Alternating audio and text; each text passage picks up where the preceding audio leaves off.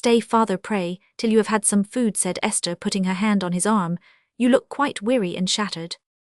"Child, I cannot stay. I can neither eat bread nor drink water, till I have learned more about this young man's deeds, what can be proved, and what cannot be proved against him. I fear he has none to stand by him in this town, for even by the friends of our church, I have been ofttimes rebuked, because he seemed dear to me. But Esther, my beloved child—" Here Mr. Lyon grasped her arm, and seemed in the need of speech to forget his previous haste. "I bear in mind this, the Lord knoweth them, that are his, but we were left to judge by uncertain signs, that so we may learn to exercise hope and faith toward one another. And in this uncertainty, I cling with awful hope to those whom the world loves not, because their conscience, albeit mistakenly, is at war with the habits of the world. Our great faith, my Esther, is the faith of martyrs. I will not lightly turn away from any man who endures harshness, because he will not lie, nay, though I would not wantonly grasp at ease of mind through an arbitrary choice of doctrine, I cannot but believe that the merits of the divine sacrifice are wider than our utmost charity. I once believed otherwise, but not now, not now." The minister paused, and seemed to be abstractedly gazing at some memory. He was always liable to be snatched away by thoughts from the pursuit of a purpose, which had seemed pressing. Esther seized the opportunity, and prevailed on him to fortify himself with some of Liddy's porridge, before he went out on his tiring task of seeking definite, trustworthy knowledge from the lips of various witnesses, beginning with that feminine darkener of counsel, poor Mrs. Holt. She, regarding all her trouble about Felix in the light of a fulfillment of her own prophecies, treated the sad history with a preference for edification above accuracy, and for mystery above relevance worthy of a commentator on the Apocalypse. She insisted chiefly not on the important facts that Felix had sat at his work, till after 11, like a deaf man, had rushed out in surprise, and alarm had come back to report with satisfaction that things were quiet, and had asked her to set by his dinner for him facts which would tell as evidence that Felix was disconnected with any project of disturbances, and was averse to them. These things came out incidentally in her long plaint to the minister, but what Mrs. Holt felt it essential to state was that long before Michaelmas was turned sitting in her chair, she had said to Felix that there would be a judgment on him for being so certain sure about the pills and the elixir. "And now, Mr. Lyon," said the poor woman, who had dressed herself in a gown, previously cast off a front all out of curl, and a cap with no starch in it, while she held little coughing Job on her knee, "and now you see me words have come true sooner than I thought they would. Felix may contradict me if he will, but there he is in prison, and here am I with nothing in the world to bless myself with, but half a crown a week as I've saved by my own scraping.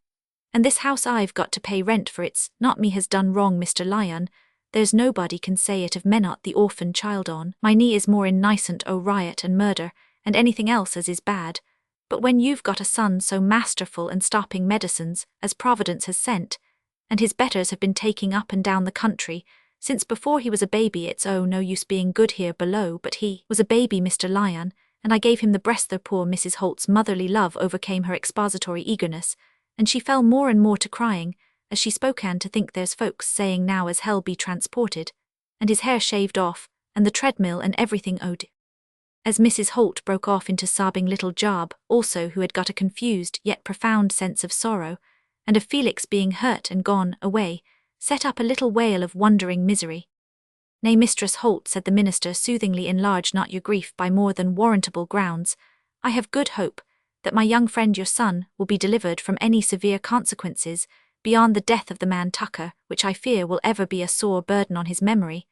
I feel confident that a jury of his countrymen will discern between misfortune, or it may be misjudgment and an evil will, and that he will be acquitted of any grave offence."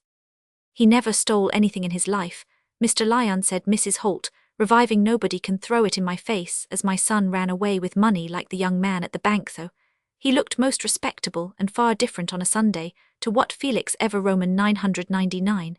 And I know it's very hard fighting with constables, but they say Tucker's wife'll be a deal better off than she was before, for the great folks'll pension her, and shall be put on all the charities, and her children at the free school, and everything your troubles easy borne when everybody gives it a lift for you.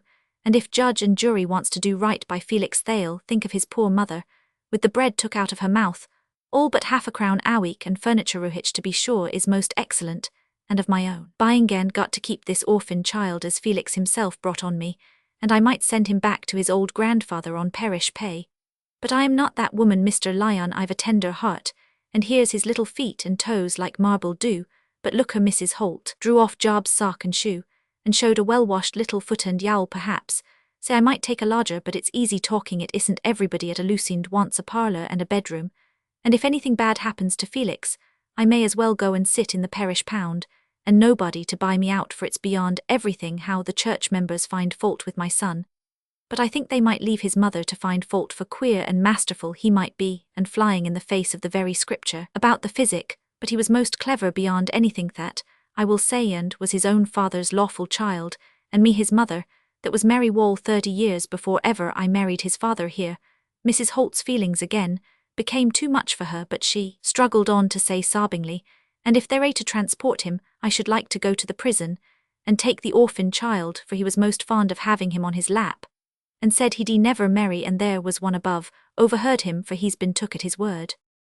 Mr. Lyon listened with low groans, and then tried to comfort her by saying that he would himself go to Loamford as soon as possible, and would give his soul no rest till he had done all he could do for Felix. On one point, Mrs. Holt's plaint tallied with his own forebodings, and he found them verified. The state of feeling in Treby among the liberal dissenting flock was unfavourable to Felix. None who had observed his conduct from the windows saw anything tending to excuse him, and his own account of his motives given on his examination was spoken of with head-shaking. If it had not been for his habit of always thinking himself wiser than other people, he would never have entertained such a wild scheme. He had set himself up for something extraordinary, and had spoken ill of respectable tradespeople. He had put a stop to the making of saleable drugs contrary to the nature of buying and selling, and to a due reliance on what Providence might effect in the human inside, through the instrumentality of remedies unsuitable to the stomach, looked at in a merely secular light. And the result was what might have been expected. He had brought his mother to poverty and himself into trouble, and what for he had done no good to the cause if he had fought about church rates, or had been worsted in some struggle in which he was distinctly the champion of dissent and liberalism. His case would have been one for gold, silver and copper subscriptions, in order to procure the best defence sermons might have been preached on him, and his name might have floated on flags from Newcastle to Dorchester. But there seemed to be no edification in what had befallen Felix. The riot at Treby, turn it which way you would, as Mr. Muscat observed, was no great credit to liberalism, and what Mr. Lyon had to testify as to Felix Holt's conduct in the matter of the Sproxton men only made it clear that the defence of Felix was the accusation of his party. The whole affair, Mr. Nutwood said, was dark and inscrutable, and seemed not to be one in which the interference of God's servants would tend to give the glory where the glory was due. That a candidate for whom the richer church members had all voted should have his name associated with the encouragement of drunkenness, riot, and plunder was an occasion for the enemy to blaspheme, and it was not clear how the enemy's mouth would be stopped by exertions in favour of a rash young man whose interference had made things worse instead of better. Mr. Lyon was warned lest his human partialities should blind him to the interests of truth. It was God's cause that was endangered in this matter. The little minister's soul was bruised. He himself was keenly alive to the complication of public and private regards in this affair, and suffered a good deal at the thought of Tory triumph in the demonstration that, excepting the attack on the Seven Stars, which called itself a Whig house, all damage to property had been borne by Tories. He cared intensely for his opinions, and would have liked events to speak for them in a sort of picture writing, that everybody could understand. The enthusiasms of the world are not to be stimulated by a commentary in small and subtle characters, which alone can tell the whole truth, and the picture writing in Felix Holt's troubles was of an entirely puzzling kind. If he were a martyr, neither side wanted to claim him, yet the minister, as we have seen, found in his Christian faith a reason for clinging the more to one who had not a large party to back him. That little man's heart was heroic. He was not one of those liberals who make their anxiety for the cause of liberalism a plea for cowardly desertion. Besides himself, he believed there was no one who could bear testimony to the remonstrances of Felix concerning the treating of the Sproxton men, except Jermyn Johnson and Harold Transome. Though he had the vaguest idea of what could be done in the case, he fixed his mind on the probability that Mr. Transome would be moved to the utmost exertion, if only as an atonement, but he dared not take any step until he had consulted Felix, who he foresaw was likely to have a very strong determination as to the help he would accept or not accept. This last expectation was fulfilled. Mr. Lyon returned to Esther after his day's journey to Loamford and back, with less of trouble and perplexity in his mind. He had at least got a definite course marked out to which he must resign himself. Felix had declared that he would receive no aid from Harold Transome, except the aid he might give as an honest witness. There was nothing to be done for him, but what was perfectly simple and direct, even if the pleading of counsel had been permitted. And at that time it was not on behalf of a prisoner on trial for felony. Felix would have declined it. He would in any case have spoken in his own defense. He had a perfectly simple account to give, and needed not to avail himself of any legal adroitness. He consented to accept the services of a respectable solicitor in Loamford, who offered to conduct his case without any fees. The work was plain and easy. Felix said the only witnesses who had to be hunted up at all were some who could testify that he had tried to take the crowd down Hobbs Lane, and that they had gone to the manor in spite of him. Then he is not so much cast down as you feared, father, said Esther. No child, albeit he is pale and much shaken for one so stalwart. He hath no grief, he says, save for the poor man Tucker, and for his mother, otherwise his heart is without a burden. We discoursed greatly on the sad effect of all this for his mother, and on the perplexed condition of human things, whereby even right action seems to bring evil consequences, if we have respect only to our own brief lives, and not to that larger rule whereby we are stewards of the eternal dealings, and not contrivers of our own success. Did he say nothing about me, father, said Esther, trembling a little, but unable to repress her egoism. Yes, he asked if you were well, and sent his affectionate regards. Nay, he bade me say something which appears to refer to your discourse together. When I was not present, tell her. He said, whatever they sentence me to, she knows, they can't rob me of my vocation, with poverty for my bride and preaching and pedagogy for my business. I am sure of a handsome establishment. He laughed, doubtless bearing in mind some playfulness of thine. Mr. Lyon seemed to be looking at Esther as he smiled, but she was not near enough for him to discern the expression of her face. Just then, it seemed made for melancholy, rather than for playfulness. Hers was not a childish beauty, and when the sparkle of mischief, wit, and vanity was out of her eyes, and the large look of abstracted sorrow was there, you would have been surprised by a certain grandeur, which the smiles had hidden. That changing face was the perfect symbol of her mixed, susceptible nature, in which battle was inevitable, and the side of victory uncertain. She began to look on all that had passed between herself and Felix as something not buried, but embalmed and kept as a relic in a private sanctuary. The very entireness of her preoccupation about him, the perpetual repetition in her memory of all that had passed between them, tended to produce this effect. She lived with him in the past, in the future she seemed shut out from him. He was an influence above her life, rather than a part of it. Some time or other, perhaps, he would be to her as if he belonged to the solemn admonishing skies, checking her self-satisfied pettiness with the suggestion of a wider life. But not yet, not while her trouble was so fresh, for it was still her trouble, and not Felix Holt's. Perhaps it was a subtraction from his power over her, that she could never think of him with pity, because he always seemed to her too great and strong to be pitied. He wanted nothing, he evaded calamity by choosing privation. The best part of a woman's love is worship, but it is hard to her to be sent away with her precious spikenard rejected, and her long tresses too, that were let fall ready to soothe the wearied feet. While Esther was carrying these things in her heart, the January days were beginning to pass by with their wonted wintry monotony, except that there was rather more of good cheer than usual remaining from the feast of Twelfth Night among the triumphant Tories, and rather more scandal than usual excited among the mortified dissenters by the wilfulness of their minister. He had actually mentioned Felix Holt by name in his evening sermon, and offered up a petition for him in the evening prayer, also by name, not as a Ishmaelite whom he would fain see brought back from the lawless life of the desert, and seated in the same fold even with the sons of Judah and of Benjamin, a suitable periphrasis, which Brother Kemp threw off without any effort, and with all the felicity of a suggestive critic. Poor Mrs. Holt, indeed, even in the midst of her grief, experienced a proud satisfaction that though she was not a church member, she was now an object of congregational remark and ministerial allusion, feeling herself a spotless character, standing out in relief on a dark background of affliction, and a practical contradiction to that extreme doctrine of human depravity, which she had never given in to. She was naturally gratified and soothed by a notice, which must be a recognition, but more influential hearers were of opinion that in a man who had so many long sentences at command, as Mr. Lyon, so many parentheses and modifying clauses, this naked use of a non-scriptural Treby name in an address to the Almighty was all the more offensive in a low, unlettered local preacher of the Wesleyan persuasion. Such things might pass, but a certain style in prayer was demanded from Independence, the most educated body in the ranks of Orthodox descent, to Mr. Lyon. Such notions seemed painfully perverse, and the next morning he was declaring to Esther his resolution stoutly to withstand them, and to count nothing common or unclean on which a blessing could be asked, when the tenor of his thoughts was completely changed by a great shock of surprise, which made both himself and Esther sit looking at each other in speechless amazement.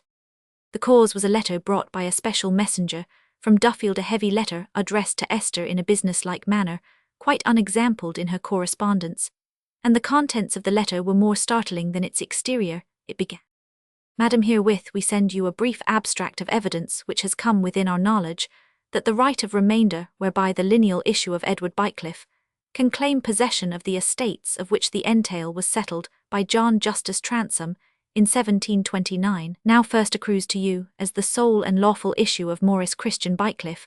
We are confident of success in the prosecution of this claim, which will result to you in the possession of estates to the value, at the lowest, of from 5,000 to 6,000 per annum." It was at this point that Esther, who was reading aloud, let her hand fall with the letter on her lap, and with a palpitating heart looked at her father, who looked again in silence that lasted for 2 or 3 minutes. A certain terror was upon them both, though the thoughts that laid that weight on the tongue of each were different. It was Mr. Lyon who spoke first. "This then is what the man named Christian referred to. I distrusted him, yet it seems he spoke truly." But said Esther, whose imagination ran necessarily to those conditions of wealth which she could best appreciate, "Do they mean that the Transomes would be turned out of Transome Court, and that I should go and live there? It seems quite an impossible thing." "Nay, child, I know not, I am ignorant in these things, and the thought of worldly grandeur for you hath more of terror than of gladness for me. Nevertheless, we must duly weigh all things, not considering aught that befalls us as a bare event, but rather as an occasion for faithful stewardship. Let us go to my study, and consider this writing further." How this announcement, which to Esther seemed as unprepared as if it had fallen from the skies, came to be made to her by solicitors other than Bat Cowley, the old lawyers of the Bycliffes, was, by a sequence as natural, that is to say as legally natural, as any in the world. The secret worker of the apparent wonder was Mr. Johnson, who on the very day when he wrote to give his patron Mr. Jermyn the serious warning that a bill was likely to be filed in Chancery against him, had carried forward with added zeal the business already commenced of arranging with another firm his share in the profits likely to result from the prosecution of Esther Bycliffe's claim. Jermyn's star was certainly going down, and Johnson did not feel an unmitigated grief, beyond some troublesome declarations as to his actual share in transactions in which his name had been used. Johnson saw nothing formidable in prospect for himself. He was not going to be ruined, though Jermyn probably he was not a high-flyer, but a mere climbing bird who could hold on and get his livelihood just as well if his wings were clipped a little, and in the meantime here was something to be gained in this Bycliffe business, which it was not unpleasant to think was a nut that Jermyn had intended to keep for his own particular cracking, and which would be rather a severe astonishment to Mr. Harold Transome, whose manners towards respectable agents were such as leave a smart in a man of spirit. Under the stimulus of small manner-mixed motives like these a great deal of business has been done in the world by well-clad, and in 1833, clean-shaven men whose names are on charity lists, and who do not know that they are base. Mr. Johnson's character was not much more exceptional than his double chin. No system, religious or political, I believe, has laid it down as a principle that all men are alike virtuous, or even that all the people rated for 80 houses are an honour to their species. Chapter Roman 38. The down we rest on in our airy dreams has not been plucked from birds that live and smart. 'Tis but warm snow that melts not. The story and the prospect revealed to Esther by the lawyer's letter, which she and her father studied together, had made an impression on her very different from what she had been used to figure to herself in her many daydreams. As to the effect of a sudden elevation in rank and fortune in her daydreams, she had not traced out the means by which such a change could be brought about. In fact, the change had seemed impossible to her, except in her little private utopia, which, like other utopias, was filled with delightful results independent of processes, but her mind had fixed itself habitually on the signs and luxuries of ladyhood, for which she had the keenest perception.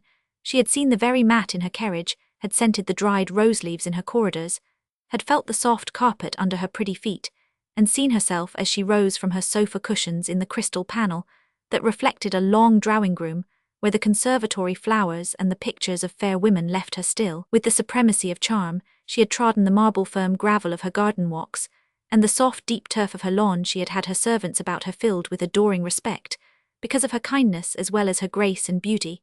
But she had had several accomplished cavaliers, all at once suing for her hand, on of whom uniting very high birth with long dark eyelashes, and the most distinguished talents she secretly preferred, though his pride, and hers hindered an avowal, and supplied the inestimable interest of retardation.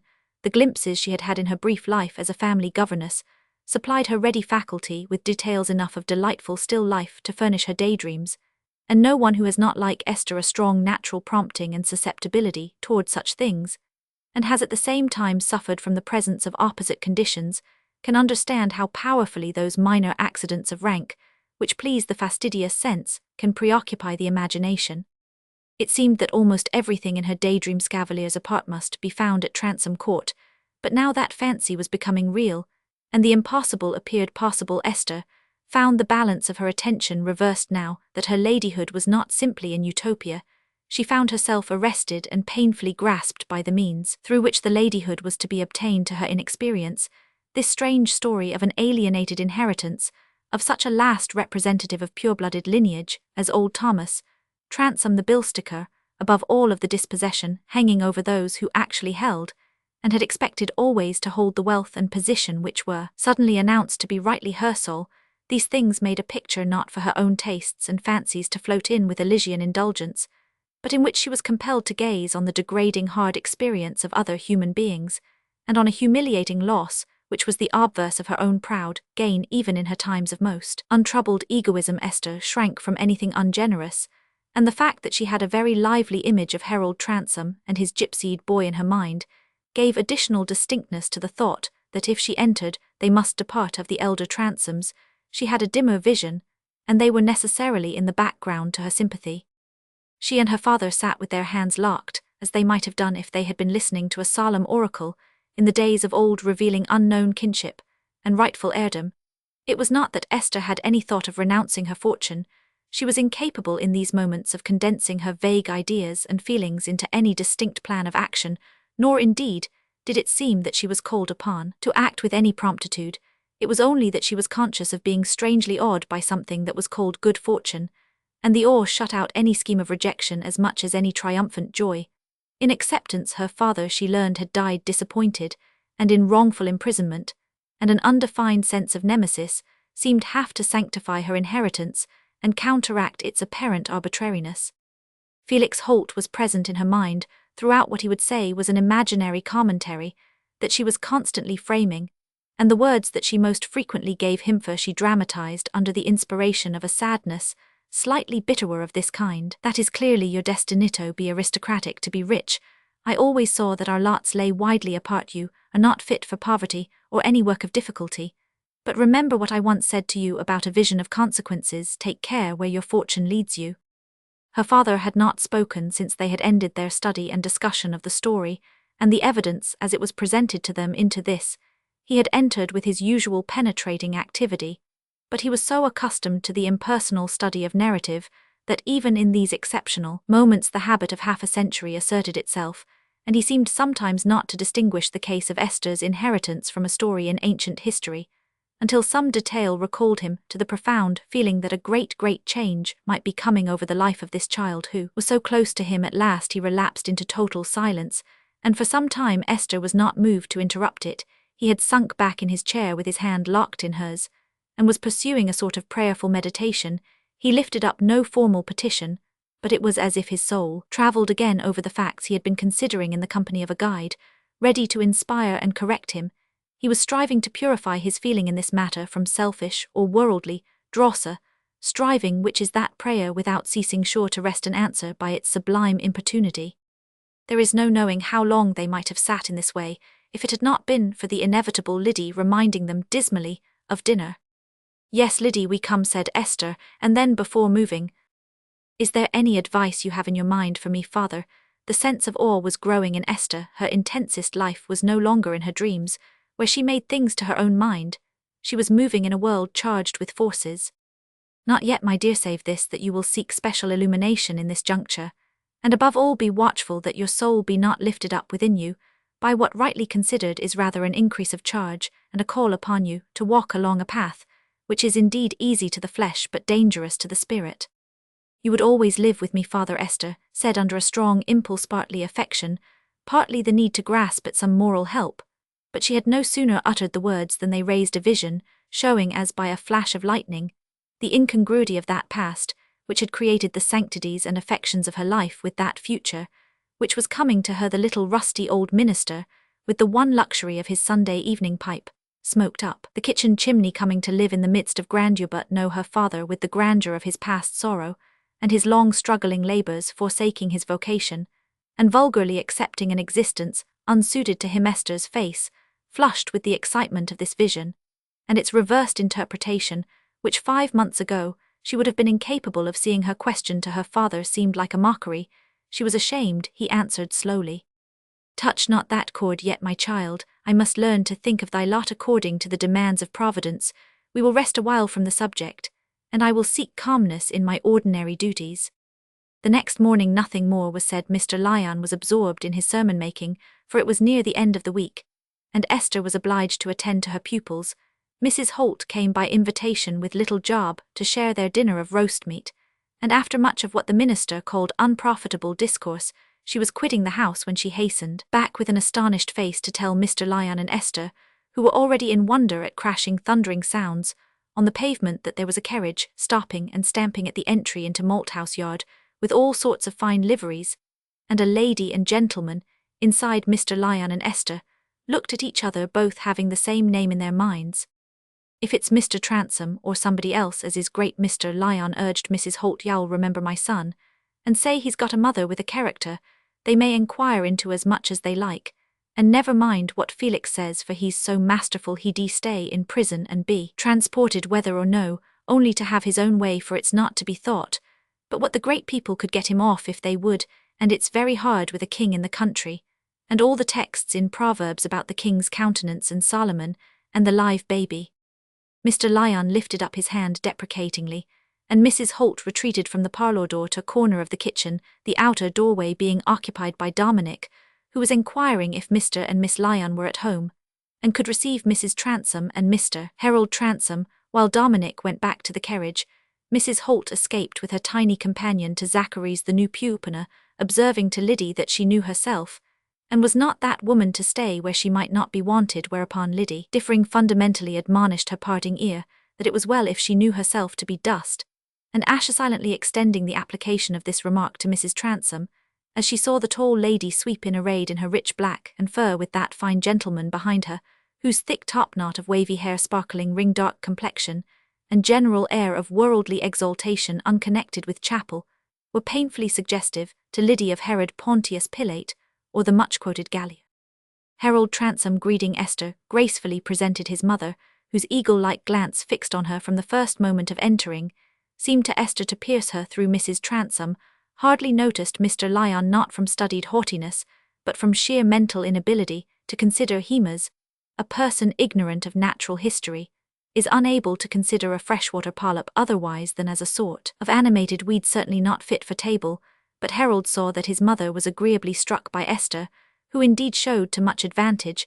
She was not at all taken by surprise, and maintained a dignified quietude, but her previous knowledge and reflection about the possible dispossession of these Transomes gave her a softened feeling toward them, which tinged her manners very agreeably. Harold was carefully polite to the minister, throwing out a word to make him understand that he had an important part in the important business which had brought this unannounced visit, and the four made a group seated not far off each other near the window, Mrs. Transome and Esther being on the sofa. "You must be astonished at a visit from me, Miss Lyon," Mrs. Transome began. "I seldom come to Trebi Magna. Now, I see you the visit is an unexpected pleasure, but the cause of my coming is business of a serious nature which my son will communicate to you. I ought to begin by saying that what I have to announce to you is the reverse of disagreeable, Miss Lyon," said Harold, with lively ease.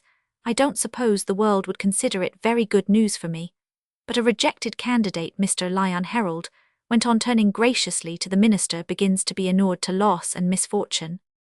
"Truly, sir," said Mr. Lyon with a rather sad solemnity, "your allusion hath a grievous bearing for me, but I will not retard your present purpose by further remark. You will never guess what I have to disclose, said Harold again, looking at Esther, unless indeed you have already had some previous intimation of it. Does it refer to law and inheritance, said Esther with a smile. She was already brightened by Harold's manner. The news seemed to be losing its chillness, and to be something really belonging to warm, comfortable, interesting life. Then you have already heard of it, said Harold, inwardly vexed, but sufficiently prepared not to seem so. Only yesterday, said Esther quite simply, I received a letter from some lawyers, with a statement of many surprising things, showing that I was an heiress. She turned very prettily to address Mrs. Transome, which, as you may imagine, is one of the last things I could have supposed myself to be. My dear, said Mrs. Transome with elderly grace, just laying her hand for an instant on Esther's, it is a lot that would become you admirably. Esther blushed and said playfully, Oh, I know what to buy with £50 a year, but I know the price of nothing beyond that. Her father sat looking at her through his spectacles, stroking his chin. It was amazing to herself that she was taking so lightly now what had caused her such deep emotion yesterday. I dare say then, said Harold, you are more fully possessed of particulars than I am, so that my mother and I need only tell you what no one else can tell you, that is what are her and my feelings and wishes under these new and unexpected circumstances. I am most anxious, said Esther with a grave, beautiful look of respect, to Mrs. Transome, most anxious on that point. Indeed, being of course in uncertainty about it, I have not yet known whether I could rejoice. Mrs. Transome's glance had softened. She liked Esther to look at her. Our chief anxiety, she said, knowing what Harold wished her to say, is that there may be no contest, no useless expenditure of money. Of course, we will surrender what can be rightfully claimed. My mother expresses our feeling precisely, Miss Lyon, said Harold, and I am sure, Mr. Lyon, you will understand our desire. Assuredly, sir, my daughter would in any case have had my advice to seek a conclusion, which would involve no strife. We endeavour, sir, in our body, to hold to the apostolic rule that one Christian brother should not go to law with another. And I, for my part, would extend this rule to all my fellow men, apprehending that the practice of our courts is little consistent with the simplicity that is in Christ. If it is to depend on my will, said Esther, there is nothing that would be more repugnant to me than any struggle on such a subject. But can't the lawyers go on doing what they will in spite of me? It seems that this is what they mean. Not exactly, said Harold, smiling. Of course they live by such struggles as you dislike, but we can thwart them by determining not to quarrel. It is desirable that we should consider the affair together, and put it into the hands of honourable solicitors. I assure you we Transomes will not contend for what is not our own. And this is what I have come to beg of you, said Mrs. Transome. It is that you will come to Transome Court and let us take full time to arrange matters. Do oblige me. You shall not be teased more than you like by an old woman. You shall do just as you please, and become acquainted with your future home. Since it is to be yours, I can tell you a world of things that you will want to know, and the business can proceed properly. Do consent, said Harold with winning brevity. Esther was flushed and her eyes were bright. It was impossible for her not to feel that the proposal was a more tempting step toward her change of condition than she could have thought of beforehand. She had forgotten that she was in any trouble, but she looked toward her father, who was again stroking his chin, as was his habit when he was doubting or deliberating. I hope you do not disapprove of Miss Lyon granting us this favour, said Harold to the minister. I have nothing to oppose to it, sir, if my daughter's own mind is clear as to her course. You will come in with us, said Mrs. Transome persuasively. You will go back with us now in the carriage.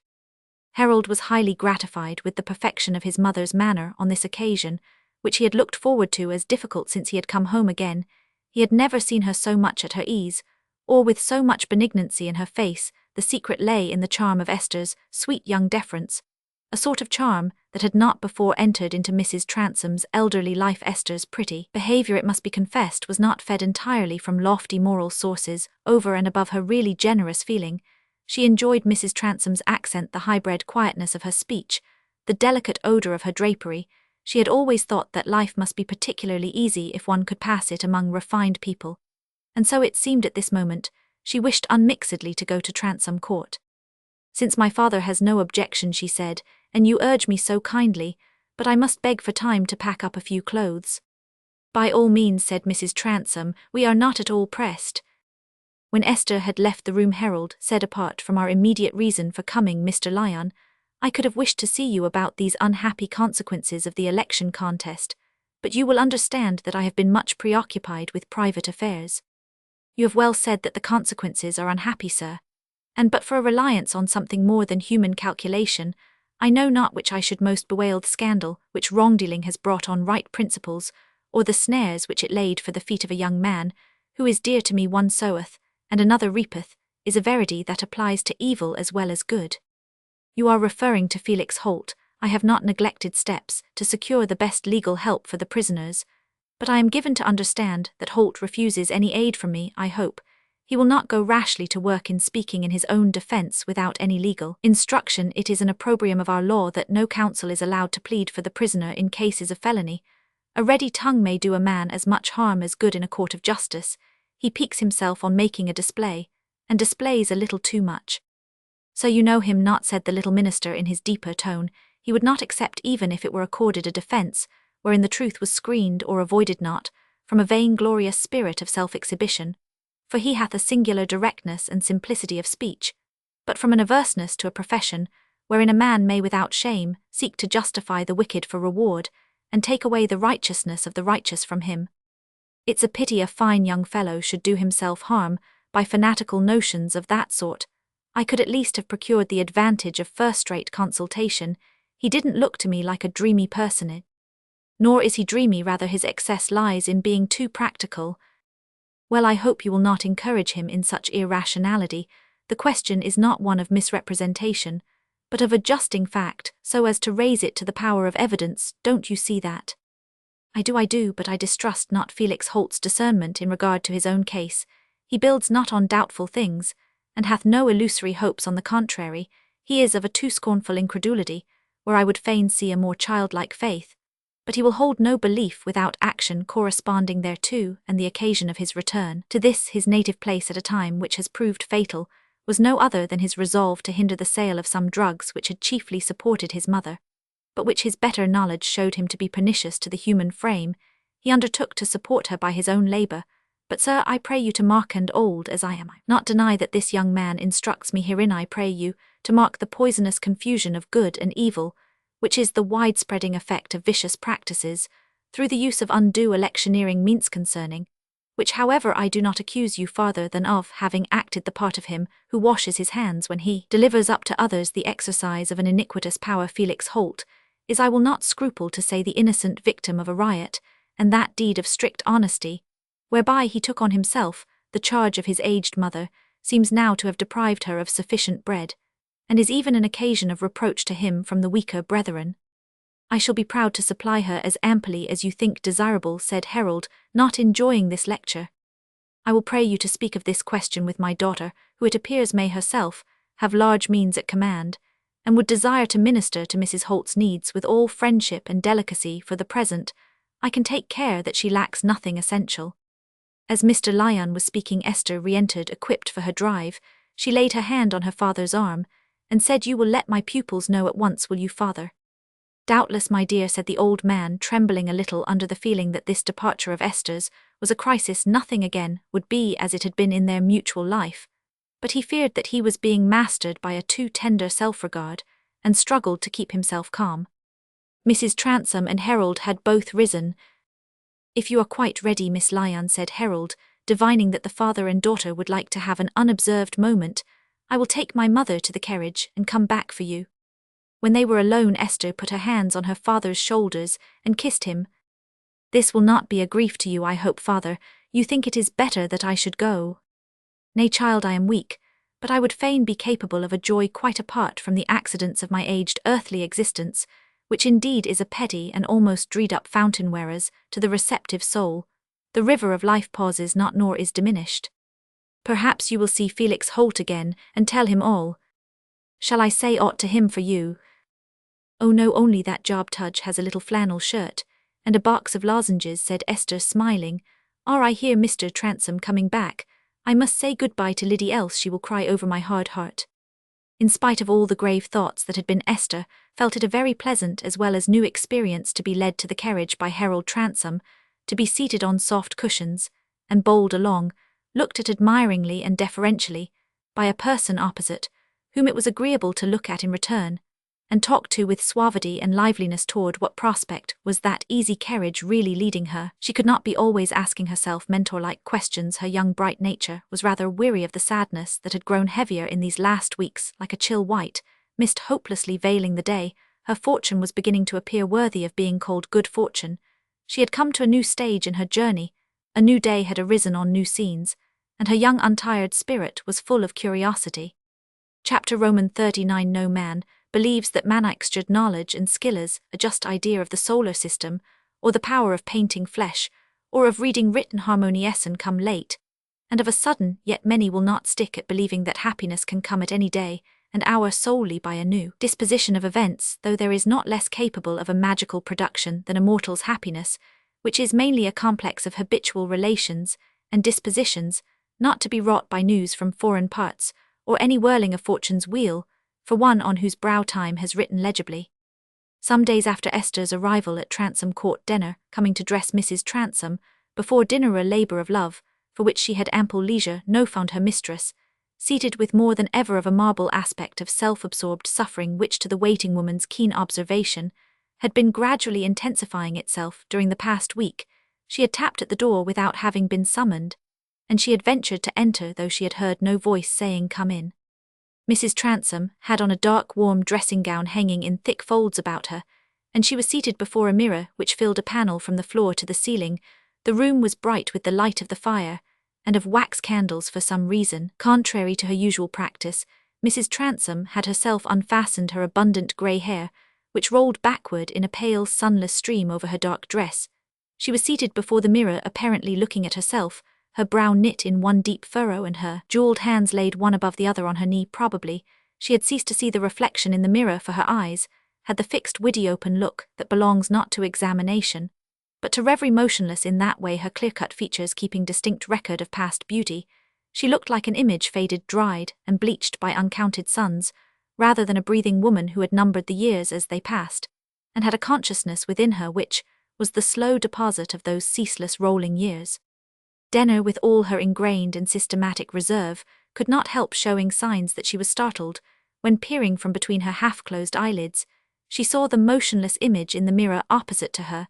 As she entered, her gentle opening of the door had not roused her mistress, to whom the sensations produced by Denner's presence were as little disturbing as those of a favourite cat, but the slight cry and the start reflected in the glass were unusual enough to break the reverie. Mrs. Transome moved, leaned back in her chair, and said, "So you're come at last, Denner?"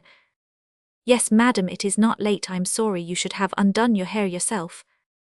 "I undid it to see what an old hag I am. These fine clothes you put on me, Denner, are only a smart shroud." "Pray don't talk so, madam. If there's anybody doesn't think it pleasant to look at you, so much the worse for them. For my part, I've seen no young ones fit to hold up your train. Look at your likeness down below.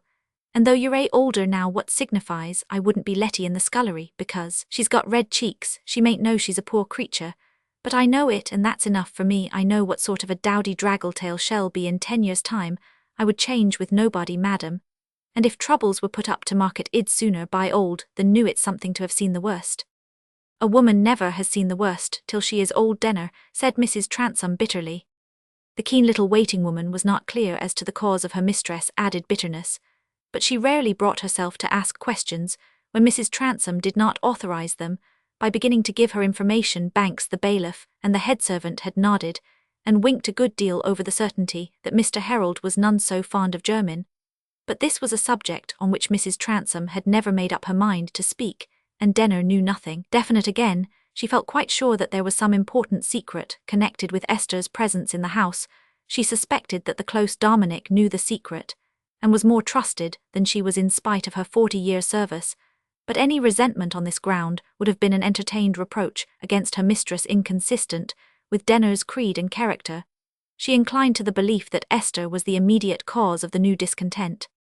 "If there's anything worse coming to you, I should like to know what it is, madam," she said, after a moment's silence, speaking always in the same low, quick way, "and keeping up her quiet labours. When I awake at cockcrow, I'd sooner have one real grief on my mind than 20 false.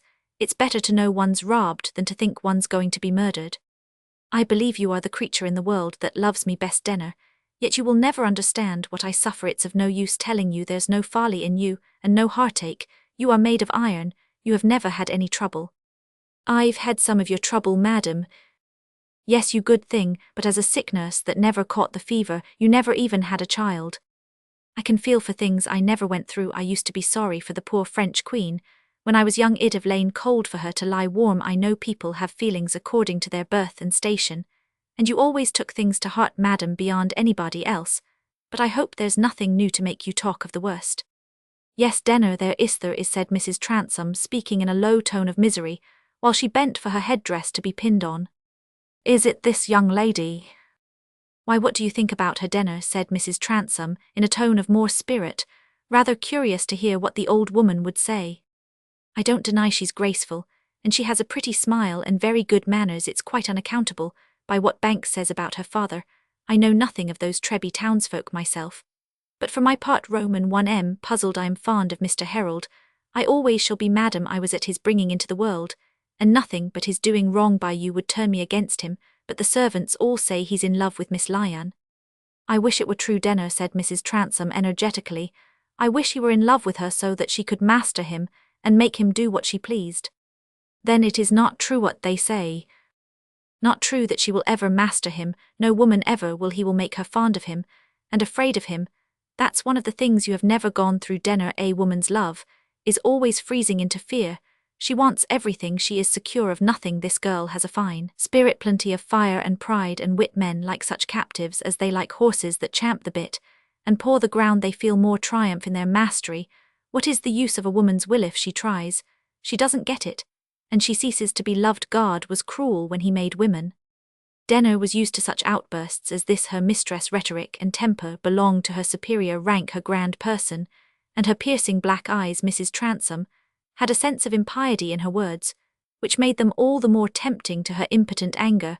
The waiting woman had none of that awe which could be turned into defiance. The sacred grove was a common thicket to her.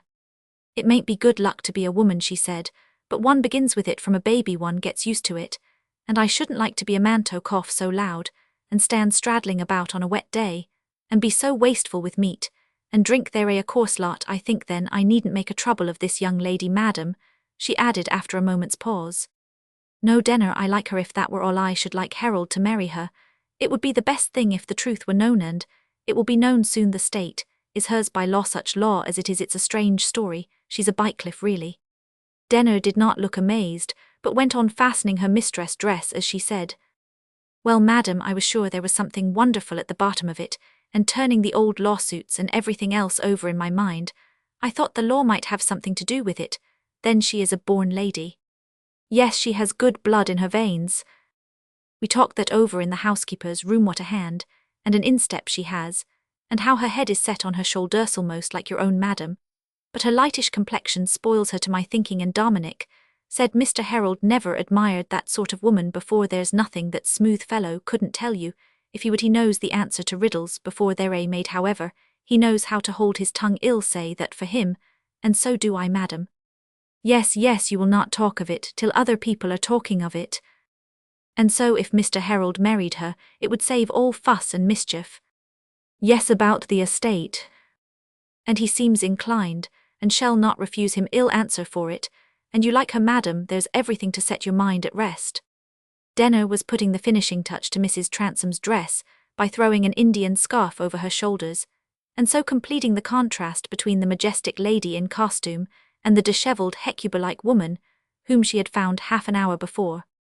I am not at rest, Mrs. Transome said with slow distinctness, moving from the mirror to the window where the blind was not drawn down, and she could see the chill white landscape and the far-off unheeding stars.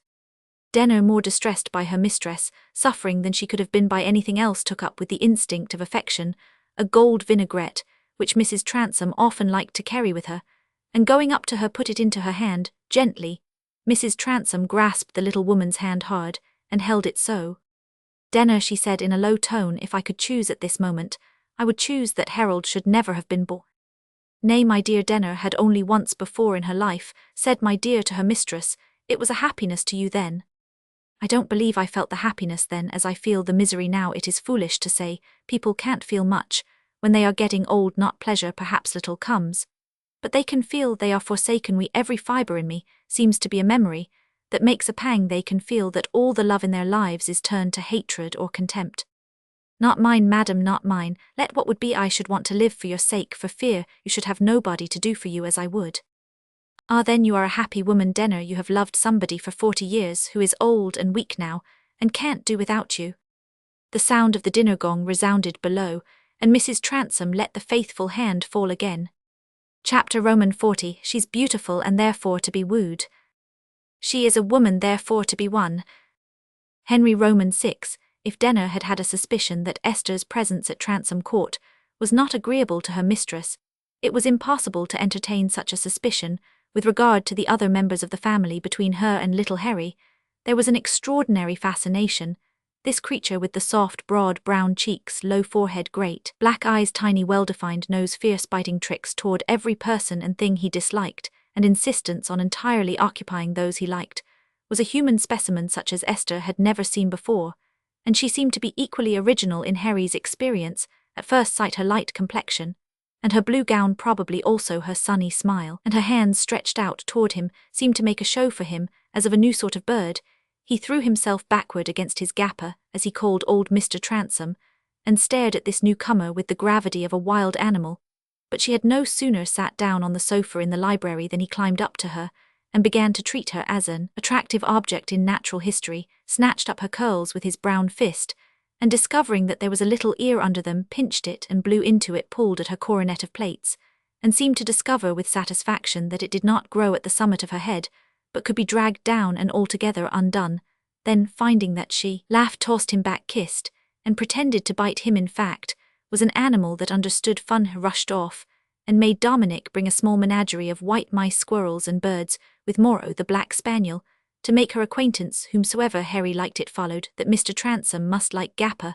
Along with Nimrod, the retriever was part of the menagerie, and perhaps endured more than all the other live creatures, in the way of being tumbled about, seeing that Esther bore having her hair pulled down quite merrily, and that she was willing to be harnessed and beaten. The old man began to confide to her in his feeble, smiling, and rather jerking fashion Harry's remarkable feats, how he had, one day when Gappy was asleep, unpinned a whole drawful of beetles to see if they would fly away, then, disgusted with their stupidity, was about to throw them all on the ground, and stamp on them when Dominic came in, and rescued these valuable specimens. Also how he had subtly watched Mrs. Transome at the cabinet, where she kept her medicines, and, when she had left it for a little while, without locking, it had gone to the drawers, and scattered half the contents on the floor. But what old Mr. Transome thought the most wonderful proof of an almost preternatural cleverness was that Harry would hardly ever talk, but preferred making inarticulate noises, or combining syllables after a method of his own. He can talk well enough if he likes, said Gapper, evidently thinking that Harry, like the monkeys, had deep reasons for his reticence. You mind him, he added, nodding at Esther, and shaking with loathsome laughter. Yowl here, he knows the right names of things well enough, but he likes to make his own hell give you one all to yourself before long.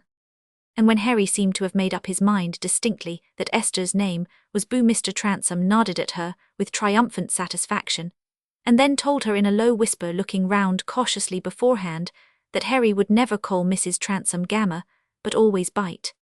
It's wonderful, said he, laughing slyly. The old man seemed so happy now in the new world, created for him by Dominic and Harry, that he would perhaps have made a holocaust of his flies and beetles, if it had been necessary, in order to keep this living, lively kindness about him. He no longer confined himself to the library, but shuffled along from room to room, staying and looking on at what was going forward, whenever he did not find Mrs. Transome alone. To Esther, the sight of this feeble-minded, timid, paralytic man, who had long abdicated all mastery over the things that were his, was something piteous, certainly. This had never been part of the furniture she had imagined for the delightful aristocratic dwelling in her utopia, and the sad irony of such a lot impressed her the more because in her father she was accustomed to age accompanied with mental acumen and activity. Her thoughts went back in conjecture over the past life of Mr. and Mrs. Transome, a couple so strangely different from each other she found it impossible to arrange their existence in the seclusion of this fine park, and in this lofty, larger-roomed house, where it seemed quite ridiculous to be anything so small as a human being without finding it. Rather dull Mr. Transome had always had his beetles, but Mrs. Transome, it was not easy to conceive that the husband and wife had ever been very fond of each other. Esther felt at her ease with Mrs. Transome. She was gratified by the consciousness, for on this point Esther was very quick, that Mrs. Transome admired her and looked at her with satisfied eyes. But when they were together in the early days of her stay, the conversation turned chiefly on what happened in Mrs. Transome's youth. What she wore when she was presented at court to were the most distinguished and beautiful women at that time of the terrible excitement of the French Revolution, the emigrants she had known, and the history of various titled members of the Lingon family. And Esther, from native delicacy, did not lead to more recent topics of a personal kind. She was copiously instructed that the Lingon family was better than that even of the elder Transomes, and was privileged with an explanation of the various quarterings, which proved that the Lingon blood had been continually enriched. Poor Mrs. Transome, with her secret bitterness and dread, still found a flavour in this sort of pride, none the less because certain deeds of her own life had been in fatal inconsistency with it. Besides, genealogies entered into her stock of ideas, and her talk on such subjects was as necessary as the notes of the linnet or the blackbird. She had no ultimate analysis of things that went beyond blood and family herons of Fenshaw or the badgers of Hilberry. She had never seen behind the canvas with which her life was hung in the dim background. There was the burning mount, and the tables of the law in the foreground. There was Lady de Barry privately gossiping about her, and Lady Wyvern finally deciding not to send her invitations to dinner. Unlike that Semiramis who made laws to suit her practical license, she lived, poor soul, in the midst of desecrated sanctities, and of honours that looked tarnished in the light of monotonous and weary suns. Glimpses of the Lingon heraldry in their freshness were interesting to Esther, but it occurred to her that when she had known about them a good while, they would cease to be succulent themes of converse or meditation, and Mrs. Transome, having known them all along, might have felt a vacuum in spite of them.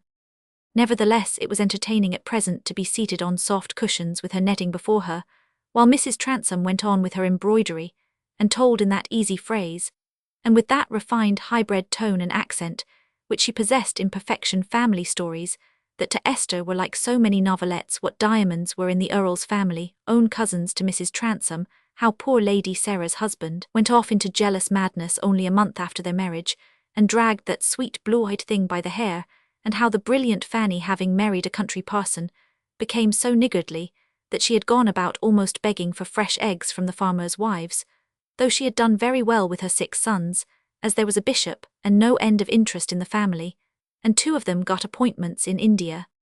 At present Mrs. Transome did not touch at all on her own time of privation or her troubles with her eldest son, or on anything that lay very close to her heart.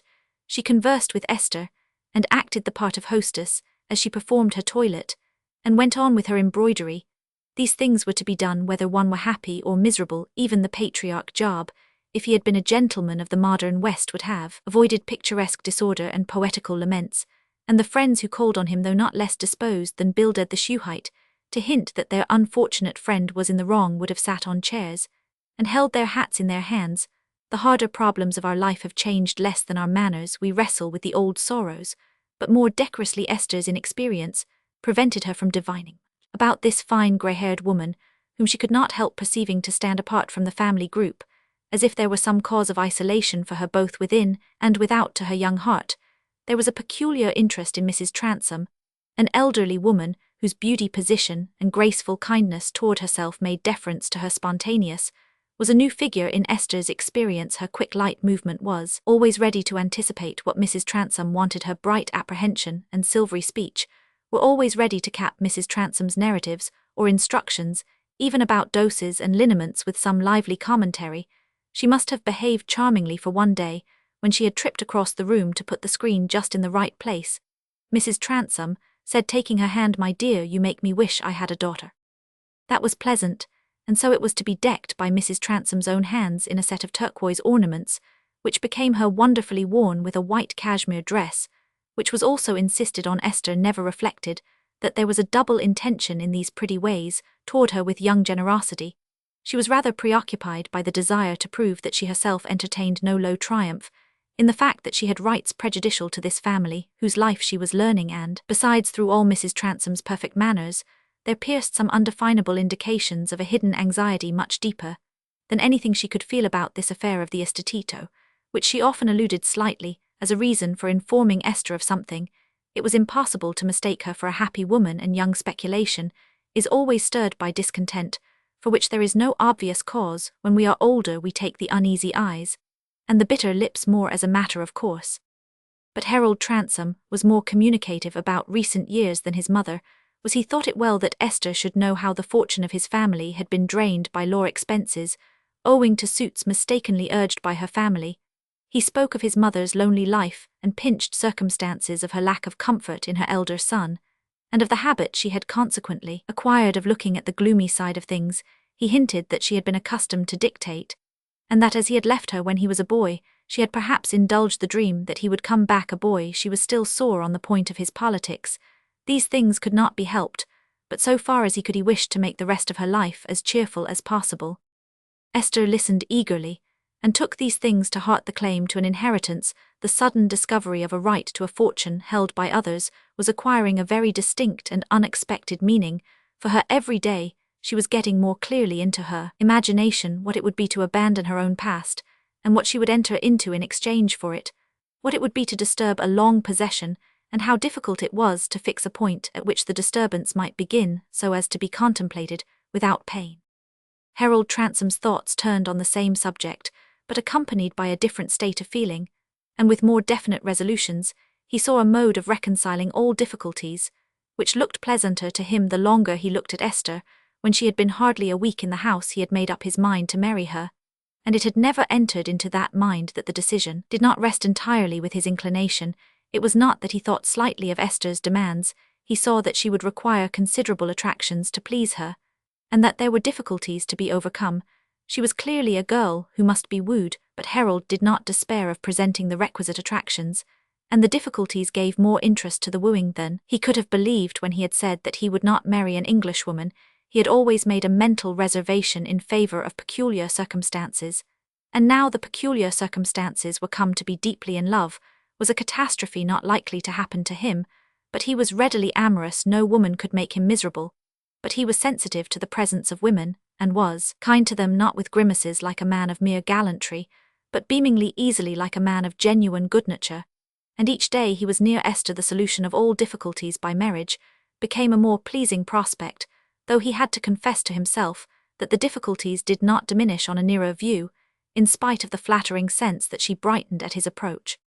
Harold was not one to fail in a purpose for want of assiduity. After an hour or two devoted to business in the morning, he went to look for Esther, and if he did not find her at play with Harry and old Mr. Transome, or chatting with his mother, he went into the drawing-room, where she was usually either seated with a book on her knee, and making a bed for her cheek with one little hand, while she looked out of the window, or else standing in front of one of the full-length family portraits with an air of rumination. Esther found it impossible to read in these days. Her life was a book which she seemed herself to be constructing, trying to make character clear before her, and looking into the ways of destiny. The active Harold had almost always something definite to propose by way of filling the time. If it were fine, she must walk out with him and see the grounds, and when the snow melted, and it was no longer slippery, she must get on horseback and learn to ride. If they stayed indoors, she must learn to play at billiards, or she must go over the house and see the pictures he had hung anew, or the costumes he had brought from the East, or come into his study, and look at the map of the estate, and hear what if it had remained in his family, had intended to do in every corner of it, in order to make the most of its capabilities. About a certain time in the morning Esther had learned to expect him. Let every wooer make himself strongly expected. He may succeed by dint of being absent, but hardly in the first instance. One morning Harold found her in the drawing-room leaning against a console table, and looking at the full-length portrait of a certain Lady Betty Transome, who had lived a century and a half before, and had the usual charm of ladies in Sir Peter Lely's style. "Don't move, pray," he said on entering. "You look as if you were standing for your own portrait." "I take that as an insinuation," said Esther, laughing, and moving toward her seat on an ottoman near the fire, "for I notice almost all the portraits are in a conscious, affected attitude. That fair Lady Betty looks as if she had been drilled into that posture, and had not will enough of her own ever to move again, unless she had a little push given to her. She brightens up that panel well with her long satin skirt," said Harold, as he followed Esther, "but alive I dare say she would have been less cheerful company. One would certainly think that she had just been unpacked from silver paper." "Ah, how chivalrous you are," said Esther, as Harold, kneeling on one knee, held her silken netting stirrup for her to put her foot through. She had often fancied pleasant scenes in which such homage was rendered to her, And the homage was not disagreeable now, it was really come, but strangely enough a little darting. Sensation at that moment was accompanied by the vivid remembrance of someone who had never paid the least attention to her foot. There had been a slight blush, such as often came, and went rapidly. And she was silent a moment. Harold naturally believed that it was he himself who was filling the field of vision. He would have liked to place himself on the ottoman near Esther, and behave very much more like a lover, but he took a chair opposite to her at a circumspect distance. He dared not do otherwise. Along with Esther's playful charm, she conveyed an impression of personal pride and high spirit which warned Harold's acuteness that in the delicacy of their present position, he might easily make a false move and offend her. A woman was likely to be credulous about adoration, and to find no difficulty in referring it to her intrinsic attractions, but Esther was too dangerously quick and critical not to discern the least awkwardness that looked like offering her marriage as a convenient compromise for himself beforehand. He might have said that such characteristics as hers were not lovable in a woman, but as it was he found that the hope of pleasing her had a piquancy quite new to him. "I wonder," said Esther, breaking the silence in her usual light silvery tones, "I wonder whether the women who looked in that way ever felt any troubles. I see there are 2 old ones upstairs in the billiard room who have only got fat. The expression of their faces is just of the same sort. A woman ought never to have any trouble. There should always be a man to guard her from it." Harold Transome was masculine and fallible. He had incautiously sat down this morning to pay his addresses by talk about nothing in particular, and clever, experienced man as he was, he fell into nonsense. "But suppose the man himself got into trouble, you would wish her to mind about that? Or suppose," added Esther, suddenly looking up merrily at Harold, "the man himself was troublesome?" "Oh, you must not strain probabilities in that way. The generality of men are perfect. Take me for example." "You are a perfect judge of sauces," said Esther, who had her triumphs in letting Harold know that she was capable of taking notes. "That is perfection number 1. Pray go on." "Oh, the catalogue is too long. I should be tired before I got to your magnificent ruby ring, and your gloves always of the right color. If you would let me tell you your perfections, I should not be tired." "That is not complimentary. It means that the list is short." "No, it means that the list is pleasant to dwell upon." "Pray don't begin," said Esther with her pretty toss of the head. "It would be dangerous to our good understanding. The person I liked best in the world was one who did nothing but scold me and tell me of my faults." When Esther began to speak, she meant to do no more than make a remote, unintelligible allusion, feeling, it must be owned, a naughty will to flirt and be saucy and thwart Harold's attempts to be felicitous in compliment. But she had no sooner uttered the words than they seemed to her like a confession. A deep flush spread itself over her face and neck, and the sense that she was blushing went on deepening her color. Harold felt himself unpleasantly illuminated as to a possibility that had never yet occurred to him. His surprise made an uncomfortable pause in which Esther had time to feel much vexation. "You speak in the past tense," said Harold at last, "yet I am rather envious of that person. I shall never be able to win your regard in the same way. Is it anyone at Treby? Because in that case I can inquire about your faults." "Oh, you know I have always lived among grave people," said Esther, more able to recover herself. Now she was spoken to. "Before I came home to be with my father I was nothing but a schoolgirl first, and then a teacher in different stages of growth. People in those circumstances are not usually flattered, but there are varieties in fault-finding at our Paris school. The master I liked best was an old man who stormed at me terribly when I read Racine, but yet showed that he was proud of me." Esther was getting quite cool again, but Harold was not entirely satisfied. If there was any obstacle in his way, he wished to know exactly what it was. "That must have been a wretched life for you at Treby," he sighed, "a person of your accomplishments." "I used to be dreadfully discontented," said Esther, much occupied with mistakes she had made in her netting, "but I was becoming less, so I have had time to get rather wise. You know I am 22. "Yes," said Harold, rising and walking a few paces backward and forward. "You are past your majority, you are empress of your own fortunes and more besides." "Dear me," said Esther, letting her work fall and leaning back against the cushions, "I don't think I know very well what to do with my empire." "Well," said Harold, pausing in front of her, leaning one arm on the mantelpiece, and speaking very gravely, "I hope that in any case, since you appear to have no near relative who understands affairs, you will confide in me and trust me with all your intentions, as if I had no other personal concern in the matter than a regard for you. I hope you believe me capable of acting as the guardian of your interest, even where it turns out to be inevitably opposed to my own." I am sure you have given me reason to believe it, said Esther with seriousness, putting out her hand to Harold.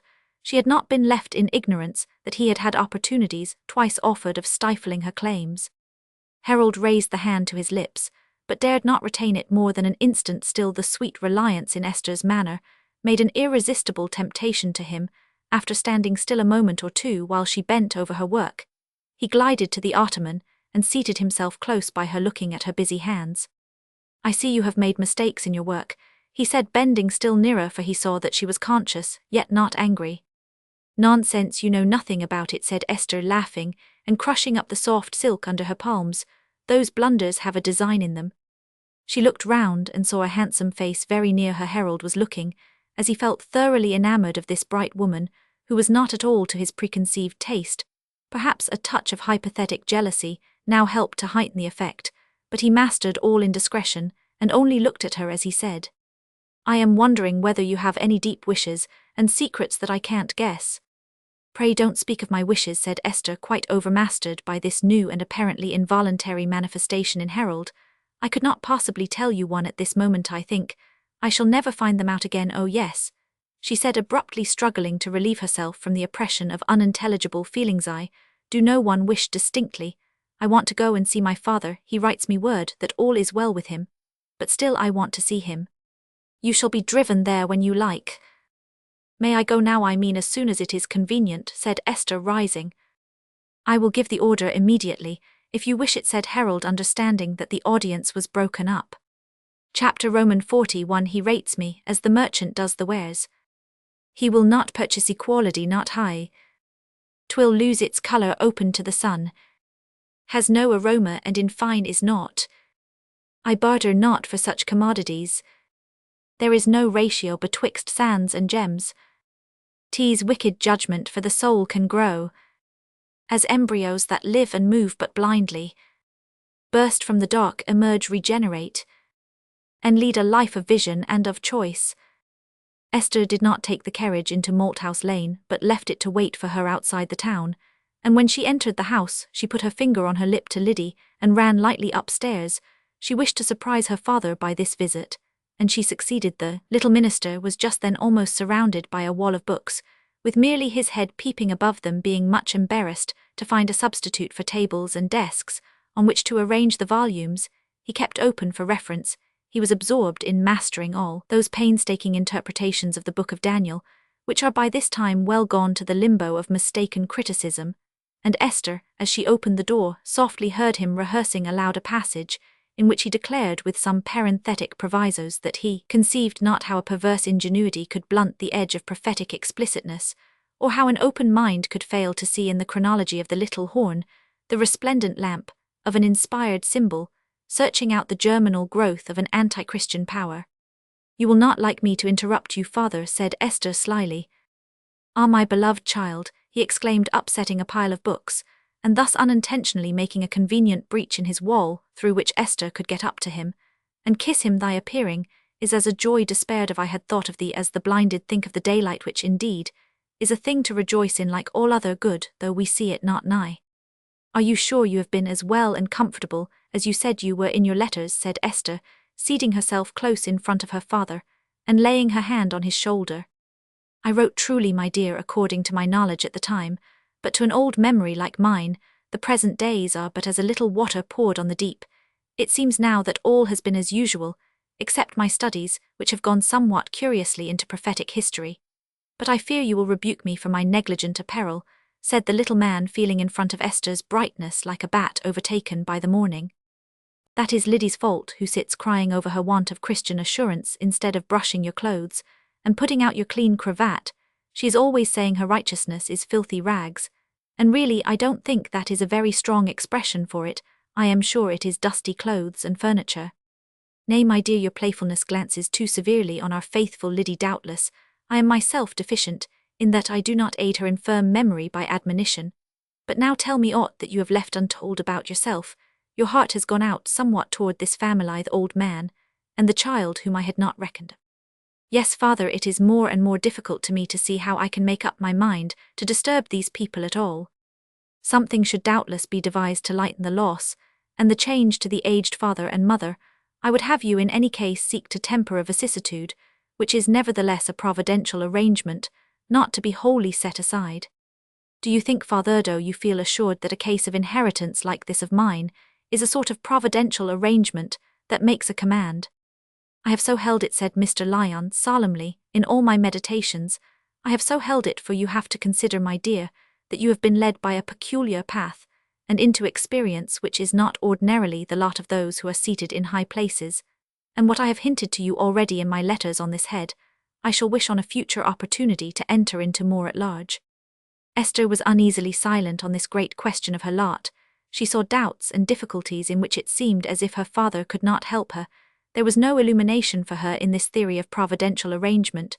She said suddenly what she had not thought of at all suddenly. Have you been again to see Felix Holt, father? You have not mentioned him in your letters. I have been since I last wrote, my dear, and I took his mother with me, who I fear made the time heavy to him with her plaints, but afterward I carried her away to the house of a brother minister at Loamford, and returned to Felix, and then we had much discourse. Did you tell him of everything that has happened, I mean, about me, about the Transomes? Assuredly, I told him, and he listened as one astonished, for he had much to hear, knowing not of your birth, and that you had any other father than Rufus Lyon Tees, a narrative, I trust, I shall not be called on to give to others. But I was not without satisfaction in unfolding the truth to this young man who hath wrought himself into my affection strangely. I would fain hope for ends that will be a visible good in his less wayworn life, when mine shall be no longer. And you told him how the Transomes had come, and that I was staying at Transome Court. Yes, I told these things with some particularity, as is my wont concerning what hath imprinted itself on my mind. What did Felix say? Truly, my dear, nothing desirable to recite, said Mr. Lyon, rubbing his hand over his brow.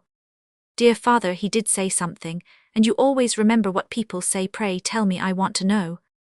It was a hasty remark, and rather escaped him than was consciously framed. He said then she will marry Transome, that is what Transome means. That was all, said Esther, turning rather pale, and biting her lip with the determination that the tears should not start. Yes, we did not go further into that branch of the subject, I apprehend.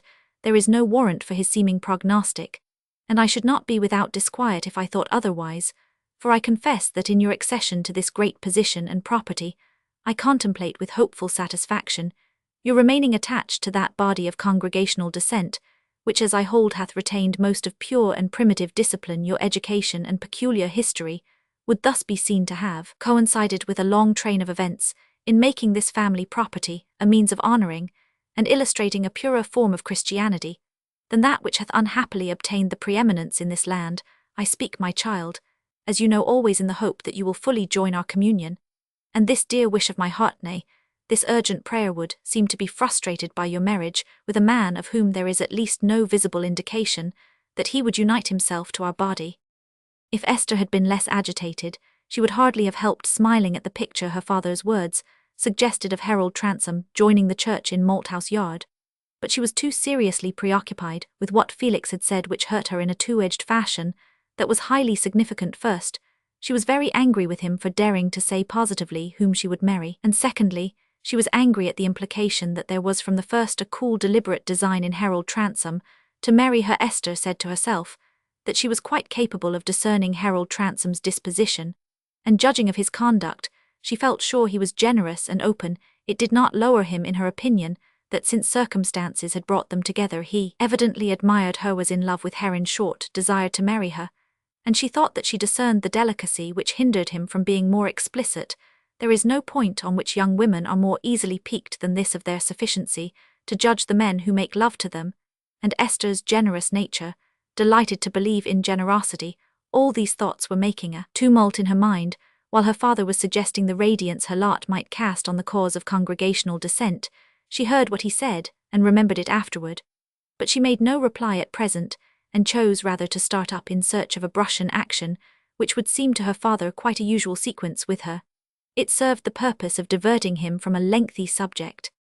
Have you yet spoken with Mr. Transome concerning Mrs. Holt, my dear? He said as Esther was moving about the room. I hinted to him that you would best decide how assistance should be tendered to her. No, father, we have not approached the subject. Mr. Transome may have forgotten it, and for several reasons I would rather not talk of this off money matters to him at present. There is money due to me from the Luckins and the Pendrels. They have paid it, said Mr. Lyon, opening his desk. I have it here ready to deliver to you. Keep it, father, and pay Mrs. Holt's rent with it, and do anything else that is wanted for her. We must consider everything temporary now, said Esther, enveloping her father in a towel, and beginning to brush his auburn fringe of hair, while he shut his eyes in preparation for this pleasant passivity. Everything is uncertain. What may become of Felix, what may become of us all, oh dear, she went on, changing suddenly to laughing merriment. I am beginning to talk like Liddy, I think. Truly, said Mr. Lyon, smiling, the uncertainty of things is a text rather too wide and obvious for fruitful application, and to discourse of it is, as one may say, to bottle up the air, and make a present of it to those who are already standing out of doors.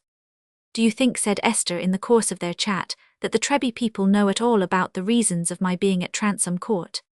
I have had no sign thereof, and indeed there is no one, as it appears, who could make the story public. The man Christian is away in London, with Mr. de Barry Parliament now beginning, and Mr. Jermyn would doubtless respect the confidence of the Transomes.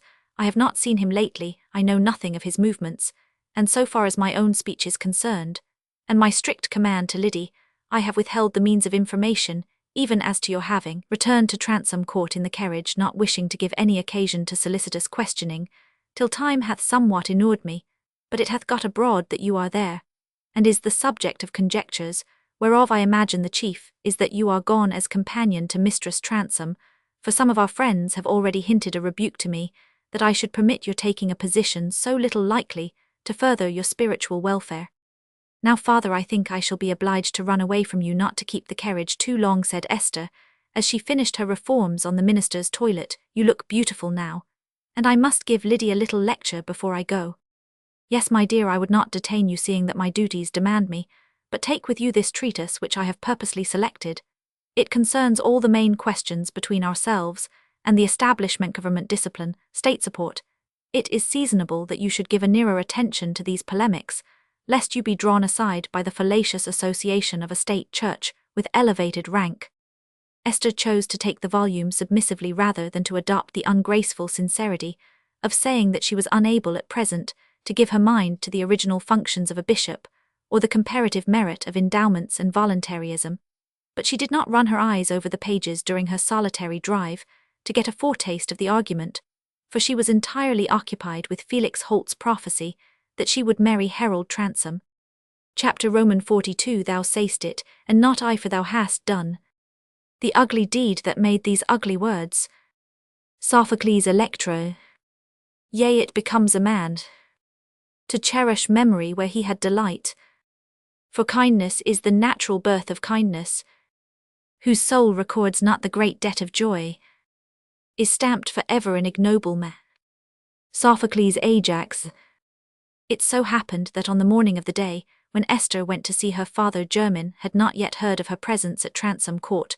One fact conducing to keep him in this ignorance was that some days after his critical interview with Harold Days, during which he had been wondering how long it would be before Harold made up his mind to sacrifice the luxury of satisfied anger for the solid advantage of securing fortune and position, was peremptorily called away by business to the south of England, and was obliged to inform Harold by letter of his absence. He took care also to notify his return, but Harold made no sign in reply. The days passed without bringing him any gossip concerning Esther's visit, for such gossip was almost confined to Mr. Lyon congregation, her church pupils, Miss Louisa Jermyn among them, having been satisfied by her father's written statement that she was gone on a visit of uncertain duration.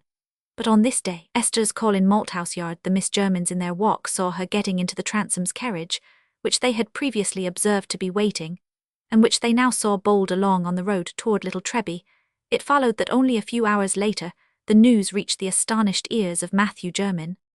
Entirely ignorant of those converging indications and small links of incident which had raised Christian's conjectures, and had gradually contributed to put him in possession of the facts, ignorant too of some busy motives in the mind of his obliged servant Johnson, Jermyn was not likely to see at once how the momentous information that Esther was the surviving Bycliffe could possibly have reached Harold. His daughters naturally leaped, as others had done, to the conclusion that the Transomes seeking governess for little Harry had had their choice directed to Esther, and observed that they must have attracted her by a high salary to induce her to take charge of such a small pupil, though of course It was important that his English and French should be carefully attended to. From the first, German, hearing this suggestion, was not without a momentary hope that it might be true, and that Harold was still safely unconscious of having under the same roof with him the legal claimant of the family estate. But a mind in the grasp of a terrible anxiety is not credulous of easy solutions. The one stay that bears up our hopes is sure to appear frail, and if looked at long, will seem to totter. Too much depended on that unconsciousness of Harold's, and although Jermyn did not see the course of things that could have disclosed and combined the various items of knowledge which he had imagined to be his own secret, and therefore his safeguard, he saw quite clearly what was likely to be the result of the disclosure. Not only would Harold Transome be no longer afraid of him, but also by marrying Esther, and Jermyn at once felt sure of this issue, would be triumphantly freed from any unpleasant consequences, and could pursue much at his ease the gratification of ruining Matthew Jermyn. The prevision of an enemy's triumphant ease is in any case sufficiently irritating to hatred, and there were reasons why it was peculiarly exasperating here.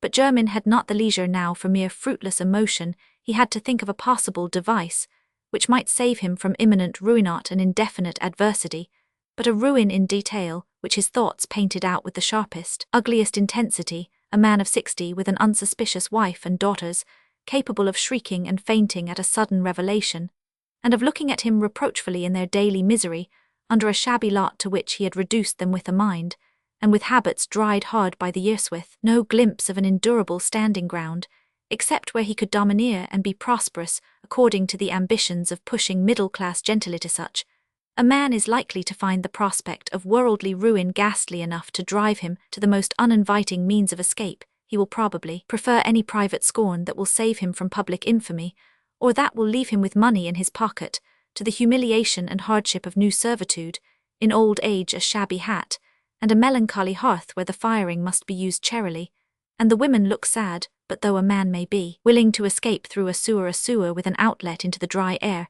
is not always at hand, running away, especially when spoken of as absconding, seems at a distance to offer a good modern substitute for the right of sanctuary, but seen closely, it is often found inconvenient and scarcely possible. Jermyn, on thoroughly considering his position, saw that he had no very agreeable resources at command, but he soon made up his mind what he would do next. He wrote to Mrs. Transome requesting her to appoint an hour in which he could see her privately. He knew she would understand that it was to be an hour when Harold was not at home. As he sealed the letter, he indulged a faint hope that in this interview he might be assured of Esther's birth being unknown at Transome Court, but in the worst case, perhaps some help might be found in Mrs. Transome. To such uses may tender relations come when they have ceased to be tender. The Hazels of our world, who are pushed on quickly against their preconceived confidence in themselves to do dog-like actions by the sudden suggestion of a wicked ambition, are much fewer than those who are led on through the years by the gradual demands of a selfishness which has spread its fibres far and wide through the intricate vanities and sordid cares of an everyday existence. In consequence of that letter to Mrs. Transome, Jermyn was 2 days afterward ushered into the smaller drawing-room at Transome Court. It was a charming little room in its refurbished condition. It had 2 pretty inlaid cabinets, great china vases, with contents that sent forth odours of paradise, groups of flowers in oval frames on the walls, and Mrs. Transome's own portrait in the evening costume of 1800, with a garden in the background. That brilliant young woman looked smilingly down on Mr. Jermyn as he passed in front of the fire, and at present hers was the only gaze in the room. He could not help meeting the gaze as he waited holding his hat behind him, could not help seeing many memories lit up by it, but the strong bent of his mind was to go on arguing each memory into a claim, and to see in the regard others had for him a merit of his own. There had been plenty of roads open to him when he was a young man, perhaps, if he had not allowed himself to be determined chiefly, of course, by the feelings of others, for of what effect would his own feelings have been without them, into the road he actually took? He might have done better for himself. At any rate, he was likely at last to get the worst of it, and it was he who had most reason to complain. The fortunate Jason, as we know from Euripides, piously thanked the goddess, and saw clearly that he was not at all obliged to Medea. Jermyn was perhaps not aware of the precedent, but thought out his own freedom from obligation, and the indebtedness of others toward him with a native faculty not inferior to Jason's.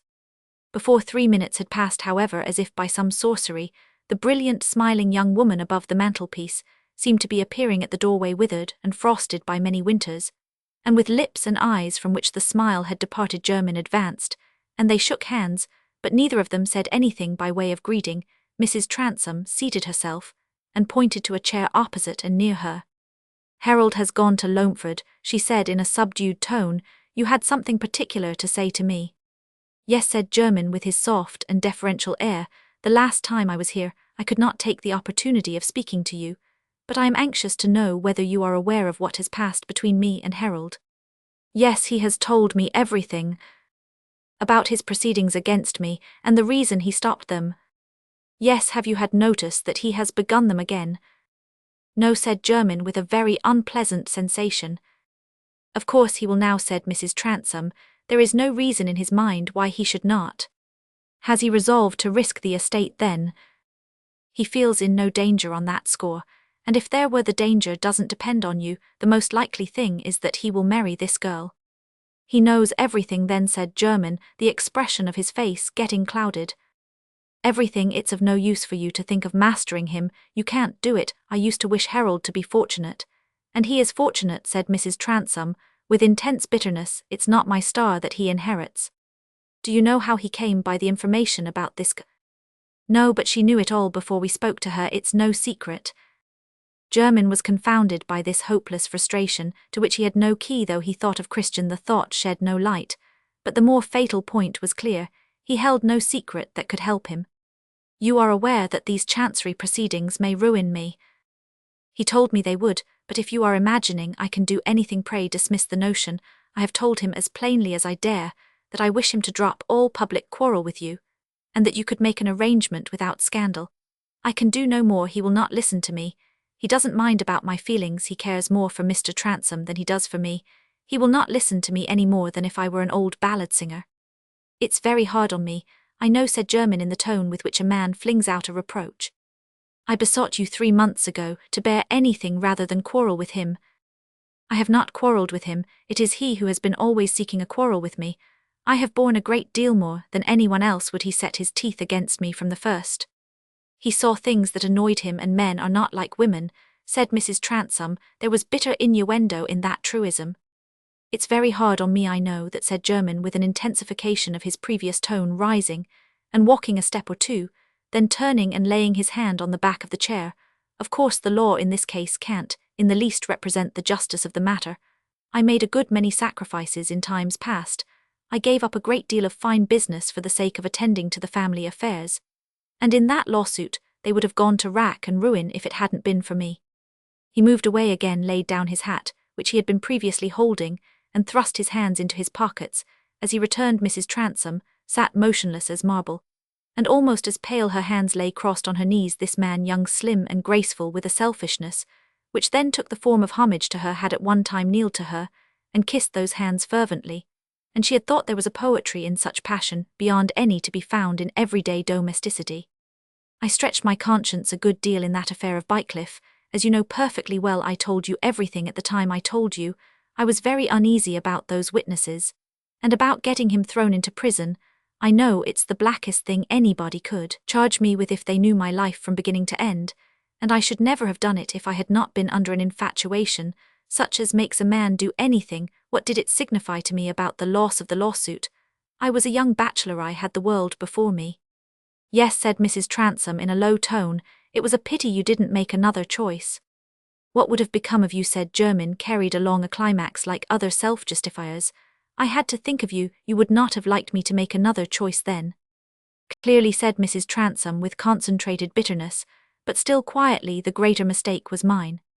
Egoism is usually stupid in a dialogue, but Jermyn's did not make him so stupid that he did not feel the edge of Mrs. Transome's words. They increased his irritation. "I hardly see that," he replied with a slight laugh of scorn. "You had an estate and a position to save to go no farther. I remember very well what you said to me. A clever lawyer can do anything if he has the will. If it's impossible, he will make it possible.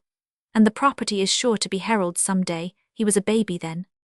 "I remember most things a little too well. You had better say at once, what is your object in recalling them?" "An object that is nothing more than justice with the relation I stood in. It was not likely I should think myself bound by all the forms that are made to bind strangers. I had often immense trouble to raise the money necessary to pay off debts and carry on the affairs. And as I said before, I had given up other lines of advancement which would have been open to me if I had not stayed in this neighborhood at a critical time, when I was fresh to the world. Anybody who knew the whole circumstances would say that my being hunted and run down on the score of my past transactions with regard to the family affairs is an abominably unjust and unnatural thing. Jermyn paused a moment, and then added, at my time of life and with a family about me, and after what has passed, I should have thought there was nothing you would care more to prevent. I do care. It makes me miserable. That is the extent of my power to feel miserable.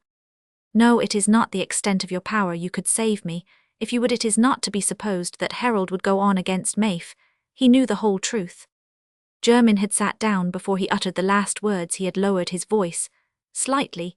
He had the air of one who thought that he had prepared the way for an understanding that a man with so much sharpness, with so much suavity at command, a man who piqued himself on his persuasiveness toward women, should behave just as Jermyn did on this occasion, would be surprising, but for the constant experience that temper and selfish insensibility will defeat excellent gifts, will make a sensible person shout when shouting is out of place, and will make a polished man rude when his polish might be of eminent use to him. As Jermyn, sitting down and leaning forward with an elbow on his knee, uttered his last words, if he knew the whole truth, a slight shock seemed to pass through Mrs. Transome's hitherto motionless body, followed by a sudden light in her eyes, as in an animal's about to spring. "And you expect me to tell him," she said, not loudly, but yet with a clear metallic ring in her voice. "Would it not be right for him to know," said Jermyn in a more bland and persuasive tone than he had yet used. Perhaps some of the most terrible irony of the human lot is this of a deep truth coming to be uttered by lips that have no right to it. "I will never tell him," said Mrs. Transome, starting up, her whole frame thrilled with a passion that seemed almost to make her young again. Her hands hung beside her clenched tightly, her eyes and lips lost the helpless repressed bitterness of discontent, and seemed suddenly fed with energy. "You reckon up your sacrifices for me. You have kept a good account of them, and it is needful they are, some of them, what no one else could guess or find out. But you made your sacrifices when they seemed pleasant to you, when you told me they were your happiness, when you told me that it was I who stooped, and I who bestowed favors." Jermyn rose too and laid his hand on the back of the chair. He had grown visibly paler, but seemed about to speak. "Don't speak," Mrs. Transome said peremptorily. "Don't open your lips again. You have said enough. I will speak now. I have made sacrifices too. But it was when I knew that they were not my happiness. It was after I saw that I had stooped, after I saw that your tenderness had turned into calculation, after I saw that you cared for yourself only and not for me. I heard your explanations of your duty in life, of our mutual reputation, of a virtuous young lady attached to you. I bore it. I let everything go. I shut my eyes. I might almost have let myself starve rather than have scenes of quarrel with the man I had loved, in which I must accuse him of turning my love into a good bargain." There was a slight tremor in Mrs. Transome's voice in the last words, and for a moment she paused, but when she spoke again, it seemed as if the tremor had frozen into a cutting icicle. "I suppose if a lover picked one's pocket, there's no woman would like to own it. I don't say I was not afraid of you. I was afraid of you, and I know now I was right." "Mrs. Transome," said Jermyn, white to the lips, "it is needless to say more. I withdraw any words that have offended you." "You can't withdraw them. Can a man apologize for being a dastard? And I have caused you to strain your conscience. Have it is I who have sullied your purity. I should think the demons have more unearthly, are not so impudent to one another. I would not lose the misery of being a woman now. I see what can be the baseness of a man. One must be a man first to tell a woman that her love has made her your debtor, and then ask her to pay you by breaking the last poor threads between her and her son." "I do not ask it," said Jermyn with a certain asperity. He was beginning to find this intolerable. The mere brute strength of a masculine creature rebelled. He felt almost inclined to throttle the voice out of this woman. "You do ask it. It is what you would like. I have had a terror on me lest evil should happen to you from the first. After Harold came home, I had a terrible dread. It seemed as if murder might come between you. I didn't know what I felt, the horror of his not knowing the truth. I might have been dragged at last by my own feeling, be my own memory to tell him all, and make him as well as myself miserable to save you." Again there was a slight tremor, as if at the remembrance of womanly tenderness and pity, but immediately she launched forth again.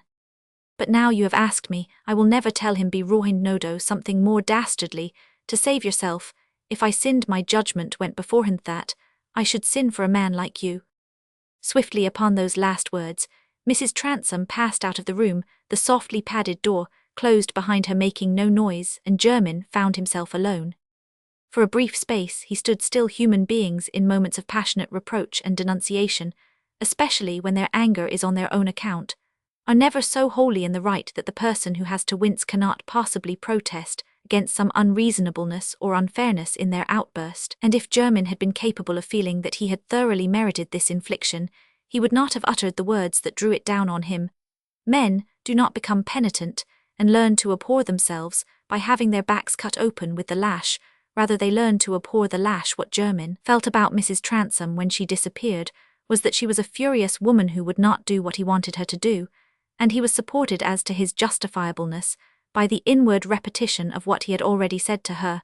It was right that Harold should know the truth. He did not take into account how should he the exasperation and loathing excited by his daring to urge the plea of right. A man who had stolen the pyx, and got frightened when justice was at his heels, might feel the sort of penitence which would induce him to run back in the dark and lay the pyx where the sexton might find it. But if in doing so he whispered to the Blessed Virgin that he was moved by considering the sacredness of all property and the peculiar sacredness of the pyx, it is not to be believed that she would like him the better for it.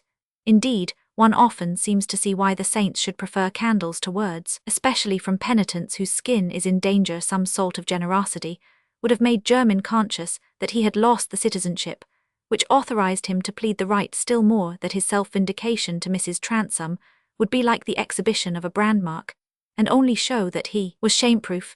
There is heroism even in the circles of hell for fellow sinners who cling to each other in the fiery whirlwind and never recriminate. But these things which are easy to discern, when they are painted for us on the large canvas of poetic story, become confused and obscure even for well-read gentlemen when their affection for themselves is alarmed by pressing details of actual experience. If their comparison of instances is active at such times, it is chiefly in showing them that their own case has subtle distinctions from all other cases, which should free them from unmitigated condemnation. And it was in this way with Matthew German. So many things were more distinctly visible to him, and touched him more acutely than the effect of his acts or words on Mrs. Transome's feelings. In fact, asked with a touch of something that makes us all akin, was it not preposterous, this excess of feeling on points which he himself did not find powerfully moving? She had treated him most unreasonably. It would have been right for her to do what he had not asked, but only hinted at in a mild and interrogatory manner. But the clearest and most unpleasant result of the interview was that this right thing which he desired so much would certainly not be done for him by Mrs. Transome. As he was moving his arm from the chair back, and turning to take his hat, there was a boisterous noise in the entrance hall. The door of the drawing-room, which had closed without latching, was pushed open, and old Mr. Transome appeared with a face of feeble delight, playing horse to little Harry, who roared and flogged behind him, while Morrow yapped in a puppy voice at their heels.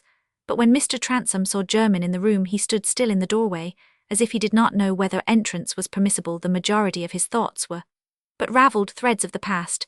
The attorney came forward to shake hands with due politeness, but the old man said with a bewildered look, and in a hesitating way, "Mr. German, where is Mrs. Transome?"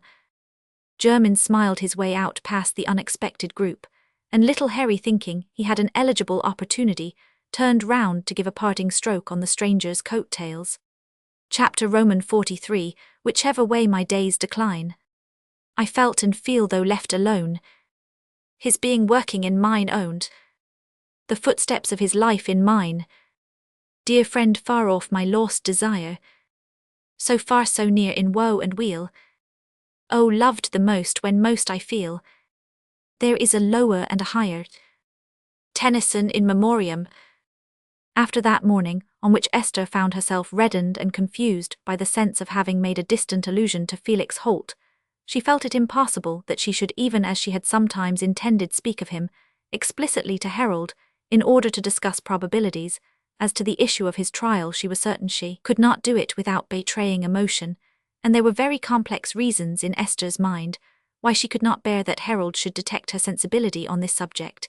It was not only all the fibres of maidenly pride and reserve of a bashfulness undefinably peculiar toward this man who, while much older than herself, and bearing the stamp of an experience quite hidden from her imagination, was taking strongly the aspect of a loverette, was not only this exquisite kind of shame which was at work within her. There was another sort of susceptibility in Esther which her present circumstances tended to encourage, though she had come to regard it as not at all lofty, but rather as something which condemned her to littleness in comparison with a mind she had learned to venerate. She knew quite well that to Harold Transome Felix Holt was one of the common people who could come into question in no other than a public light. She had a native capability for discerning that the sense of ranks and degrees has its repulsions corresponding to the repulsions dependent on difference of race and colour. And she remembered her own impressions too well not to foresee that it would come on Harold Transome as a shock if he suspected there had been any love passages between her and this young man who to him was of course no more than any other intelligent member of the working class. To him, said Esther to herself, with a reaction of her newer better pride, who has not had the sort of intercourse in which Felix Holt's cultured nature would have asserted its superiority. And in her fluctuations on this matter, she found herself mentally protesting that whatever Harold might think there was a light in which he was vulgar compared with Felix had ideas and motives which she did not believe Harold could understand more than all there. Was this test she herself had no sense of inferiority, and just subjection when she was with Harold Transome there were even points in him for which she felt a touch not of anger, but of playful scorn, whereas with Felix she had always a sense of dependence and possible illumination in those large grave candid, grey eyes of his love, seemed something that belonged to the high enthusiasm of life, such as now might be forever shut out from her. All the same her vanity winced at the idea that Harold should discern what from his point of view would seem like a degradation of her taste and refinement. She could not help being gratified by all the manifestations from those around her that she was thought thoroughly fitted for a high position, could not help enjoying with more or less keenness a rehearsal of that demeanour, amongst luxuries and dignities, which had often been a part of her daydreams, and the rehearsal included the reception of more and more emphatic attentions from Harold, and of an effusiveness in his manners which in proportion as it would have been offensive if it had appeared earlier became flattering, as the effect of a growing acquaintance and daily contact. It comes in so many forms in this life of ours and knowledge, that there is something sweetest and noblest of which we despair, and the sense of something present that solicits us with an immediate and easy indulgence, and there is a pernicious falsity in the pretence that a woman's love lies above the range of such temptations. Day after day, Esther had an arm offered her, had very beaming looks upon her, had opportunities for a great deal of light airy talk in which she knew herself to be charming, and had the attractive interest of noticing Harold's practical cleverness, the masculine ease with which he governed everybody, and administered everything about him without the least harshness, and with a facile good nature which yet was not weak in the background too. There was the ever-present consideration that if Harold Transome wished to marry her, and she accepted him, the problem of her lot would be more easily solved than in any other way. It was difficult by any theory of providence or consideration of results to see a course which she could call duty, if something would come and urge itself strongly as pleasure, and save her from the effort to find a clue of principle amid the labyrinthine confusions of right and possession. The promise could not but seem alluring, and yet this life at Transome Court was not the life of her daydreams. There was dullness already in its ease, and in the absence of high demand, and there was a vague consciousness that the love of this not unfascinating man who hovered about her gave an air of moral mediocrity to all her prospects. She would not have been able perhaps to define this impression, but somehow or other, by this elevation of fortune, it seemed that the higher ambition which had begun to spring in her was forever nullified. All life seemed cheapened, as it might seem to a young student who, having believed that to gain a certain degree he must write a thesis in which he would bring his powers to bear with memorable effect, suddenly ascertained that no thesis was expected, but the sum in English money of £27 10 shillings and sixpence. After all, she was a woman, and could not make her own lot, as she had once said to Felix. A woman must choose meaner things, because only meaner things are offered to her. Her lot is made for her by the love she accepts, and Esther began to think that her lot was being made for her by the love that was surrounding her, with the influence of a garden on a summer morning. Harold on his side was conscious that the interest of his wooing was not standing still. He was beginning to think it a conquest in which it would be disappointing to fail. Even if this fair nymph had no claim to the estate he would have liked, and yet he would not have liked that just a slight shadow of doubt as to his success should be removed. There was something about Esther that he did not altogether understand. She was clearly a woman that could be governed. She was too charming for him to fear that she would ever be obstinate or interfering. Yet there was a lightning that shot out of her now, and then which seemed the sign of a dangerous judgment, as if she inwardly saw something more admirable than Harold Transome now. To be perfectly charming, a woman should not see this. One fine February day, when already the golden and purple crocuses were out on the terrason of those flattering days, which sometimes precede the northeast winds of March, and make believe that the coming spring will be enjoyable. A very striking group of whom Esther and Harold made a part came out at midday to walk upon the gravel at Transome Court. They did not as usual go toward the pleasure grounds on the eastern side, because Mr. Lingon, who was one of them, was going home, and his road lay through the stone gateway into the park. Uncle Lingon, who disliked painful confidences, and preferred knowing no mischief of anybody, had not objected to be let into the important secret about Esther, and was sure at once that the whole affair, instead of being a misfortune, was a piece of excellent luck for himself. He did not profess to be a judge of women, but she seemed to have all the points and to carry herself as well as Arabella did, which was saying a good deal honest. Jack Lingon's first impressions quickly became traditions, which no subsequent evidence could disturb. He was fond of his sister, and seemed never to be conscious of any change for the worse in her since their early time. He considered that man a beast who said anything unpleasant about the persons to whom he was attached. It was not that he winked his wide open eyes, saw nothing, but what his easy disposition inclined him to see. Harold was a good fellow, a clever chap, and Esther's peculiar fitness for him, under all the circumstances, was extraordinary. It reminded him of something in the classics, though he couldn't think exactly what. In fact, a memory was a nasty, uneasy thing. Esther was always glad when the old rector came, with an odd contrariety to her former niceties. She liked his rough attire and careless frank speech. They were something not point device, that seemed to connect the life of Transome Court with that rougher, commoner world where her home had been. She and Harold were walking a little in advance of the rest of the party, who were retarded by various causes. Old Mr. Transome, wrapped in a cloth cloak trimmed with sable, and with a soft warm cap also trimmed with fur on his head, had a shuffling, uncertain walk. Little Harry was dragging a toy vehicle, on the seat of which he had insisted on tying Moro with a piece of scarlet drapery round him, making him look like a barbaric prince in a chariot. Moro, having little imagination, objected to this, and barked with feeble snappishness as the tyrannous lad ran forward, then whirled the chariot round, and ran back to Gappa, then came to a dead stop, which overset the chariot that he might watch Uncle Lingon's water-spaniel run for the hurled stick, and bring it in his mouth. Nimrod kept close to his old master's legs, glancing with much indifference at this youthful ardour about Stitch had gone through all that, and Dominic walked by looking on blandly, and taking care both of young and old Mrs. Transome was not there. Esther Lyon and Harold Transome, looking back and seeing that they were a good deal in advance of the rest. Esther and Harold paused. "What do you think about thinning the trees over there?" said Harold, pointing with his stick. "I have a bit of a notion that if they were divided into clumps, so as to show the oaks beyond, it would be a great improvement. It would give an idea of extent that is lost now, and there might be some very pretty clumps got out of those mixed trees. What do you think?" "I should think it would be an improvement. One likes a beyond everywhere. But I never heard you express yourself so dubiously," said Esther, looking at him rather archly. "You generally see things so clearly, and are so convinced that I shall begin to feel quite tottering if I find you in uncertainty. Pray, don't begin to be doubtful. It is infectious." "You think me a great deal too sure do confident," said Harold. "Not at all. It is an immense advantage to know your own will when you always mean to have it." "But suppose I couldn't get it in spite of meaning?" said Harold, with a beaming inquiry in his eyes. "Oh, then," said Esther, turning her head aside carelessly, as if she were considering the distant birch stems, "you would bear it quite easily, as you did your not getting into Parliament. You would know you could get it another time, or get something else as good."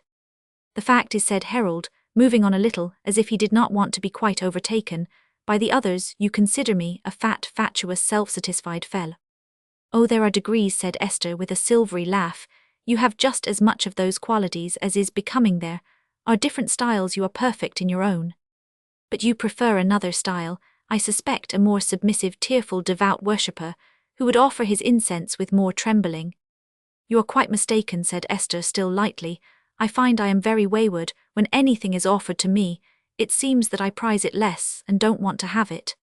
Here was a very balking answer, but in spite of it Harold could not help believing that Esther was very far from objecting to the sort of incense he had been offering just then. "I have often read that that is in human nature," she went on, "yet it takes me by surprise in myself, I suppose," she added, smiling. "I didn't think of myself as human nature." "I don't confess to the same waywardness," said Harold. "I am very fond of things that I can get, and I never longed much for anything out of my reach, Whatever I feel sure of getting I like all the better. I think half those priggish maxims about human nature, the lump, are no more to be relied on than universal remedies. There are different sorts of human nature, some are given to discontent, and longing, others to securing and enjoying. And let me tell you, the discontented longing style is unpleasant to live with. Harold nodded with a meaning smile at Esther. Oh, I assure you I have abjured all admiration for it, she said, smiling up at him in return. She was remembering the schooling Felix had given her about her Byronic heroes, and was inwardly adding a third sort of human nature to those varieties, which Harold had mentioned. He naturally supposed that he might take the abjuration to be entirely in his own favour, and his face did look very pleasant. She could not help liking him, although he was certainly too particular about sauces, gravies and wines, and had a way of virtually measuring the value of everything but the contribution it made to his own pleasure. His very good nature was unsympathetic. It never came from any thorough understanding or deep respect, for what was in the mind of the person he obliged, or indulged it, was like his kindness to his mother, an arrangement of his, for the happiness of others, which if they were sensible ought to succeed. And an inevitable comparison, which haunted her, showed her the same quality in his political views. The utmost enjoyment of his own advantages was the solvent that blended pride in his family and position with the adhesion to changes that were to obliterate tradition and melt down in chaste gold heirlooms into plating for the egg spoons of the people. It is terrible, the keen, bright eye of a woman, when it has once been turned with admiration on what is severely true. But then the severely true rarely comes within its range of vision. Esther had had an unusual illumination. Harold did not know how, but he discerned enough of the effect to make him more cautious than he had ever been in his life. Before that caution would have prevented him just then from following up the question as to the style of person Esther would think pleasant to live with, even if Uncle Lingon had not joined them, as he did to talk about sewing tiles, saying presently that he should turn across the grass and get on to the home farm to have a look at the improvements that Harold was making with such racing speed. But you know, lad, said the rector as they paused at the expected parting, you can't do everything in a hurry. The wheat must have time to grow even. When you've reformed all us old Tories off the face of the ground, it now the election's over, I am an old Tory again. You see, Harold, a radical won't do for the county at another election. You must be on the lookout. Borough where they want a bit of blood. I should have liked you uncommonly to stand for the county, and a radical of good family squares, well enough with a new-fashioned Tory like young Debarry. But you see these riots, it's been a nasty business. I shall have my hair combed at the sessions for a year to come. But heyday, what dame is this with a small boy? Not one of my parishioners. Harold and Esther turned and saw an elderly woman advancing with a tiny red-haired boy, scantily attired as to his jacket, which merged into a small sparrow-tail a little higher than his waist, but muffled as to his throat with a blue woolen comforter. Esther recognized the pair too well, and felt very uncomfortable. We are so pitiably in subjection to all sorts of vanity, Evan, the very vanities we are practically renouncing, and in spite of the almost solemn memories connected with Mrs. Holt, Esther's first shudder was raised by the idea of what things this woman would say, and by the mortification of having Felix in any way represented by his mother. As Mrs. Holt advanced into closer observation, it became more evident that she was attired with a view not to charm the eye, but rather to afflict it with all that expression of woe which belongs to very rusty bombazine and the limpest state of false hair. Still, she was not a woman to lose the sense of her own value, or become abject in her manners under any circumstances of depression, and she had a peculiar sense on the present occasion that she was justly relying on the force of her own character and judgment in independence of anything that Mr. Lyon or the masterful Felix would have said, if she had thought them worthy to know of her undertaking. She courtesied once as if to the entire group now, including even the dogs, who showed various degrees of curiosity, especially as to what kind of game the smaller animal job might prove to be after due investigation, and then she proceeded at once toward Esther, who, in spite of her annoyance, took her arm from Harold's, said, "How do you do, Mrs. Holt?" very kindly, and stooped to pat little Job. "Yes, you know him, Miss Lyon," said Mrs. Holt in that tone, which implies that the conversation is intended for the edification of the company. "Generally, you know the orphan child as Felix brought home for me, that am his mother to take care of, and it's what I've done, nobody more Sotho, its trouble is my reward." Esther had raised herself again to stand in helpless endurance of whatever might be coming, but by this time, young Harry, struck even more than the dogs by the appearance of Job Tudge, had come round dragging his chariot, and placed himself close to the pale child, whom he exceeded in height and breadth as well as in depth of colouring. He looked into Job's eyes, peeped round at the tail of his jacket, and pulled it a little, and then taking off the tiny cloth cap observed with much interest the tight red curls, which had been hidden underneath it. Job looked at his inspector with the round, blue eyes of astonishment, until Harry, purely by way of experiment, took a bonbon from a fantastic wallet which hung over his shoulder, and applied the test to Job's lips. The result was satisfactory to both. Everyone had been watching this small comedy, and when Job crunched the bonbon while Harry looked down at him inquiringly, and patted his back, there was general laughter, except on the part of Mrs. Holt, who was shaking her head slowly, and slapping the back of her left hand, with the painful patience of a tragedian whose part is in abeyance to an ill-timed introduction of the humorous. "I hope Job's cough has been better lately," said Esther in mere uncertainty as to what it would be desirable to say or do.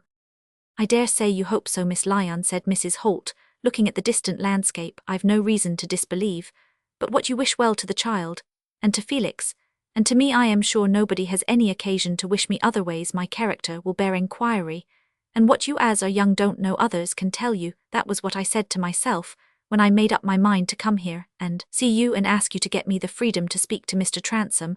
I said, whatever Miss Lyon may be now in the way of being lifted up among great people, she's our minister's daughter, and was not above coming to my house and walking with my son Felix, though I'll not deny he made that figure on the Lord's day. That'll perhaps go against him with the judge, if anybody thinks well to tell him." Here Mrs. Holt paused a moment, as with a mind arrested by the painful image it had called up. Esther's face was glowing when Harold glanced at her, and seeing this he was considerate enough to address Mrs. Holt instead of her. "You are then the mother of the unfortunate young man who is in prison?" "Indeed I am, sir," said Mrs. Holt, feeling that she was now in deep water. "It's not likely I should claim him if he wasn't my own, though it's not by my will nor my advice, sir, that he ever walked, for I gave him none but good. But if everybody's son was guided by their mothers, the world 'ud be different. My son is not worse than many another woman's son, and that in Treby, whatever they may say as haven't got their sons in prison. And as to his giving up the doctoring, and then stopping his father's medicines, I know it's bad, that I know, but it's me has had to suffer, and it's me a king and Parliament 'ud consider if they meant to do the right thing, and had anybody to make it known to 'em. And as for the rioting and killing the constable, me son said most plain to me he never meant it, and there was his bit of potato pie for dinner getting dry by the fire the whole blessed time as I sat, and never knew what was coming on me. And it's my opinion as if great people make elections to get themselves into Parliament, and there's riot and murder to do it, they ought to see as the widow and the widow's son doesn't suffer for it. I well know my duty, and I read my Bible, and I know in Jude where it's been stained with the dried tulip leaves this many a year, as you're told not to rail at your betters, if they was the devil himself, nor will I. But this I do say, if it's 3 Mr. Transomes, instead of 1 as is listening to me as there's them, ought to go to the king, and get him to let off my son Felix." This speech in its chief points had been deliberately prepared. Mrs. Holt had set her face like a flint, to make the gentry know their duty, as she knew hers. Her defiant defensive tone was due to the consciousness not only that she was braving a powerful audience, but that she was daring to stand on the strong basis of her own judgment.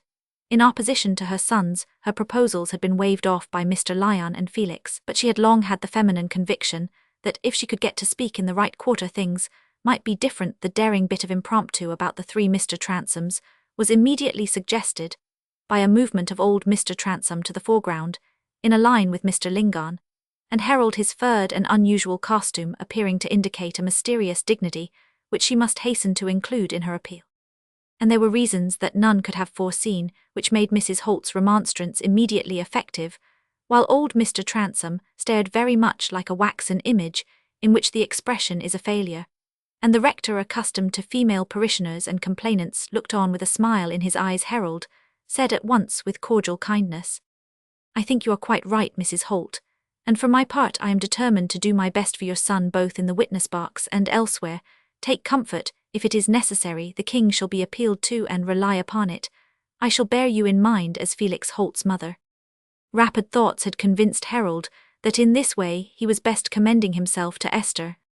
"Well, sir," said Mrs. Holt, who was not going to pour forth disproportionate thanks, "I am glad to hear you speak so becoming, and if you had been the king himself, I should have made free to tell you my opinion for the Bible, says the king's favour is toward a wise servant, and it's reasonable to think he make all the more account of them as have never been in service, or took wage which I never did, and never thought of my son doing, and his father left money meaning other ways, so as he might have been a doctor on horseback at this very minute, instead of being in prison. What was he regularly apprenticed to a doctor, said Mr. Lingon, who had not understood this before. Sir, he was, and most clever like his father before him, only he turned contrary, but as for harming anybody, Felix never meant to harm anybody but himself and his mother, which he certainly did in respect of his clothes, and taking to be a low working man, and stopping my living respectable more particular by the pills which had a sale, as you may be sure they suited people's insides, and what folks can never have boxes enough of to swallow, I should think you have a right to sell, and there's many and many a text for it, as I've opened on without ever thinking for if it's true ask, and you shall have I should think it's truer when you're willing to pay for what you have. This was a little too much for Mr. Lingon's gravity. He exploded, and Harold could not help following him. Mrs. Holt fixed her eyes on the distance, and slapped the back of her left hand again. It might be that this kind of mirth was the peculiar effect produced by forcible truth on high and worldly people who were neither in the Independent nor the General Baptist connection. I'm sure you must be tired with your long walk, and little Job too, said Esther, by way of breaking this awkward scene. Aren't you, Job? She added, stooping to caress the child, who was timidly shrinking from Harry's invitation to him, to pull the little chariot, Harry's view being that Job would make a good horse for him to beat, and would run faster than Gapper. It's well you can feel for the orphan child, Miss Lyon, said Mrs. Holt, choosing an indirect answer, rather than to humble herself by confessing fatigue before gentlemen who seemed to be taking her too lightly. I didn't believe, but what you'd behave pretty as you always did to me, though everybody said you held yourself high, but I am sure you never did to Felix, for you let him sit by you at the free school before all the town and him, with never a bit of stock round his neck. And it shows you saw that in him worth taking notice of, and it is but right if you know my words are true as you should speak for him to the gentlemen. I assure you, Mrs. Holt, said Harold, coming to the rescue, I assure you that enough has been said to make me use my best efforts for your son, and now pray go on to the house with the little boy, and take some rest. Dominic, show Mrs. Holt the way, and ask Mrs. Hicks to make her comfortable, and see that somebody takes her back to Treby in the buggy. I will go back with Mrs. Holt, said Esther, making an effort against herself. No, pray, said Harold, with that kind of entreaty, which is really a decision, let Mrs. Holt have time to rest. We shall have returned, and you can see her before she goes. We will say goodbye for the present, Mrs. Holt. The poor woman was not sorry to have the prospect of rest and food, especially for the orphan child, of whom she was tenderly careful, like many women who appear to others to have a masculine decisiveness of tone, and to themselves to have a masculine force of mind, and who come into severe collision with sons arrived at the masterful stage. She had the maternal chord vibrating strongly within her toward all tiny children, and when she saw Dominic pick up Job and hoist him on his arm for a little while by way of making acquaintance, she regarded him with an approval which she had not thought it possible to extend to a foreigner, since Dominic was going. Harry and old Mr. Transome chose to follow Uncle Lingon, shook hands, and turned off across the grass, and thus Esther was left alone with Harold. But there was a new consciousness between them. Harold's quick perception was least likely to be slow in seizing indications of anything that might affect his position with regard to Esther some time before his jealousy had been awakened to the possibility that before she had known him, she had been deeply interested in some one else. Jealousy of all sorts, whether for our fortune or our loveys ready at combinations, and likely even to outstrip the fact, and Esther's renewed confusion united with her silence about Felix, which now first seemed noteworthy, and with Mrs. Holt's graphic details as to her walking with him, and letting him sit by her before all the town, were grounds not merely for a suspicion, but for a conclusion in Harold's mind. The effect of this, which he at once regarded as a discovery, was rather different from what Esther had anticipated. It seemed to him that Felix was the least formidable person that he could have found as an object of interest antecedent to himself, a young workman who had got himself thrown into prison.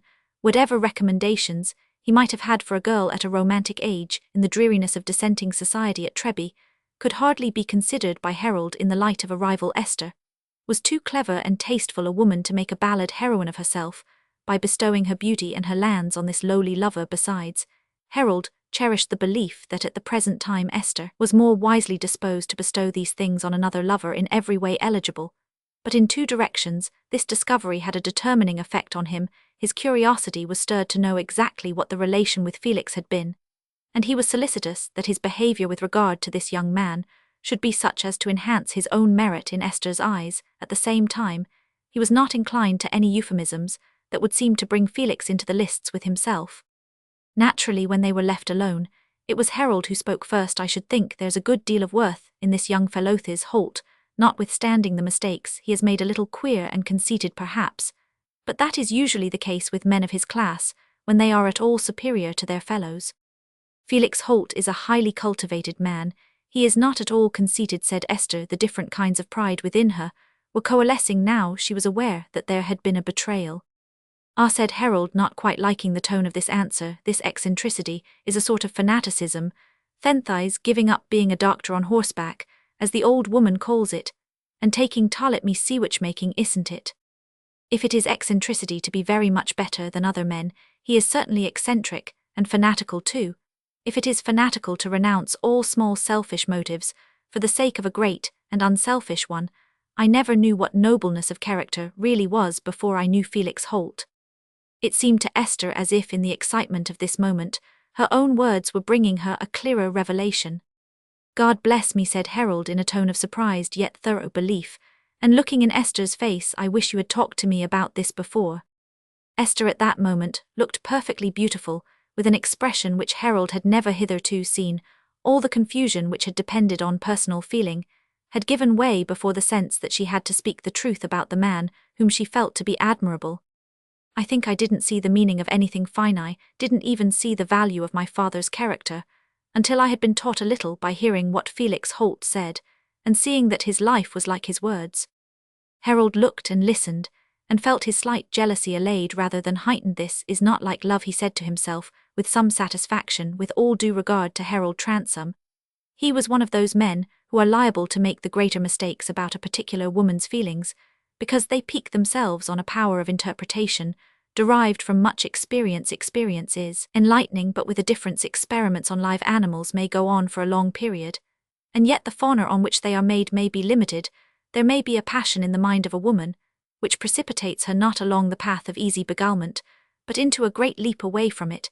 Harold's experience had not taught him this, and Esther's enthusiasm about Felix Holt did not seem to him to be dangerous. He's quite an apostolic sort of fellow, then was the self-quieting answer he gave to her last words. He didn't look like that, but I had only a short interview with him, and I was given to understand that he refused to see me in prison. I believe he's not very well inclined toward me, but you saw a great deal of him, I suppose, and your testimony to anyone is enough for me, said Harold, lowering his voice rather tenderly now. I know what your opinion is. I shall spare no effort on behalf of such a young man. In fact, I had come to the same resolution before, but your wish would make difficult things easy. After that energetic speech of Esther's, as often happens, the tears had just suffused her eyes. It was nothing more than might have been expected in a tender-hearted woman, considering Felix Holt's circumstances, and the tears only made more lovely the look with which she met Harold's when he spoke so kindly. She felt pleased with him.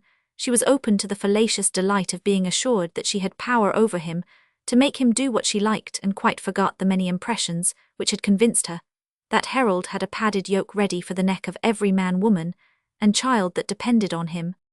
After a short silence they were getting near the stone gateway, and Harold said with an air of intimate consultation, "What could we do for this young man, supposing he were let off? I shall send a letter with £50 to the old woman tomorrow. I ought to have done it before, but it really slipped my memory amongst the many things that have occupied me lately. But this young man, what do you think would be the best thing we could do for him? If he gets at large again, he should be put in a position where his qualities could be more telling." Esther was recovering her liveliness a little, and was disposed to encourage it for the sake of veiling other feelings about which she felt renewed reticence now that the overpowering influence of her enthusiasm was past. She was rather wickedly amused and scornful at Harold's misconceptions and ill-placed intentions of patronage. "You are hopelessly in the dark," she said with a light laugh and toss of her head. "What would you offer Felix Holt? A place in the excise? You might as well think of offering it to John the Baptist. Felix has chosen his lot. He means always to be a poor man." "Means, yes," said Harold, slightly piqued, "but what a man means usually depends on what happens. I mean to be a commoner, but a peerage might present itself under acceptable circumstances.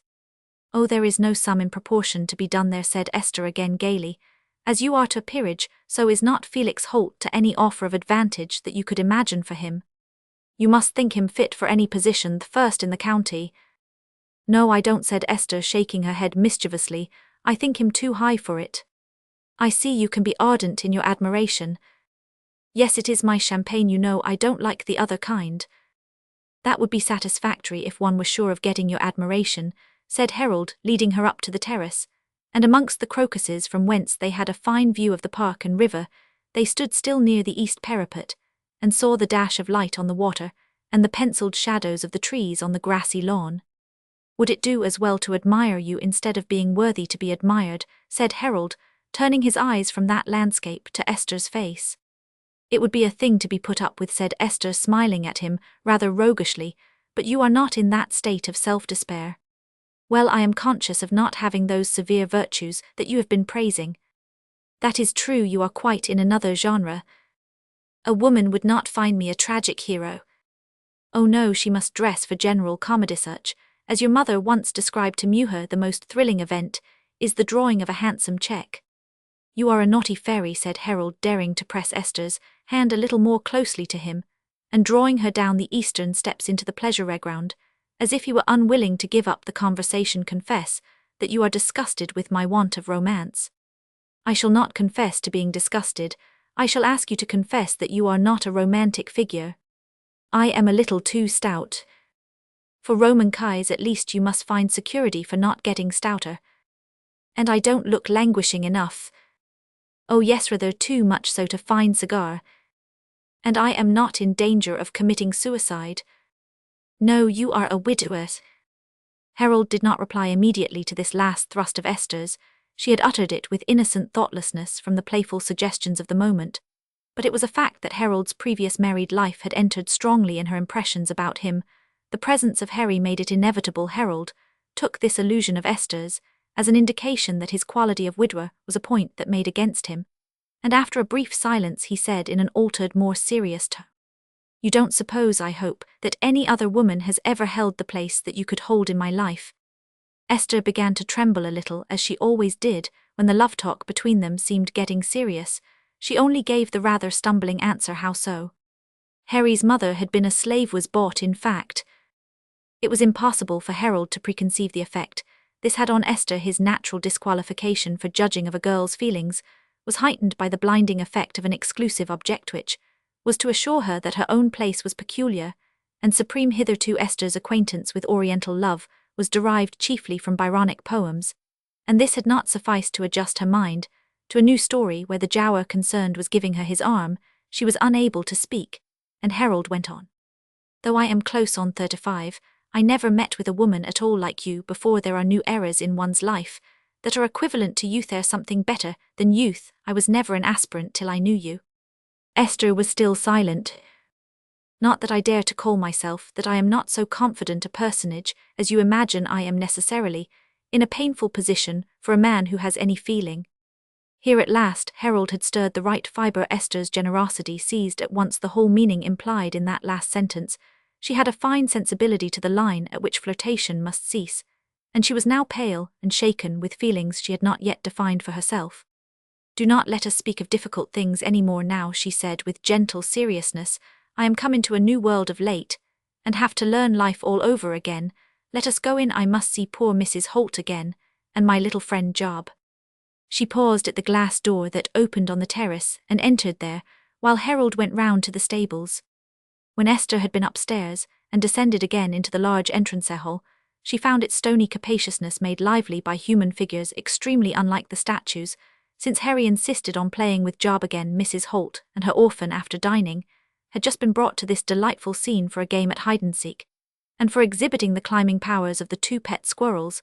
Mrs. Holt sat on a stool in singular relief against the pedestal of the Apollo, while Dominic and Denner, otherwise Mrs. Hicks, bore her company. Harry, in his bright red and purple, flitted about like a great tropic bird after the sparrow-tailed Job, who hid himself with much intelligence behind the scagliola pillars and the pedestals, while one of the squirrels perched itself on the head of the tallest statue. and the other was already peeping down from among the heavy stuccoed angels on the ceiling near the summit of a pillar. Mrs. Holt held on her lap a basket filled with good things for Job, and seemed much soothed by pleasant company and excellent treatment, as Esther, descending softly and unobserved, leaned over the stone banisters, and looked at the scene for a minute or two. She saw that Mrs. Holt's attention having been directed to the squirrel which had scampered on to the head of the Silenus, carrying the infant Bacchus, had been drawn downward to the tiny babe looked at with so much affection by the rather ugly and hairy gentleman, of whom she nevertheless spoke with reserve, as of one who possibly belonged to the Transome family. "It's most pretty to see its little limbs, and the gentleman holding it, I should think he was amiable by his look. But it was odd he should have his likeness took without any clothes. Was he Transome by name?" Mrs. Holt suspected that there might be a mild madness in the family. Denner, peering and smiling quietly, was about to reply when she was prevented by the appearance of old Mr. Transome, who since his walk had been having 40 winks on the sofa in the library, and now came out to look for Harry. He had doffed his fur cap and cloak, but in lying down to sleep, he had thrown over his shoulders a soft oriental scarf which Harold had given him, and this still hung over his scanty white hair, and down to his knees, held fast by his wooden-looking arms and laxly clasped hands which fell in front of him. This singular appearance of an undoubted Transome fitted exactly into Mrs. Holt's thought at the moment. It lay in the probabilities of things that gentry's intellects should be peculiar. Since they had not to get their own living, the good Lord might have economized in their case that common sense which others were so much more in need of, and in the shuffling figure before her, she saw a descendant of the gentleman who had chosen to be represented without his clothes all, the more eccentric where there were the means of buying the best, but these oddities said nothing in great folks, who were powerful in high quarters, all the same. And Mrs. Holt rose, and courtesied with a proud respect, precisely as she would have done if Mr. Transome had looked as wise as Lord Burleigh. "I hope I'm in no way taking a liberty, sir," she began, while the old gentleman looked at her with bland feebleness. "I am not that woman to sit anywhere out of my own home, without inviting and pressing to, but I was brought here to wait, because the little gentleman wanted to play with the orphan child." "Very glad, my good woman. Sit down, said Mr. Transome, nodding and smiling between his clauses. "Nice little boy, your grandchild." "Indeed, sir, no," said Mrs. Holt, continuing to stand quite apart from any awe of Mr. Transome. Sitting down, she felt, would be a too great familiarity with her own pathetic importance on this extra and unlooked-for occasion. "It's not me has any grandchild, nor ever shall have, though most fit, but with my only son saying he'll never be married, and in prison besides, and some saying he'll be transported. You may see yourself, though a gentle manners, there isn't much chance of my having grandchildren of my own. And this is old Master Tudge's grandchild, as my own Felix took to for pity, because he was sickly and clemdy, and I was noways against it, being of a tender heart, for I am a widow myself, and my son Felix, though big, is fatherless. And I know my duty in consequence, and it's to be wished, sir, as others should know it, as are more in power and live in great houses, and can ride in a carriage where they will, and, if you ray the gentleman as is the head of everything, and it's not to be thought you'd give up to your son, as a poor widow's been forced to do't, behooves you to take the part of them, as are deserving, for the Bible says grey hairs should speak."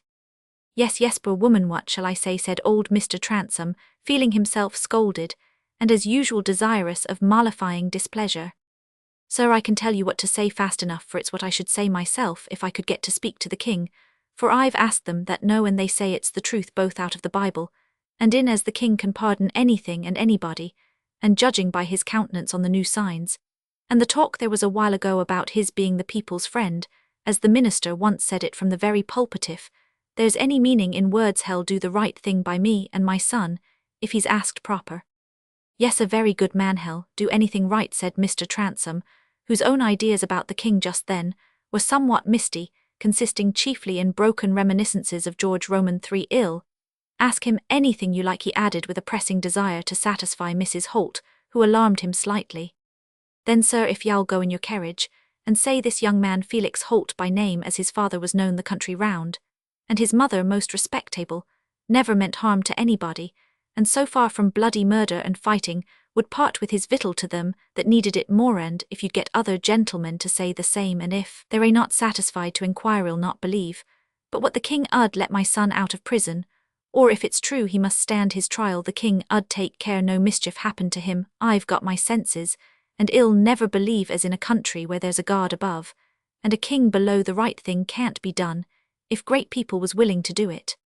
Mrs. Holt, like all orators, had waxed louder and more energetic, ceasing to propel her arguments, and being propelled by them poor old Mr. Transome, getting more and more frightened at this severe-spoken woman, who had the horrible possibility to his mind of being a novelty that was to become permanent, seemed to be fascinated by fear, and stood helplessly forgetful that if he liked he might turn round and walk away.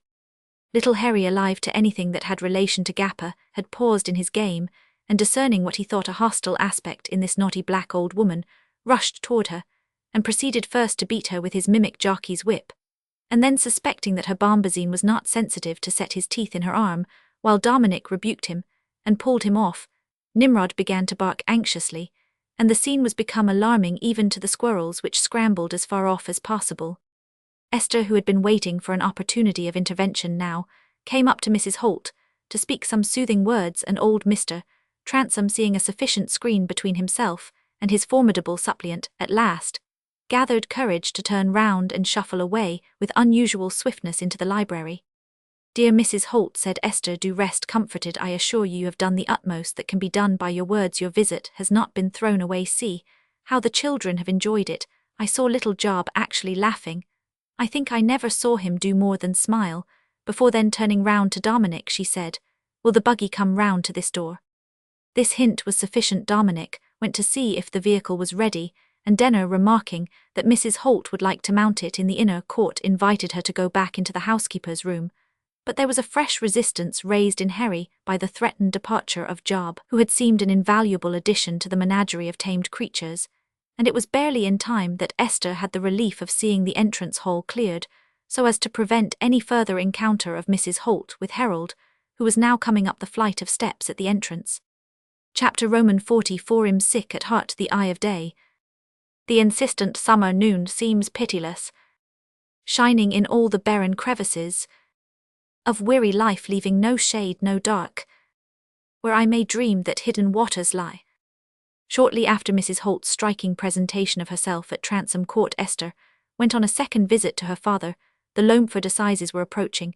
It was expected that in about 10 days Felix Holt's trial would come on, and some hints in her father's letters had given Esther the impression that he was taking a melancholy view of the result. Harold Transome had once or twice mentioned the subject with a facile hopefulness as to the young fellow's coming off easily, which in her anxious mind was not a counterpoise to disquieting suggestions, and she had not chosen to introduce another conversation about Felix Holt by questioning Harold concerning the probabilities he relied on, since those moments on the terrace. Harold had daily become more of the solicitous and indirectly beseeching lover, and Esther, from the very fact that she was weighed on by thoughts that were painfully bewildering to her, thoughts which in their newness to her young mind seemed to shake her belief that life could be anything else than a compromise with things repugnant to the moral taste, had become more passive to his attentions at the very time that she had begun to feel more profoundly that in accepting Harold Transome she left the high mountain air, the passionate serenity of perfect love, forever behind her,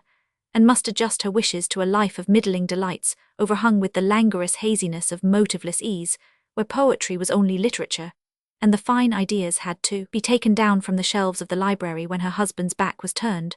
But it seemed as if all outward conditions concurred along with her generous sympathy for the Transomes, and with those native tendencies against which she had once begun to struggle to make this middling lot the best she could attain to. She was in this half-said, half-satisfied resignation to something like what is called worldly wisdom, when she went to see her father and learn what she could from him about Felix.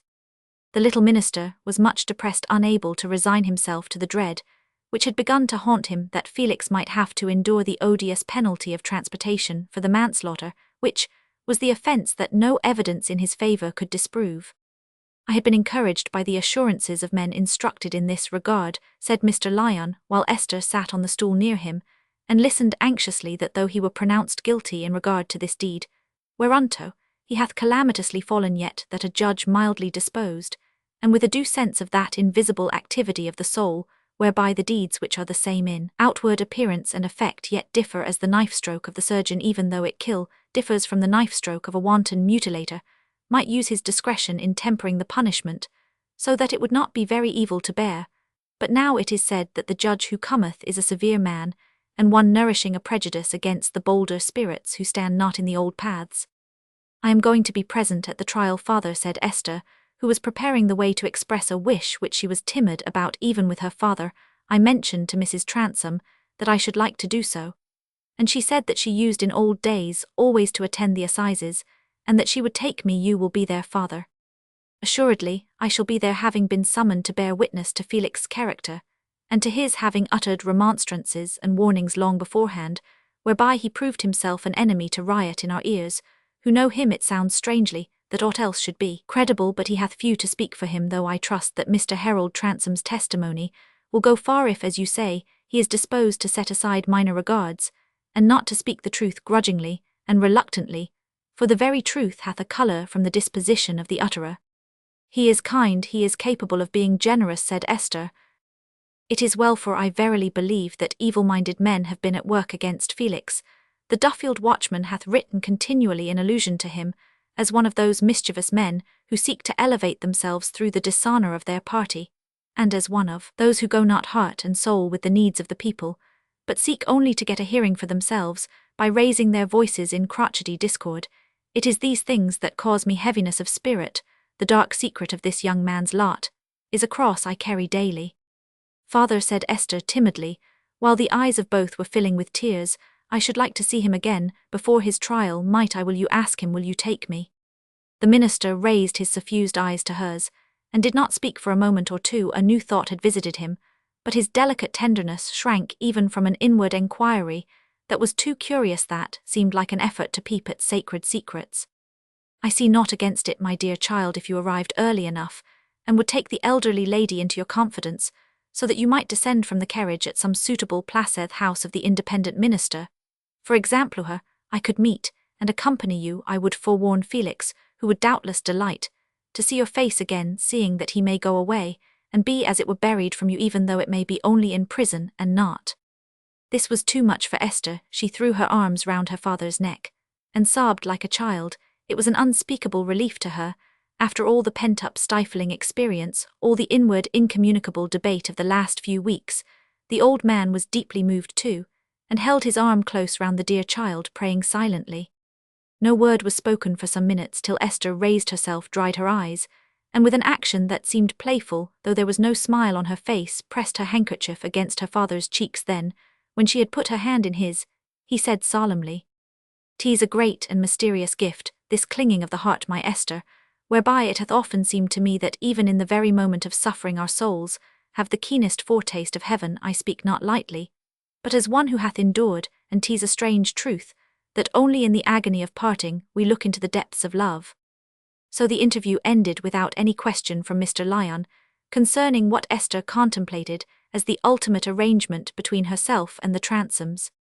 After this conversation, which showed him that what happened to Felix touched Esther more closely than he had supposed, the minister felt no impulse to raise the images of a future so unlike anything that Felix would share, and Esther would have been unable to answer any such questions. The successive weeks, instead of bringing her nearer to clearness and decision, had only brought that state of disenchantment belonging to the actual presence of things which have long dwelt in the imagination. With all the factitious charms of arbitrary arrangement, her imaginary mansion had not been inhabited, just as Transome Court was. Her imaginary fortune had not been attended with circumstances which she was unable to sweep away. She herself, in her utopia, had never been what she was now, a woman whose heart was divided, and oppressed. The first spontaneous offering of her woman's devotion, the first great inspiration of her life, was a sort of vanished ecstasy, which had left its wounds. It seemed to her a cruel misfortune of her young life that her best feeling, her most precious dependence, had been called forth just where the conditions were hardest, and that all the easy invitations of circumstance were toward something which that previous consecration of her longing had made a moral descent for her. It was characteristic of her that she scarcely at all entertained the alternative of such a compromise as would have given her the larger portion of the fortune to which she had a legal claim, and yet have satisfied her sympathy by leaving the Transomes in possession of their old home. Her domestication with this family had brought them into the foreground of her imagination. The gradual wooing of Harold had acted on her with a constant immediate influence that predominated over all indefinite prospects, and a solitary elevation to wealth, which out of utopia she had no notion how she should manage looked as chill and dreary as the offer of dignities in an unknown country.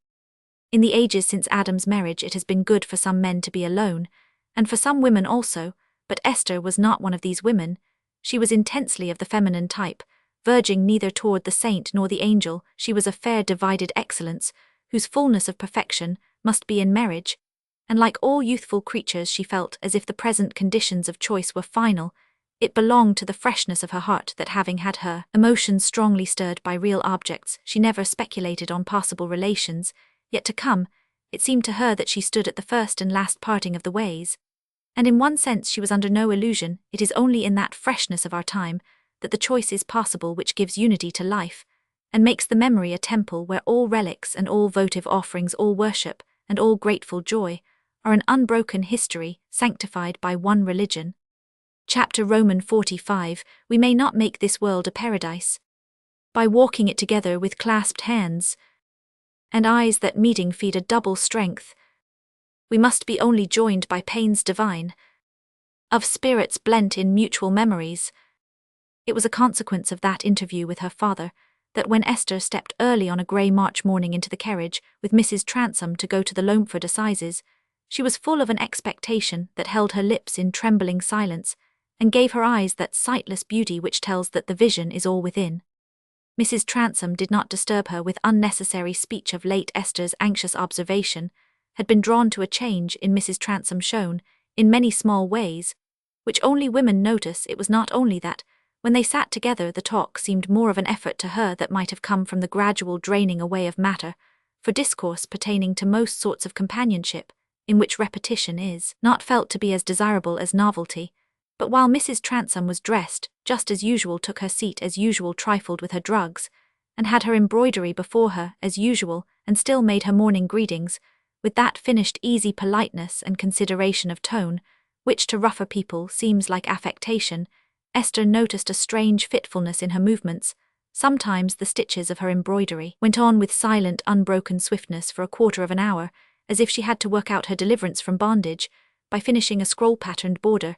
Then her hands dropped suddenly, and her gaze fell blankly on the table before her, and she would sit in that way motionless as a seated statue, apparently unconscious of Esther's presence, till some thought darting within her seemed to have the effect of an external shock and rouse her with a start when she looked around hastily like a person, ashamed of having slept. Esther, touched with wondering pity at signs of unhappiness that were new in her experience, took the most delicate care to appear inobservant, and only tried to increase the gentle attention that might help to soothe or gratify this uneasy woman. But one morning, Mrs. Transome had said, breaking a rather long silence, "My dear, I shall make this house dull for you. You sit with me like an embodied patience. I am unendurable. I am getting into a melancholy dotage. A fidgety old woman like me is as unpleasant to see as a rook with its wing broken. Don't mind me, my dear. Run away from me without ceremony. Everyone else does. You see, I am part of the old furniture with new drapery." "Dear Mrs. Transome," said Esther, gliding to the low ottoman close by the basket of embroidery, "do you dislike my sitting with you?"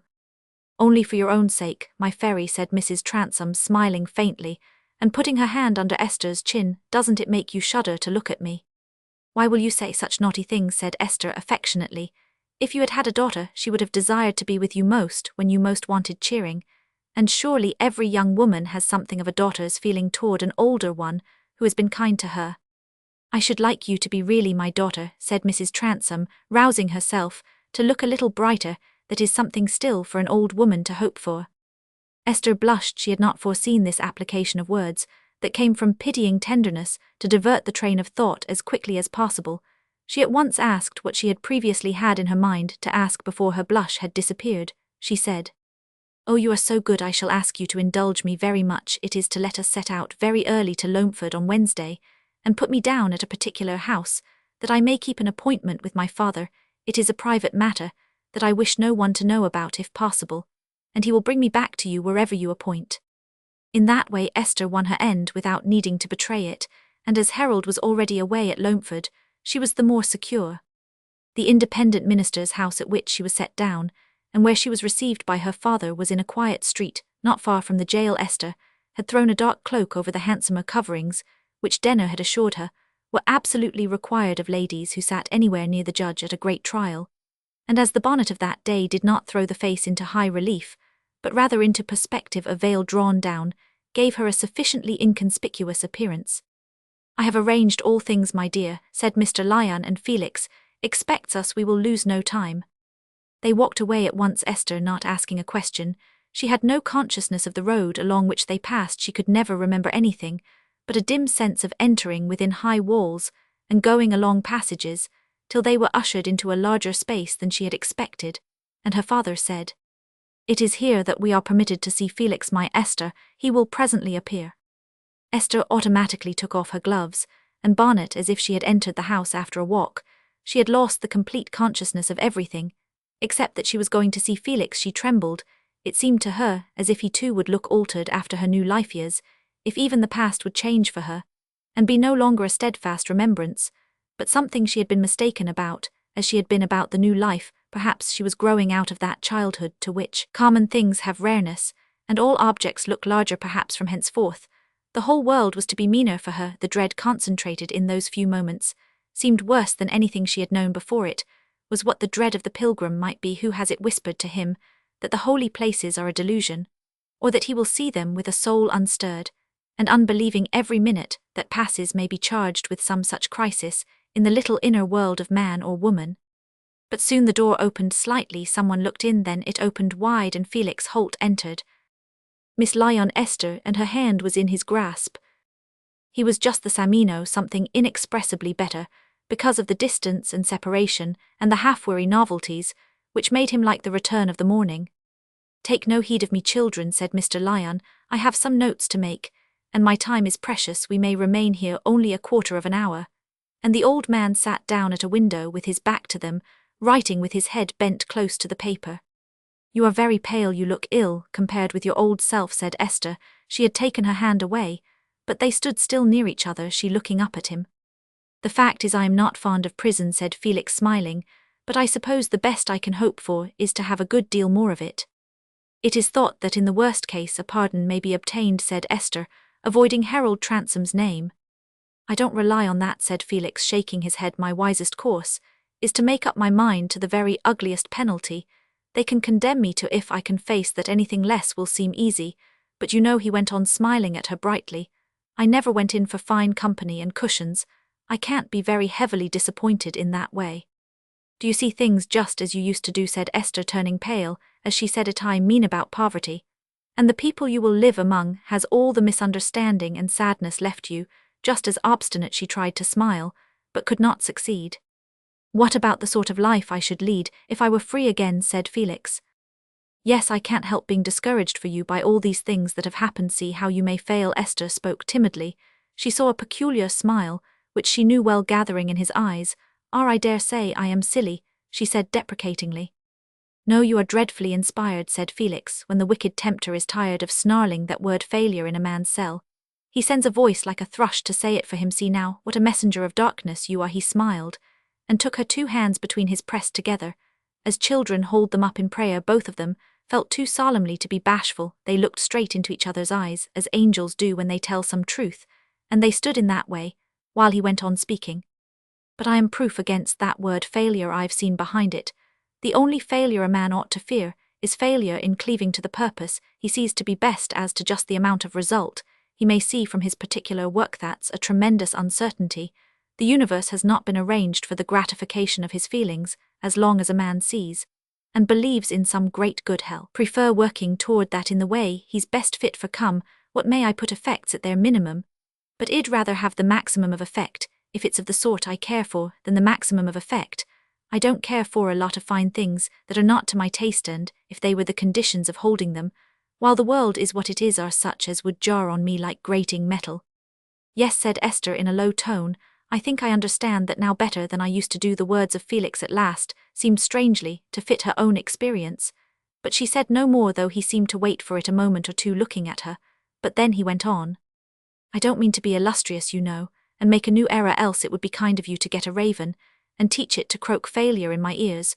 Where great things can't happen, I care for very small things, such as will never be known beyond a few garrets and workshops. And then as to one thing I believe in, I don't think I can altogether fail if there's anything our people want convincing of it is that there's some dignity and happiness for a man other than changing his station. That's one of the beliefs I choose to consecrate my life to. If anybody could demonstrate to me that I was a flat for it, I shouldn't think it would follow that I must borrow money to set up genteelly, and order new clothes. That's not a rigorous consequence to my understanding. They smiled at each other with the old sense of amusement they had so often had together. You are just the same, said Esther. And you said, Felix, my affairs have been settled long ago, but your so great change has come in the magic at work. Yes, said Esther rather falteringly. Well, said Felix, looking at her gravely again, it's a case of fitness that seems to give a chance sanction to that musty law. The first time I saw your birth was an immense puzzle to me, however the appropriate conditions are come at last. These words seemed cruel to Esther, but Felix could not know all the reasons for their seeming, so she could not speak. She was turning cold, and feeling her heart beat painfully. All your tastes are gratified, now, he went on innocently, but you'll remember the old pedagogue and his lectures. One thought in the mind of Felix was that Esther was sure to marry Harold Transome. Men readily believed these things of the women who love them. But he could not allude to the marriage more directly.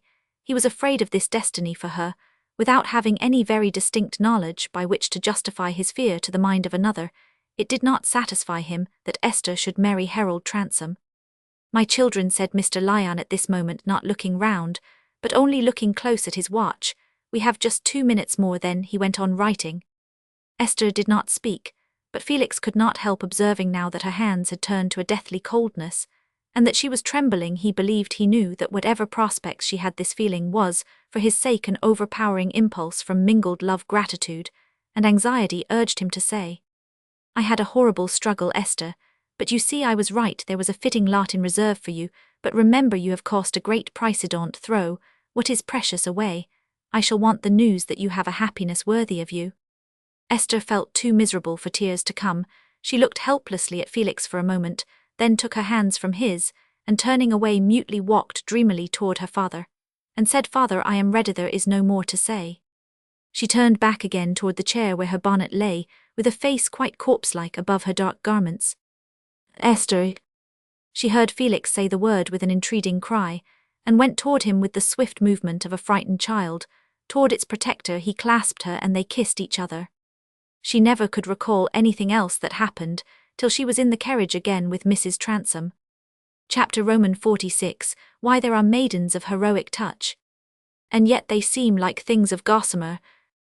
You'd pinch the life out of as out of moths. Oh, it is not loud tones and mouthingness.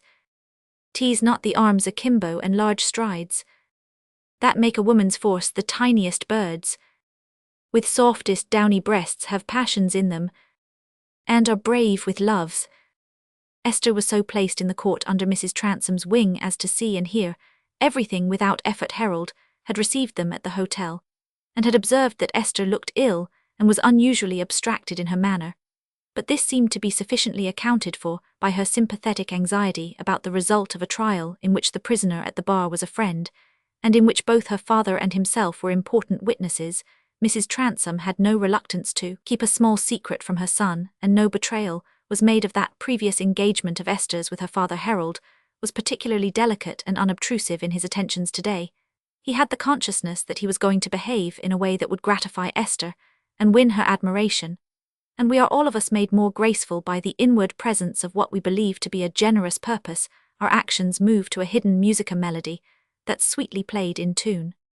If Esther had been less absorbed by supreme feelings, she would have been aware that she was an object of special notice in the bare squareness of a public hall, where there was not one jutting angle to hang a guess or a thought upon, not an image or a bit of colour to stir the fancy, and where the only objects of speculation, of admiration, or of any interest whatever, were human beings that occupied positions indicating some importance.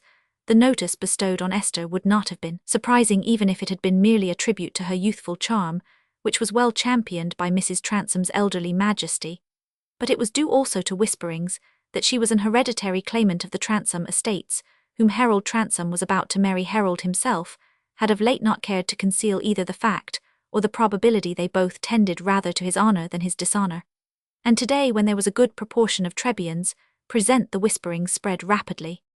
The court was still more crowded than on the previous day, when our poor acquaintance Dredge and his 2 collier companions were sentenced to a year's imprisonment with hard labour, and the more enlightened prisoner, who stole the de Barry's plate to transportation for life, poor Dredge had cried had wished he'd never heard of lection, and in spite of sermons from the jail chaplain fell back on the explanation that this was a world in which Spratt and Old Nick were sure to get the best of it, so that in Dredge's case at least most observers must have had the melancholy conviction that there had been no enhancement of public spirit and faith in progress from that wave of political agitation which had reached the Sproxton pits.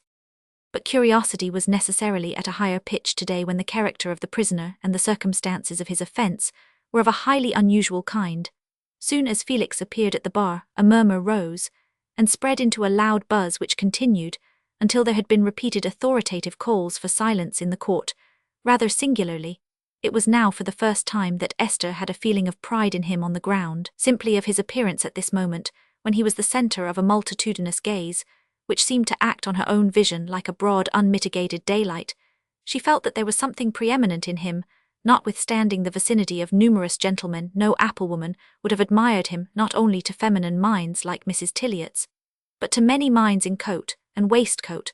There was something dangerous and perhaps unprincipled in his bare throat and great Gothic head, and his somewhat massive person would doubtless have come out very oddly from the hands of a fashionable tailor of that time. But as Esther saw his large grey eyes looking round calmly and undefiantly first at the audience generally, and then with a more observant expression at the lawyers and other persons immediately around him, she felt that he bore the outward stamp of a distinguished nature. Forgive her if she needed this satisfaction. All of us, whether men or women, are liable to this weakness of liking to have our preference justified before others, as well as ourselves, Esther said inwardly, with a certain triumph, that Felix Holt looked as worthy to be chosen in the midst of this large assembly as he had ever looked in their tete-a-tete under the sombre light of the little parlour in Malthouse Yard. Esther had felt some relief in hearing from her father that Felix had insisted on doing without his mother's presence, and since to Mrs. Holt's imagination, notwithstanding her general desire to have her character enquired into, there was no greatly consolatory difference between being a witness and a criminal, and an appearance of any kind before the judge could hardly be made to suggest anything definite that would overcome the dim sense of unalleviated disgrace. She had been less inclined than usual to complain of her son's decision. Esther had shuddered beforehand at the inevitable farce there would be in Mrs. Holt's testimony, but surely Felix would lose something for want of a witness who could testify to his behaviour in the morning, before he became involved in the tumult. "He is really a fine young fellow," said Harold, coming to speak to Esther after a colloquy with the prisoner's solicitor. "I hope he will not make a blunder in defending himself."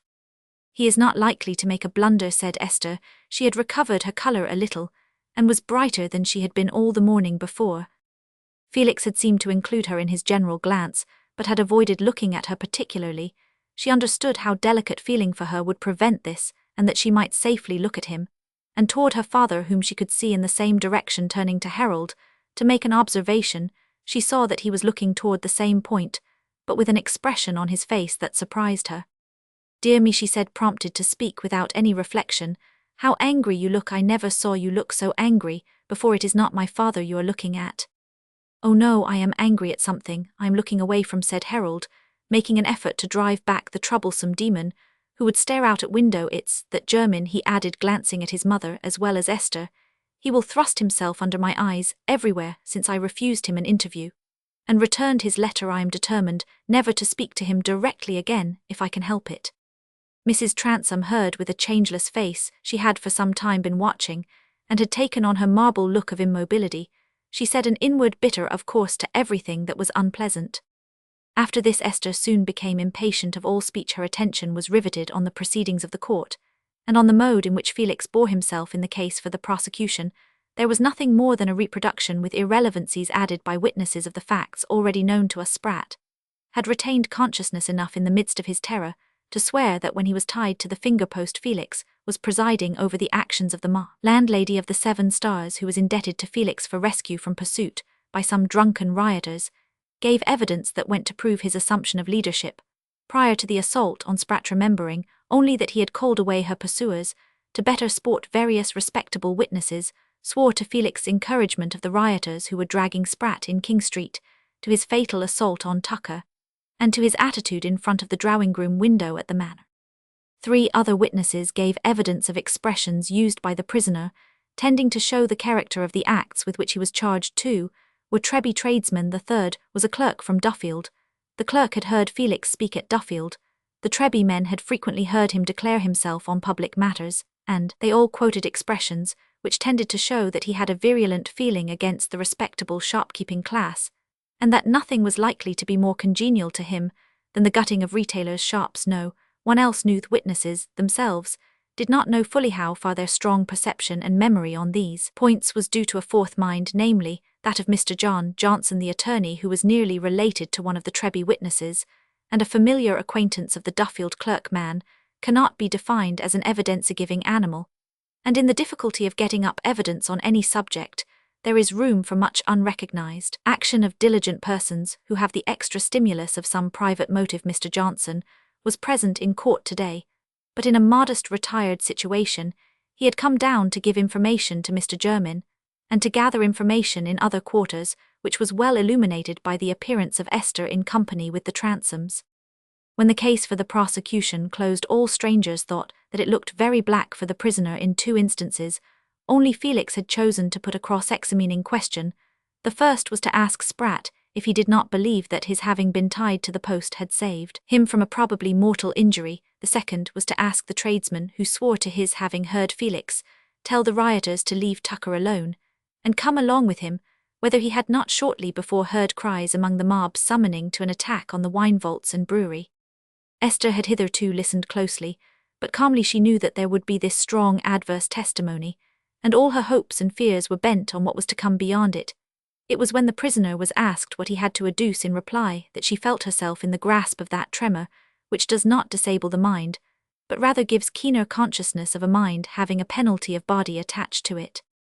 There was a silence as of night when Felix Holt began to speak. His voice was firm and clear. He spoke with simple gravity, and evidently without any enjoyment of the occasion. Esther had never seen his face look so weary. "My lord, I am not going to occupy the time of the court with unnecessary words. I believe the witnesses for the prosecution have spoken the truth as far as a superficial observation would enable them to do it, and I see nothing that can weigh with the jury in my favor unless they believe my statement of my own motives and the testimony that certain witnesses will give to my character and purposes as being inconsistent with my willingly abetting disorder.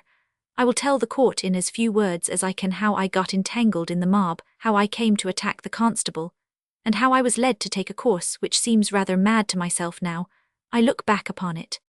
Felix then gave a concise narrative of his motives and conduct on the day of the riot, from the moment when he was startled into quitting his work by the earlier uproar of the morning. He omitted, of course, his visit to Malthouse Yard, and merely said that he went out to walk again after returning to quiet his mother's mind. He got warmed by the story of his experience, which moved him more strongly than ever now he recalled it in vibrating words before a large audience of his fellow men. The sublime delight of truthful speech, to one who has the great gift of uttering it, will make itself felt even through the pangs of sorrow. That is all I have to say for myself, my lord. I pleaded not guilty to the charge of manslaughter, because I know that word may carry a meaning which would not fairly apply to my act. When I threw Tucker down, I did not see the possibility that he would die from a sort of attack which ordinarily occurs in fighting without any fatal effect. As to my assaulting a constable, it was a quick choice between 2 evils. I should else have been disabled, and he attacked me under a mistake about my intentions. I am not prepared to say I never would assault a constable where I had more chance of deliberation. I certainly should assault him. If I saw him doing anything that made my blood boil, I reverence the law, but not where it is a pretext for wrong which it should be the very object of law to hinder. I consider that I should be making an unworthy defence if I let the court infer from what I say myself, or from what is said by my witnesses, that because I am a man who hates drunken, motiveless disorder or any wanton harm, therefore I am a man who would never fight against authority. I hold it blasphemy to say that a man ought not to fight against authority. There is no great religion and no great freedom that has not done it in the beginning. It would be impertinent for me to speak of this now, if I did not need to say in my own defence that I should hold myself the worst sort of traitor if I put my hand to either fighting or disorder which must mean to injure somebody if I were not urged to it by what I hold to be sacred feelings, making a sacred duty either to my own manhood or to my fellowmen. And certainly, Felix, ended with a strong ring of scorn in his voice.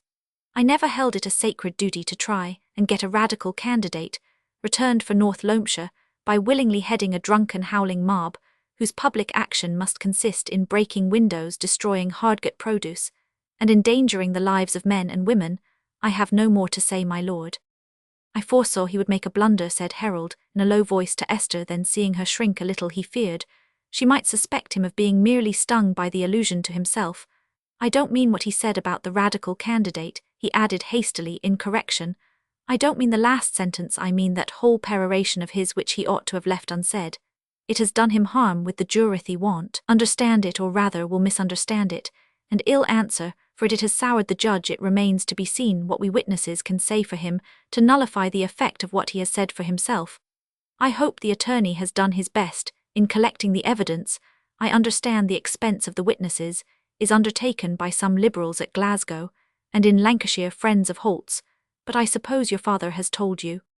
The first witness called to the defence was Mr. Lyon. The gist of his statements was that from the beginning of September last till the day of the election, he was in very frequent intercourse with the prisoner, that he had become intimately acquainted with his character and views of life, and his conduct with respect to the election, and that these were totally inconsistent with any other supposition than his being involved in the riot, and his fatal encounter with the constable were due to the calamitous failure of a bold but good purpose.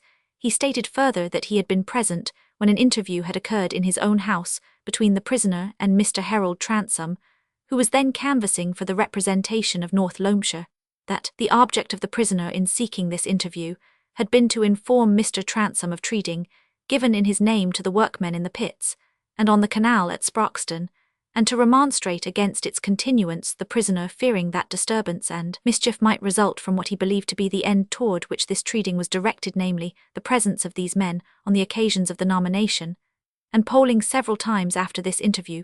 Mr. Lyon said he had heard Felix Holt recur to the subject, therein discussed with expressions of grief and anxiety. He himself was in the habit of visiting Sproxton in his ministerial capacity. He knew fully what the prisoner had done there in order to found a night school, and was certain that the prisoner's interest in the workingmen of that district turned entirely on the possibility of converting them somewhat to habits of soberness, and to a due care for the instruction of their children. Finally, he stated that the prisoner, in compliance with his request, had been present at Duffield on the day of the nomination, and had on his return expressed himself with strong indignation concerning the employment of the Sproxton men on that occasion, and what he called the wickedness of hiring blind violence. The quaint appearance and manner of the little dissenting minister could not fail to stimulate the peculiar wit of the bar. He was subjected to a troublesome cross-examination, which he bore with witty, short-sighted quietude and absorption, in the duty of truthful response. On being asked rather sneeringly if the prisoner was not one of his flock, he answered in that deeper tone, which made one of the most effective transitions of his varying voice. Nay, would to God he were! I should then feel that the great virtues and the pure life I have beheld in him were a witness to the efficacy of the faith I believe in, and the discipline of the church whereunto I belong. Perhaps it required a larger power of comparison than was possessed by any of that audience to appreciate the moral elevation of an independent minister who could utter those words. Nevertheless, there was a murmur which was clearly one of sympathy. The next witness, and the one on whom the interest of the spectators was chiefly concentrated, was Harold Transome.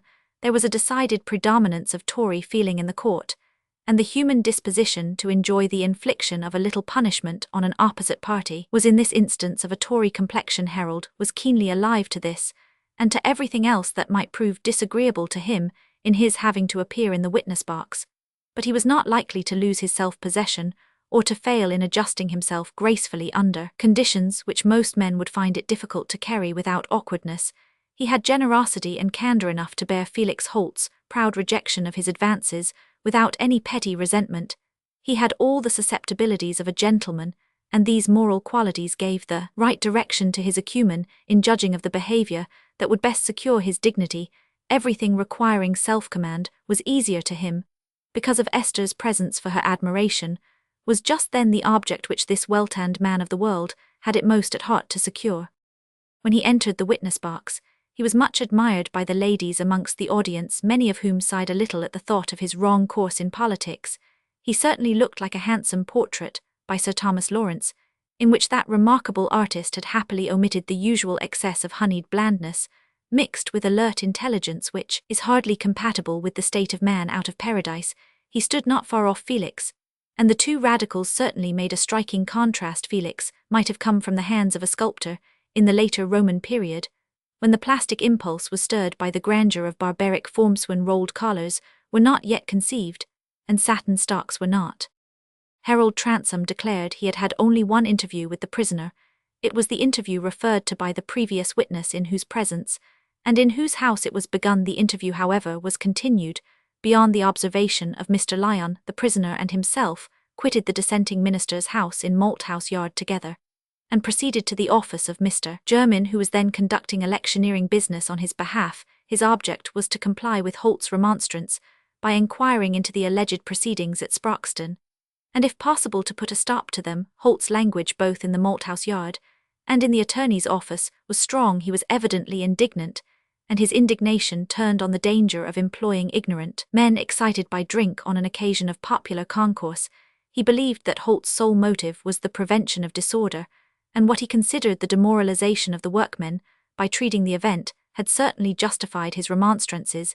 He had not had any subsequent opportunities of observing the prisoner, but if any reliance was to be placed on a rational conclusion, it must, he thought, be plain that the anxiety thus manifested by Holt was a guarantee of the statement he had made as to his motives on the day of the riot. His entire impression from Holt's manner in that single interview was that he was a moral and political enthusiast, who, if he sought to coerce others, would seek to coerce them into a difficult and perhaps impracticable scrupulosity. Harold spoke with as noticeable directness and emphasis as if what he said could have no reaction on himself. He had, of course, not entered unnecessarily into what occurred in Jermyn's office, but now he was subjected to a cross-examination on this subject, which gave rise to some subdued shrugs, smiles, and winks among county gentlemen. The questions were directed so as to bring out, if possible, some indication that Felix Holt was moved to his remonstrance by personal resentment against the political agents concerned in setting on foot the treating at Sproxton. But such questioning is a sort of target shooting that sometimes hits about widely. The cross-examining counsel had close connections among the Tories of Loamshire, and enjoyed his business today under the fire of various questions about Jermyn, and the agent employed by him at Sproxton. Harold got warm, and in one of his replies said with rapid sharpness, "Mr. Jermyn was my agent then, not now. I have no longer any but hostile relations with him." The sense that he had shown a slight heat would have vexed Harold more if he had not got some satisfaction out of the thought that Jermyn heard those words. He recovered his good temper quickly, and when subsequently the question came, "You acquiesced in the treating of the Sproxton men as necessary to the efficient working of the reformed constituency?" Harold replied with quiet fluency, "Yes, on my return to England, before I put up for North Loamshire. I got the best advice from practised agents, both Whig and Tory. They all agreed as to electioneering measures." The next witness was Michael Brincey, otherwise Mike Brindle, who gave evidence of the sayings and doings of the prisoner among the Sproxton men. Mike declared that Felix went uncommon again drink and pitch and toss and quarrelling and sich, and was all for schooling and bringing up the little chaps.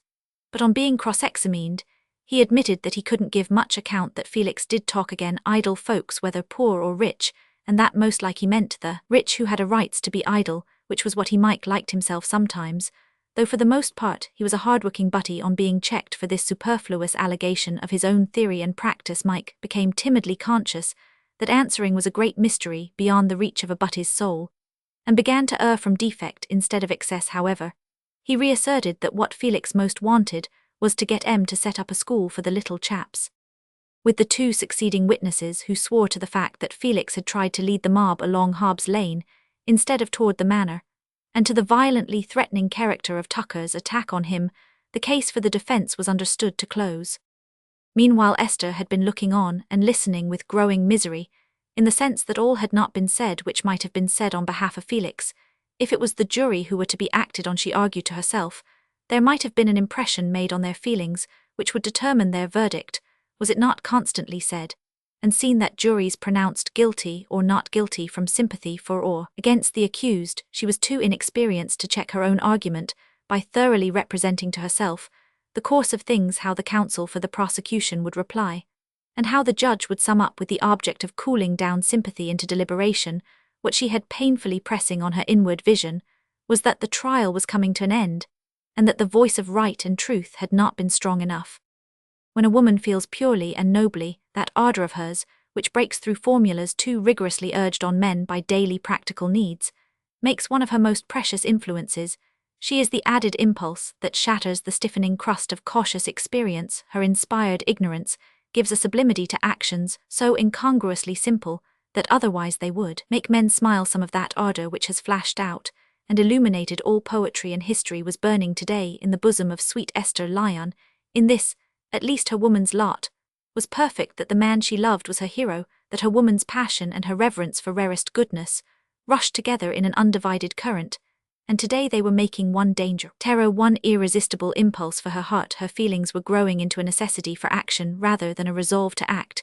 She could not support the thought that the trial would come to an end, that sentence would be passed on Felix, and that all the while something had been omitted, which might have been said for him. There had been no witness to tell what had been his behavior and state of mind just before the riot. She must do it. It was possible there was time, but not too much time. All other agitation became merged in eagerness, not to let the moment escape. The last witness was being called. Harold Transome had not been able to get back to her on leaving the witness box, but Mr. Lingon was close by her. With firm quickness she said to him, "Pray tell the attorney that I have evidence to give for the prisoner. No time." "Do you know what you are going to say, my dear?" said Mr. Lingon, looking at her in astonishment. "Yes, I entreat you, for God's sake," said Esther in that low tone of urgent beseeching, which is equivalent to a cry, and with a look of appeal more penetrating still. "I would rather die than not do it." The old rector, always leaning to the good-natured view of things, felt chiefly that there seemed to be an additional chance for the poor fellow who had got himself into trouble. He disputed no farther, but went to the attorney. Before Harold was aware of Esther's intention, she was on her way to the witness box. When she appeared there, it was as if a vibration quick as light had gone through the court, and had shaken Felix himself, who had hitherto seemed impassive. A sort of a gleam seemed to shoot across his face, and any one close to him would have seen that his hand, which lay on the edge of the dock, trembled. At the first moment Harold was startled and alarmed. The next he felt delight in Esther's beautiful aspect, and in the admiration of the court. There was no blush on her face. She stood divested of all personal considerations, whether of vanity or shyness. Her clear voice sounded as it might have done if she had been making a confession of faith. She began, and went on without query or interruption. Every face looked grave and respectful. "I am Esther Lyon, the daughter of Mr. Lyon, the independent minister at Treby, who has been one of the witnesses for the prisoner. I know Felix Holt well. On the day of the election at Treby, when I had been much alarmed by the noises that reached me from the main street, Felix Holt came to call upon me. He knew that my father was away, and he thought that I should be alarmed by the sounds of disturbance. It was about the middle of the day, and he came to tell me that the disturbance was quieted, and that the streets were nearly emptied. But he said he feared that the men would collect again after drinking, and that something worse might happen later in the day, and he was in much sadness at this thought. He stayed a little while, and then he left me. He was very melancholy. His mind was full of great resolutions that came from his kind feeling toward others. It was the last thing he would have done to join in riot, or to hurt any man, if he could have helped it. His nature is very noble. He is tender-hearted. He could never have had any intention that was not brave and good. There was something so naive and beautiful in this action of Esther's that it conquered every low or petty suggestion. Even in the commonest minds, the three men in that assembly, who knew her, Stephen, her father, and Felix Holt, felt a thrill of surprise mingling with their admiration. This bright, delicate, beautiful-shaped thing that seemed most like a toy or ornament some hand had touched the chords, and there came forth music that brought tears. Half a year before, Esther's dread of being ridiculous spread over the surface of her life, but the depth below was sleeping. Harold Transome was ready to give her his hand and lead her back to her place. When she was there, Felix, for the first time, could not help looking toward her, and their eyes met in one solemn glance. Afterward Esther found herself unable to listen so as to form any judgment on what she heard. The acting out of that strong impulse had exhausted every energy. There was a brief pause filled with a murmur, a buzz, and much coughing. The audience generally felt as if dull weather was setting in again, and under those auspices the counsel for the prosecution got up to make his reply. Esther's deed had its effect beyond the momentary one, but the effect was not visible in the rigid necessities of legal procedure. The counsel's duty of restoring all unfavorable facts to due prominence in the minds of the jurors had its effect altogether reinforced by the summing up of the judge. Even the bare discernment of facts, much more their arrangement with a view to inferences, must carry a bias. Human impartiality, whether judicial or not, can hardly escape being more or less loaded. It was not that the judge had severe intentions, it was only that he saw with severity the conduct of Felix was not such as inclined him to indulgent consideration, and in his directions to the jury that mental attitude necessarily told on the light in which he placed the homicide. Even to many in the court who were not constrained by judicial duty, it seemed that though this high regard felt for the prisoner by his friends, and especially by a generous-hearted woman, was very pretty, such conduct as his was not the less dangerous and foolish, and assaulting and killing a constable was not the less an offence to be regarded without leniency. Esther seemed now so tremulous and looked so ill that Harold begged her to leave the court with his mother and Mr. Lingon. He would come and tell her the issue, but she said quietly that she would rather stay. She was only a little overcome by the exertion of speaking. She was inwardly resolved to see Felix to the last moment before he left the court.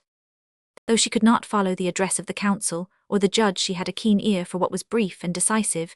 She heard the verdict guilty of manslaughter, and every word uttered by the judge in pronouncing sentence fell upon her like an unforgettable sound that would come back in dreaming, and in waking she had her eyes on Felix, and at the words imprisonment for 4 years, she saw his lip tremble, but otherwise he stood firm and calm. Esther gave a start from her seat. Her heart swelled with a horrible sensation of pain, but alarmed lest she should lose her self-command, she grasped Mrs. Transom's hand, getting some strength from that human contact. Esther saw that Felix had turned. She could no longer see his face. Yes, she said, drawing down her veil, let us go. Chapter Roman 47. The devil tempts us naughties, we tempt him, beckoning his skill with opportunity. The more permanent effect of Esther's action in the trial was visible in a meeting, which took place the next day in the principal room of the White Hart of Loamford. To the magistrates and other county gentlemen who were drawn together, about noon some of the necessary impulse might have been lacking, but for that stirring of heart in certain just-spirited men, and good fathers among them, which had been raised to a high pitch of emotion by Esther's maidenly fervour. Among these one of the foremost was Sir Maximus de Barry, who had come to the assizes with a mind as usual slightly rebellious, under an influence which he never ultimately resisted. The influence of his son Philip de Barry himself was detained in London, but in his correspondence with his father he had urged him, as well as his uncle Augustus, to keep eyes and interest awake on the subject of Felix Holt, whom, from all the knowledge of the case he had been able to obtain, he was inclined to believe peculiarly unfortunate rather than guilty. Philip had said he was the more anxious that his family should intervene benevolently in this affair, if it were possible, because he understood that Mr. Lyon took the young man's case particularly to heart, and he should always regard himself as obliged to the old preacher. At this superfineness of consideration, Sir Maximus had vented a few pshaws, and in relation to the whole affair had grumbled that Phil was always setting him to do he didn't know what ways, seeming to turn nothing into something by dint of words which hadn't so much substance as a mote behind them. Nevertheless, he was coerced, and in reality he was willing to do anything fair or good-natured, which had a handle that his understanding could lay hold of his brother. The rector desired to be rigorously just, but he had come to Loamford with a severe opinion concerning Felix, thinking that some sharp punishment might be a wholesome check on the career of a young man, disposed to rely too much on his own crude devices. Before the trial commenced, Sir Maximus had naturally been one of those who had observed Esther with curiosity, owing to the report of her inheritance and her probable marriage to his once welcome, but now exasperating neighbour Harold Transome, and he had made the emphatic, carmente fine girl something thoroughbred in the look of her, too good for a radical. That's all I have to say. But during the trial Sir Maximus was wrought into a state of sympathetic ardour that needed no fanning. As soon as he could take his brother by the buttonhole, he said, I tell you what, Gus, we must exert ourselves to get a pardon for this young fellow.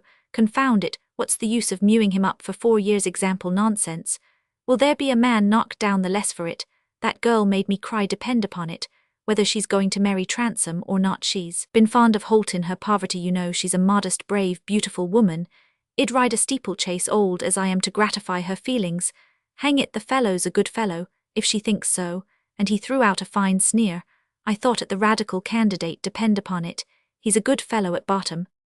The rector had not exactly the same kind of ardour, nor was he open to precisely that process of proof which appeared to have convinced Sir Maximus, but he had been so far influenced as to be inclined to unite in an effort on the side of mercy, observing also that he knew Phil would be on that side, and by the cooperation of similar movements in the minds of other men, whose names were of weight, a meeting had been determined on to consult about getting up memorial to the Home Secretary on behalf of Felix Holt. His case had never had the sort of significance that could rouse political partisanship, and such interest as was now felt in him was still more unmixed with that inducement. The gentlemen who gathered in the room at the White Hart were note as the large imagination of the North Loamshire Herald, suggested of all shades of political opinion butte off, as many shades as were to be found among the gentlemen of that county. Harold Transome had been energetically active in bringing about this meeting over and above the stings of conscience, and a determination to act up to the level of all recognized honourableness.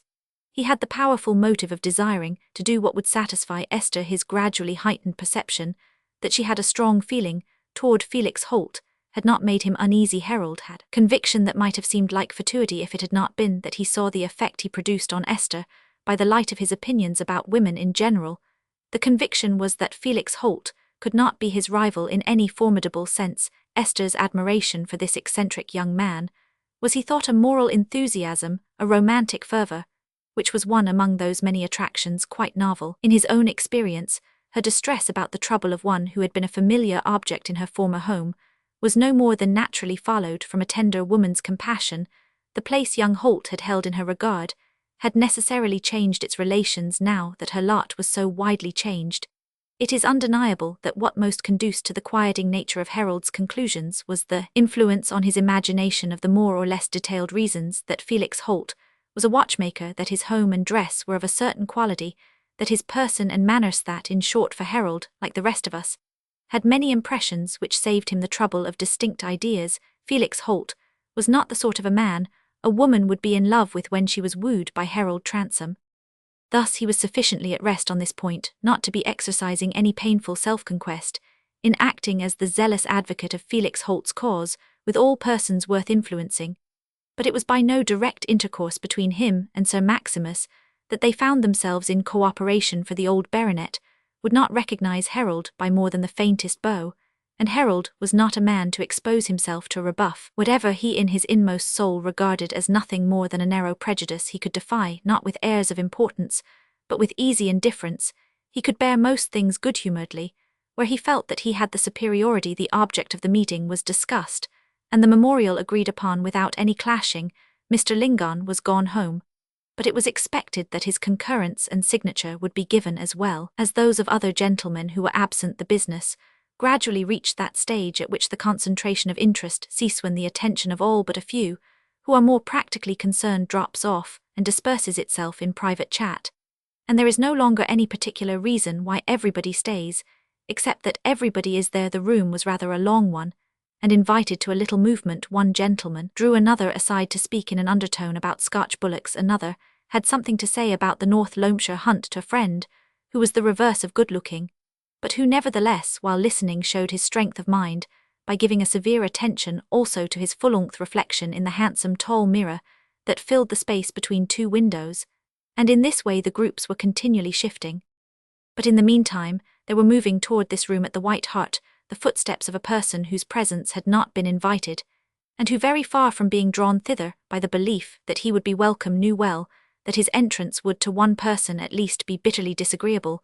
They were the footsteps of Mr. Jermyn, whose appearance that morning was not less comely and less carefully tended than usual, but who was suffering the torment of a compressed rage, which, if not impotent to inflict pain on another, was impotent to avert evil from himself.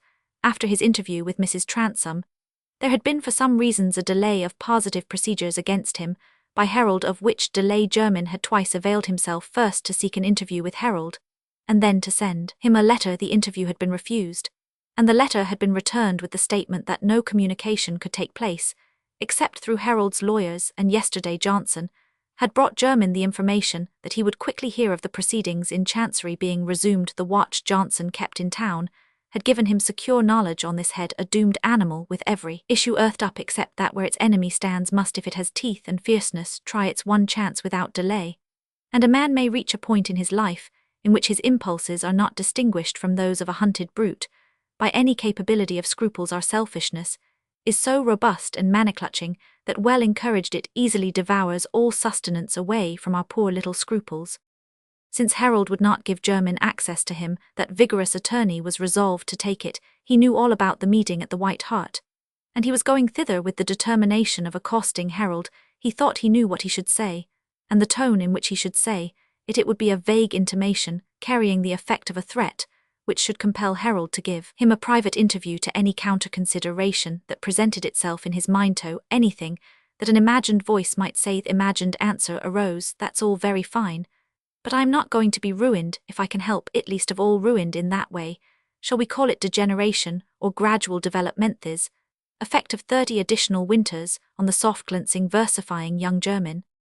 When Jermyn entered the room at the White Hart, he did not immediately see Harold. The door was at the extremity of the room, and the view was obstructed by groups of gentlemen, with figures broadened by overcoats. His entrance excited no particular observation. Several persons had come in late. Only one or two, who knew Jermyn well, were not too much preoccupied to have a glancing remembrance of what had been chatted about freely the day before. Harold's irritated reply about his agent from the witness box receiving and giving a slight nod here and there. Jermyn pushed his way, looking round keenly, until he saw Harold standing near the other end of the room. The solicitor who had acted for Felix was just then speaking to him, but having put a paper into his hand turned away, and Harold, standing isolated though at no great distance from others, bent his eyes on the paper. He looked brilliant that morning. His blood was flowing prosperously. He had come in after a ride, and was additionally brightened by rapid talk, and the excitement of seeking to impress himself favourably, or at least powerfully, on the minds of neighbours nearer or more remote. He had just that amount of flush which indicates that life is more enjoyable than usual, and as he stood with his left hand caressing his whisker, and his right holding the paper, and his riding whip, his dark eyes running rapidly along the written lines, and his lips reposing in a curve of good humour, which had more happiness in it than a smile, all beholders might have seen that his mind was at ease. Jermyn walked quickly and quietly close up to him. The two men were of the same height, and before Harold looked round, Jermyn's voice was saying close to his ear, not in a whisper, but in a hard, incisive, disrespectful, and yet not loud tone, "Mr. Transome, I must speak to you in private." The sound jarred through Harold with a sensation all the more insufferable because of the revulsion from the satisfied, almost elated state in which it had seized him. He started and looked round into Jermyn's eyes. For an instant, which seemed long, there was no sound between them, but only angry hatred gathering the two faces. Harold felt himself going to crush this insolence. Jermyn felt that he had words within him that were fangs to clutch this obstinate strength, and wring forth the blood and compel submission, and Jermyn's impulse was the more urgent. He said in a tone that was rather lower, but yet harder and more biting, "You will repent else for your mother's sake." At that sound, quick as a leaping flame, Harold had struck Jermyn across the face with his whip. The brim of the hat had been a defence. Jermyn, a powerful man, had instantly thrust out his hand and clutched Harold hard by the clothes, just below the throat, pushing him slightly so as to make him stagger. By this time, everybody's attention had been called to this end of the room, but both Jermyn and Harold were beyond being arrested by any consciousness of spectators. "Let me go, you scoundrel," said Harold fiercely, "or ill be the death of you." "Do," said Jermyn in a grating voice, "I am your father."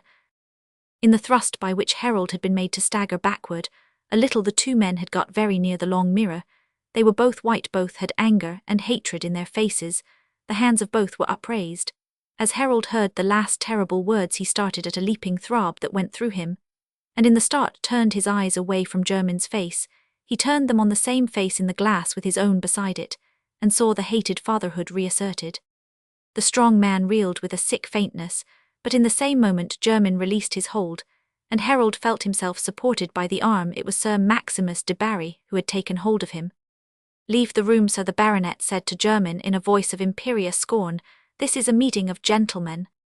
"Come, Harold," he said in the old friendly voice, "come away with me." Chapter Roman 48. T's law as steadfast as the throne of Zeus. Our days are heritors of days gone by. Shylas Agamemnon. A little after 5 o'clock that day, Harold arrived at Transome Court. As he was winding along the broad road of the park, some parting gleams of the March sun pierced the trees here and there, and threw on the grass a long shadow of himself and the groom riding, and illuminated a window or two of the home he was approaching. But the bitterness in his mind made these sunny gleams almost as odious as an artificial smile. He wished he had never come back to this pale English sunshine.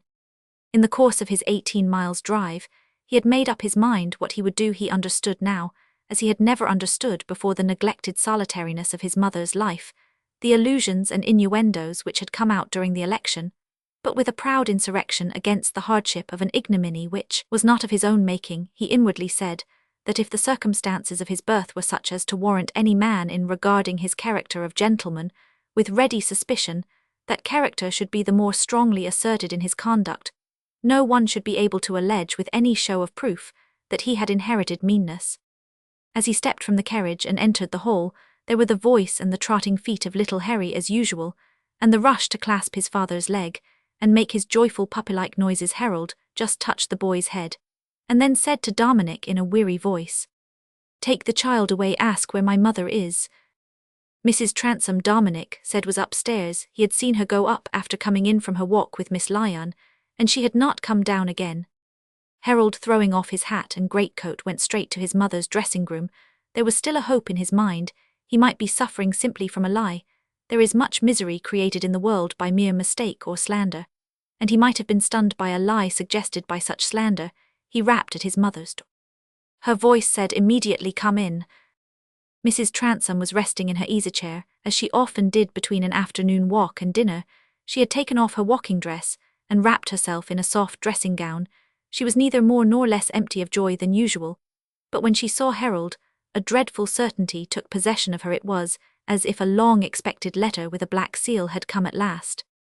Harold's face told her what to fear the more decisively, because she had never before seen it express a man's deep agitation. Since the time of its pouting childhood and careless youth, she had seen only the confident strength and good-humoured imperiousness of maturity. The last 5 hours had made a change as great as illness makes. Harold looked as if he had been wrestling, and had had some terrible blow. His eyes had that sunken look, which, because it is unusual, seems to intensify expression. He looked at his mother as he entered, and her eyes followed him as he moved till he came and stood in front of her, she looking up at him with white lips. "Mother," he said, speaking with a distinct slowness in strange contrast with his habitual manner, "tell me the truth that I may know how to act." He paused a moment and then said, "Who is my father?" She was mute, her lips only trembled. Harold stood silent for a few moments, as if waiting. Then he spoke again. "He has said it before others that he is my father." He looked still at his mother. She seemed as if age was striking her with a sudden wonders, if her trembling face were getting haggard before him. She was mute, but her eyes had not fallen. They looked up in helpless misery at her son. Her son turned away his eyes from her, and left her in that moment. Harold felt hard he could show no pity. All the pride of his nature rebelled against his sonship. Chapter Roman 49. Nay, falter not is an assured good. To seek the noble stees your only good. Now you have seen it for that higher vision. Poisons all meaner choice forevermore. That day Esther dined with old Mr. Transome. Only Harold sent word that he was engaged, and had already dined, and Mrs. Transome that she was feeling Roman 99. Esther was much disappointed that any tidings Harold might have brought relating to Felix were deferred in this way, and her anxiety making her fearful, she was haunted by the thought that if there had been anything cheering to tell, he would have found time to tell it without delay. Old Mr. Transome went as usual to his sofa in the library to sleep after dinner, and Esther had to seat herself in the small drawing-room, in a well-lit solitude that was unusually dispiriting to her. Pretty as this room was, she did not like it. Mrs. Transome's full-length portrait being the only picture, there urged itself too strongly on her attention. The youthful brilliancy it represented saddened Esther by its inevitable association with what she daily saw had come instead of it. A joyless, embittered age. The sense that Mrs. Transome was unhappy affected Esther more and more deeply as the growing familiarity, which relaxed the efforts of the hostess, revealed more and more the threadbare tissue of this majestic lady's life. Even the flowers and the pure sunshine and the sweet waters of paradise would have been spoiled for a young heart if the bowered walks had been haunted by an Eve gone grey with bitter memories of an Adam who had complained, "The womanch gave me of the tree, and I did eat." And many of us know how even in our childhood some blank discontented face on the background of our home has marred our summer mornings. Why was it when the birds were singing, when the fields were a garden, and when we were clasping another little hand, just larger than our own, there was somebody who found it hard to smile? Esther had got far beyond that childhood to a time, and circumstances when this daily presence of elderly dissatisfaction, amidst such outward things, as she had always thought must greatly help to satisfy awaked not merely vague questioning emotion but strong determining thought, and now in these hours since her return from Loamford her mind was in that state of highly wrought activity, that large discourse in which we seem to stand aloof from our own life-weighing, impartially our own temptations, and the weak desires that most habitually solicit us. I think I am getting that power Felix wished me to have. I shall soon see strong visions, she said to herself, with a melancholy smile flitting across her face, as she put out her wax lights, that she might get rid of the oppressive urgency of walls and upholstery, and that portrait smiling with deluded brightness unwitting of the future. Just then Dominic came to say that Mr. Harold sent his compliments, and begged that she would grant him an interview in his study. He disliked the small drawing-room. If she would oblige him by going to the study at once, he would join her very soon. Esther went in some wonder and anxiety. What she most feared or hoped in these moments related to Felix Holt, and it did not occur to her that Harold could have anything special to say to her that evening on other subjects. Certainly the study was pleasanter than the small drawing-room.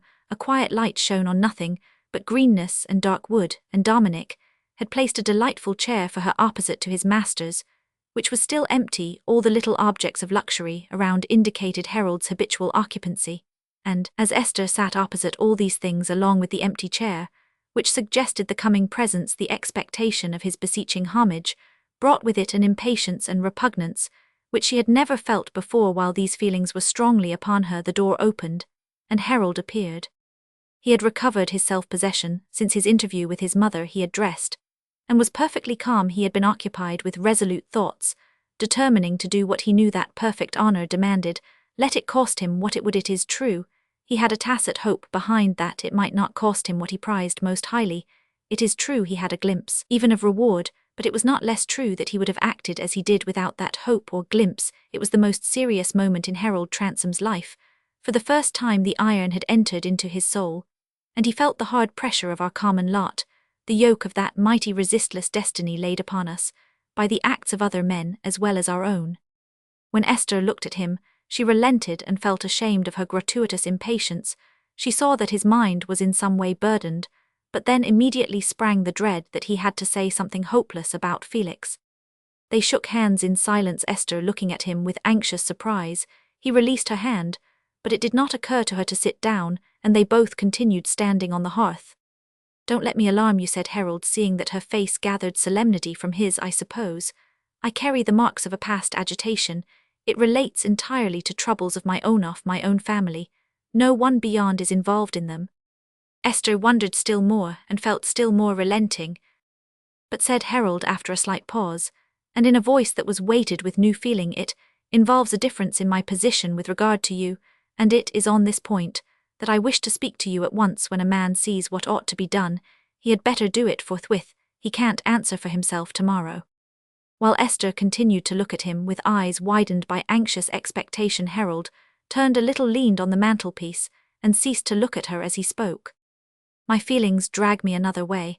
I need not tell you that your regard has become very important to me, that, if our mutual position had been different, that, in short, you must have seen, if it had not seemed to be a matter of worldly interest, I should have told you plainly already that I loved you, and that my happiness could be complete only if you would consent to marry me." Esther felt her heart beginning to beat painfully. Harold's voice and words moved her so much that her own task seemed more difficult than she had before imagined. It seemed as if the silence unbroken by anything but the clicking of the fire had been long before Harold turned round toward her again and said, "But today I have heard something that affects my own position. I cannot tell you what it is. There is no need. It is not any culpability of my own. But I have not just the same unsullied name and fame in the eyes of the world around us as I believed that I had when I allowed myself to entertain that wish about you. You are very young, entering on a fresh life with bright prospects. You are worthy of everything that is best. I may be too vain in thinking it was at all necessary, but I take this precaution against myself. I shut myself out from the chance of trying after today to induce you to accept anything which others may regard as specked and stained by any obloquy, however slight." Esther was keenly touched with a paradoxical longing such as often happens to us. She wished at that moment that she could have loved this man with her whole heart. The tears came into her eyes. She did not speak, but with an angel's tenderness in her face, she laid her hand on his sleeve. Harold commanded himself strongly and said, "What is to be done now is that we should proceed at once to the necessary legal measures for putting you in possession of your own, and arranging mutual claims. After that, I shall probably leave England." Esther was oppressed by an overpowering difficulty. Her sympathy with Harold at this moment was so strong that it spread itself like a mist over all previous thought, and resolve it was impossible now to wound him afresh. With her hand still resting on his arm, she said timidly, "Should you be urged obliged to go in any case?" "Not in every case, perhaps," Harold said with an evident movement of the blood toward his face, "at least not for long, not for always." Esther was conscious of the gleam in his eyes. With terror at herself, she said in difficult haste, "I can't speak, I can't say anything tonight. A great decision has to be made. I must wait till tomorrow." She was moving her hand from his arm when Harold took it reverentially and raised it to his lips. She turned toward her chair, and as he released her hand, she sank down on the seat with a sense that she needed that support. She did not want to go away from Harold, yet all the while there was something she needed to know, and yet she could not bring herself to ask it. She must resign herself to depend entirely on his recollection of anything beyond his own immediate trial. She sat helpless under contending sympathies, while Harold stood at some distance from her, feeling more harassed by weariness and uncertainty, now that he had fulfilled his resolve, and was no longer under the excitement of actually fulfilling it. Esther's last words had forbidden his revival of the subject that was necessarily supreme with him, but still she sat there, and his mind, busy as to the probabilities of her feeling, glanced over all she had done, and said in the later days of their intercourse, it was this retrospect that led him to say at last, "You will be glad to hear that we shall get a very powerfully signed memorial to the Home Secretary about young Holt. I think your speaking for him helped a great deal. You made all the men wish what you wished." This was what Esther had been yearning to hear, and dared not ask, as well from respect for Harold's absorption in his own sorrow, as from the shrinking that belongs to our dearest need. The intense relief of hearing what she longed to hear affected her whole frame. Her color, her expression changed, as if she had been suddenly freed from some torturing constraint. But we interpret signs of emotion as we interpret other signs, often quite erroneously, unless we have the right key to what they signify. Harold did not gather that this was what Esther had waited for, or that the change in her indicated more than he had expected her to feel at this allusion to an unusual act which she had done under a strong impulse. Besides, the introduction of a new subject, after very momentous words have passed, and are still dwelling on the mind, is necessarily a sort of concussion, shaking us into a new adjustment of ourselves. It seemed natural that soon afterward Esther put out her hand and said good night. Harold went to his bedroom on the same level with his study, thinking of the morning, with an uncertainty that dipped on the side of hope. This sweet woman, for whom he felt a passion newer than any he had expected to feel, might possibly make some hard things more bearable if she loved him. If not, well, he had acted so that he could defy anyone to say he was not a gentleman. Esther went upstairs to her bedroom, thinking that she should not sleep that night. She set her light on a high stand, and did not touch her dress. What she desired to see with undisturbed clearness were things, not present. The rest she needed was the rest of a final choice. It was difficult on each side. There was renunciation. She drew up her blinds, liking to see the grey sky where there were some veiled glimmerings of moonlight, and the lines of the forever running river, and the bending movement of the black trees. She wanted the largeness of the world to help her thought. This young creature who trod lightly backward and forward, and leaned against the window frame and shook back her brown curls as she looked at something not visible, had lived hardly more than 6 months since she saw Felix Holt for the first time. But life is measured by the rapidity of change, the succession of influences that modify the being, and Esther had undergone something little short of an inward revolution. The revolutionary struggle, however, was not quite at an end. There was something which she now felt profoundly to be the best thing that life could give her. Beauty. It was to be had at Eliot, was not to be had without paying a heavy price for it, such as we must pay for all that is greatly good. A supreme love, a motive that gives a sublime rhythm to a woman's life, and exalts habit into partnership with the soul's highest needs, is not to be had where and how she wills to know that high initiation. She must often tread where it is hard to tread, and feel the chill air, and watch through darkness.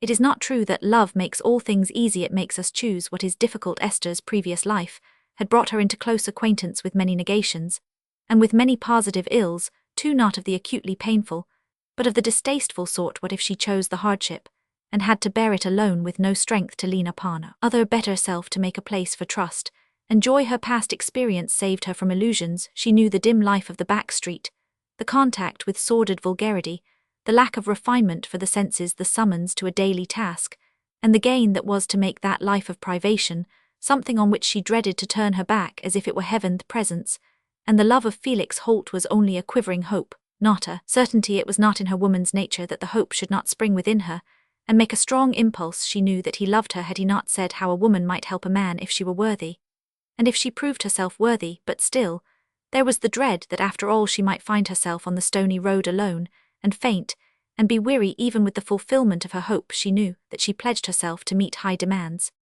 And on the other side, there was a lot where everything seemed easy but for the fatal absence of those feelings, which now she had once known them, it seemed nothing less than a fall and degradation to do without, with a terrible prescience, which a multitude of impressions during her stay at Transome Court had contributed to form. She saw herself in a silken bondage that arrested all motive, and was nothing better than a well-cushioned despair. To be restless amidst ease, to be languid among all appliances for pleasure, was a possibility that seemed to haunt the rooms of this house, and wander with her under the oaks and elms of the park, and Harold Transome's love, no longer a hovering fancy with which she played, but become a serious fact, seemed to threaten her with a stifling oppression. The homage of a man may be delightful, until he asks straight for love by which a woman renders homage. Since she and Felix had kissed each other in the prison, she felt as if she had vowed herself away, as if memory lay on her lips like a seal of possession. Yet what had happened that very evening had strengthened her liking for Harold and her care for all that regarded him. It had increased her repugnance to turning him out of anything he had expected to be his, or to snatching anything from him on the ground of an arbitrary claim. It had even made her dread as a coming pain the task of saying anything to him that was not a promise of the utmost comfort under this newly disclosed trouble of his. It was already near midnight, but with these thoughts succeeding and returning in her mind like scenes through which she was living, Esther had a more intense wakefulness than any she had known by day. All had been stillness hitherto, except the fitful wind outside, but her ears now caught a sound within slight. But sudden she moved near her door and heard the sweep of something on the matting outside. It came closer and paused, then it began again, and seemed to sweep away from her. Then it approached and paused as it had done before. Esther listened, wondering. The same thing happened again and again, till she could bear it no longer. She opened the door, and in the dim light of the corridor, where the glass above seemed to make a glimmering sky, she saw Mrs. Transome's tall figure pacing slowly with her cheek upon her hand. Chapter Roman 50. The great question in life is the suffering we cause, and the utmost ingenuity of metaphysics cannot justify the man who has pierced the heart that loved him. Benjamin Constant. When Denner had gone up to her mistress' room to dress her for dinner, she had found her seated just as Harold had found her, only with eyelids drooping and trembling over slowly rolling tiercey, with a face in which every sensitive feature, every muscle seemed to be quivering with a silent endurance of some agony. Denner went and stood by the chair a minute without speaking, only laying her hand gently on Mrs. Transome's. At last, she said beseechingly, "Pray speak, madam, what has happened?" "The worst, Denner, the worst. You are Roman 99, let me undress you and put you to bed." "No, I am not Roman 99, I am not going to die, I shall live, I shall live." "What may I do?" "Go and say I shall not dine, then you may come back if you will." The patient waiting woman came back and sat by her mistress in motionless silence. Mrs. Transome would not let her dress be touched, and waved away all proffers with a slight movement of her hand. Denner dared not even light a candle, without being told. At last, when the evening was far gone, Mrs. Transome said, "Go down, Denner, and find out where Harold is, and come back and tell me." "Shall I ask him to come to you, madam?" "No, don't dare to do it. If you love me, come back." Denner brought word that Mr. Harold was in his study, and that Miss Lyon was with him. He had not dined, but had sent later to ask Miss Lyon to go into his study. "Light the candles and leave me." "Mayn't I come again?" "No, it may be that my son will come to me." "Mayn't I sleep on the little bed in your bedroom?" "No good, Denner, I am not Roman 99, you can't help me." "That's the hardest word of all, madam." "The time will come, but not now. Kiss me now." The small, quiet old woman obeyed, as she had always done. She shrank from seeming to claim an equal's share in her mistress' sorrow. For 2 hours Mrs. Transome's mind hung on what was hardly a hope, hardly more than the listening for a bare possibility. She began to create the sounds that her anguish craved to hear, began to imagine a footfall, and a hand upon the door. Then, checked by continual disappointment, she tried to rouse a truer consciousness by rising from her seat and walking to her window, where she saw streaks of light moving and disappearing on the grass, and heard the sound of bolts and closing doors. She hurried away and threw herself into her seat again, and buried her head in the deafening down of the cushions. There was no sound of comfort to her. Then her heart cried out within her against the cruelty of this son.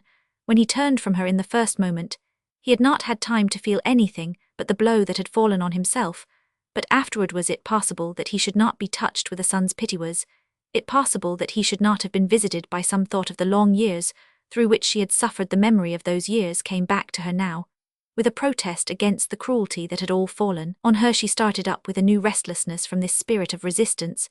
She was not penitent, she had borne too hard a punishment. Always the edge of calamity had fallen on her, who had felt for her. She was desolate. God had no pity, else her son would not have been so hard. What dreary future was there? After this dreary past, she too looked out into the dim night, but the black boundary of trees and the long line of the river seemed only part of the loneliness and monotony of her life. Suddenly she saw a light on the stone balustrades of the balcony that projected in front of Esther's window, and the flash of a moving candle falling on a shrub below. Esther was still awake, and up. What had Harold told her what had passed between them? Harold was fond of this young creature who had been always sweet and reverential to her. There was mercy in her young heart. She might be a daughter who had no impulse to punish and to strike her whom fate had stricken. On the dim loneliness before her, she seemed to see Esther's gentle look. It was possible still that the misery of this night might be broken by some comfort. The proud woman yearned for the caressing pity that must dwell in that young bosom. She opened her door gently, but when she had reached Esther's, she hesitated. She had never yet in her life asked for compassion, had never thrown herself in faith on an unproffered love, and she might have gone on pacing the corridor like an uneasy spirit, without a goal, if Esther's thought leaping toward her had not saved her from the need to ask admission. Mrs. Transome was walking toward the door when it opened. As Esther saw that image of restless misery, it blent itself by a rapid flash with all that Harold had said in the evening. She divined that the son's new trouble must be one with the mother's long sadness. But there was no waiting. In an instant Mrs. Transome felt Esther's arm round her neck, and a voice saying softly, "Oh, why didn't you call me before?" They turned hand in hand into the room, and sat down on a sofa at the foot of the bed. The disordered grey-haired, haggard face, reddened eyelids, under which the tears seemed to be coming again, with pain pierced Esther to the heart. A passionate desire to soothe this suffering woman came over her. She clung round her again, and kissed her poor quivering lips and eyelids, and laid her young cheek against the pale, and haggard one. Words could not be quick or strong enough to utter her yearning. As Mrs. Transome felt that soft clinging, she said, "God has some pity on me." "Rest on my bed," said Esther. "You are so tired, I will cover you up warmly, and then you will sleep." "No, tell me, dear, tell me what Harold said." "That he has had some new trouble. He said nothing hard about me." "No, nothing. He did not mention you." "I have been an unhappy woman, dear." "I feared it," said Esther, pressing her gently. "Men are selfish, they are selfish and cruel. What they care for is their own pleasure and their own pride." "Not all," said Esther, on whom these words fell with a painful jar. "All I have ever loved," said Mrs. Transome. She paused a moment or two, and then said, "For more than 20 years I have not had an hour's happiness. Harold knows it, and yet he is hard to me." "He will not be tomorrow, he will not be. I am sure he will be good," said Esther, pleadingly. "Remember, said to me his trouble was new, has not had time." "It is too hard to bear, dear Mrs. Transome," said a new sob rising, as she clung fast to Esther in return. "I am old, and expect so little. No, a very little thing would seem great. Why should I be punished any more?" Esther found it difficult to speak. The dimly suggested tragedy of this woman's life, the dreary waste of years empty of sweet trust and affection, afflicted her even to horror. It seemed to have come as a last vision to urge her toward the life where the draughts of joy sprang from the unchanging fountains of reverence and devout love. But all the more she longed to still the pain of this heart that beat against hers. "Do let me go to your own room with you, and let me undress you, and let me tend upon you," she said with a woman's gentle instinct. "It will be a very great thing to me. I shall seem to have a mother again. Do let me." Mrs. Transome yielded at last, and let Esther soothe her with a daughter's tendance. She was undressed and went to bed, and at last dozed fitfully with frequent starts, but Esther watched by her till the chills of morning came, And then she only wrapped more warmth around her, and slept fast in the chair, till Denner's movement in the room roused her. She started out of a dream in which she was telling Felix what had happened to her that night. Mrs. Transome was now in the sounder morning sleep, which sometimes comes after a long night of misery. Esther beckoned Denner into the dressing-room, and said, "It is late, Mrs. Hicks. Do you think Mr. Harold is out of his room?" "Yes, a long while. He was out earlier than usual." "Will you ask him to come up here? Say I begged you." When Harold entered, Esther was leaning against the back of the empty chair, where yesterday he had seen his mother sitting. He was in a state of wonder and suspense, and when Esther approached him and gave him her hand, he said in a startled way, "Good God, how ill you look. Have you been sitting up with my mother?" "Yes, she is asleep now," said Esther. They had merely pressed hands by way of greeting and now stood apart looking at each other solemnly.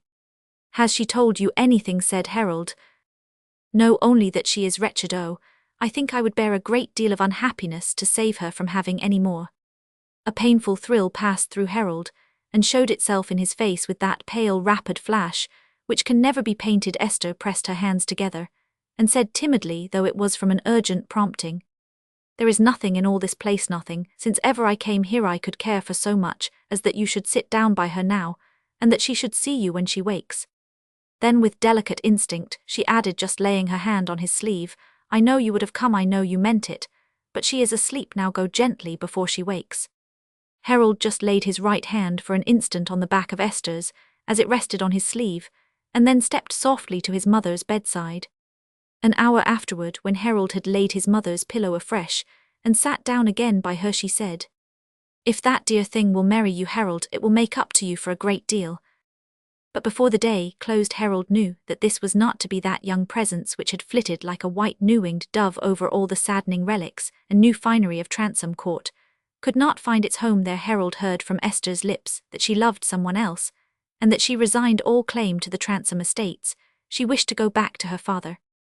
Chapter Roman 51, The maiden said, "I wise the land is very fair to see, but my true love that is in bond is fairer still to me." One April day, when the sun shone on the lingering raindrops, Liddy was gone out, and Esther chose to sit in the kitchen in the wicker chair, against the white table, between the fire and the window. The kettle was singing, and the clock was ticking steadily toward 4 o'clock.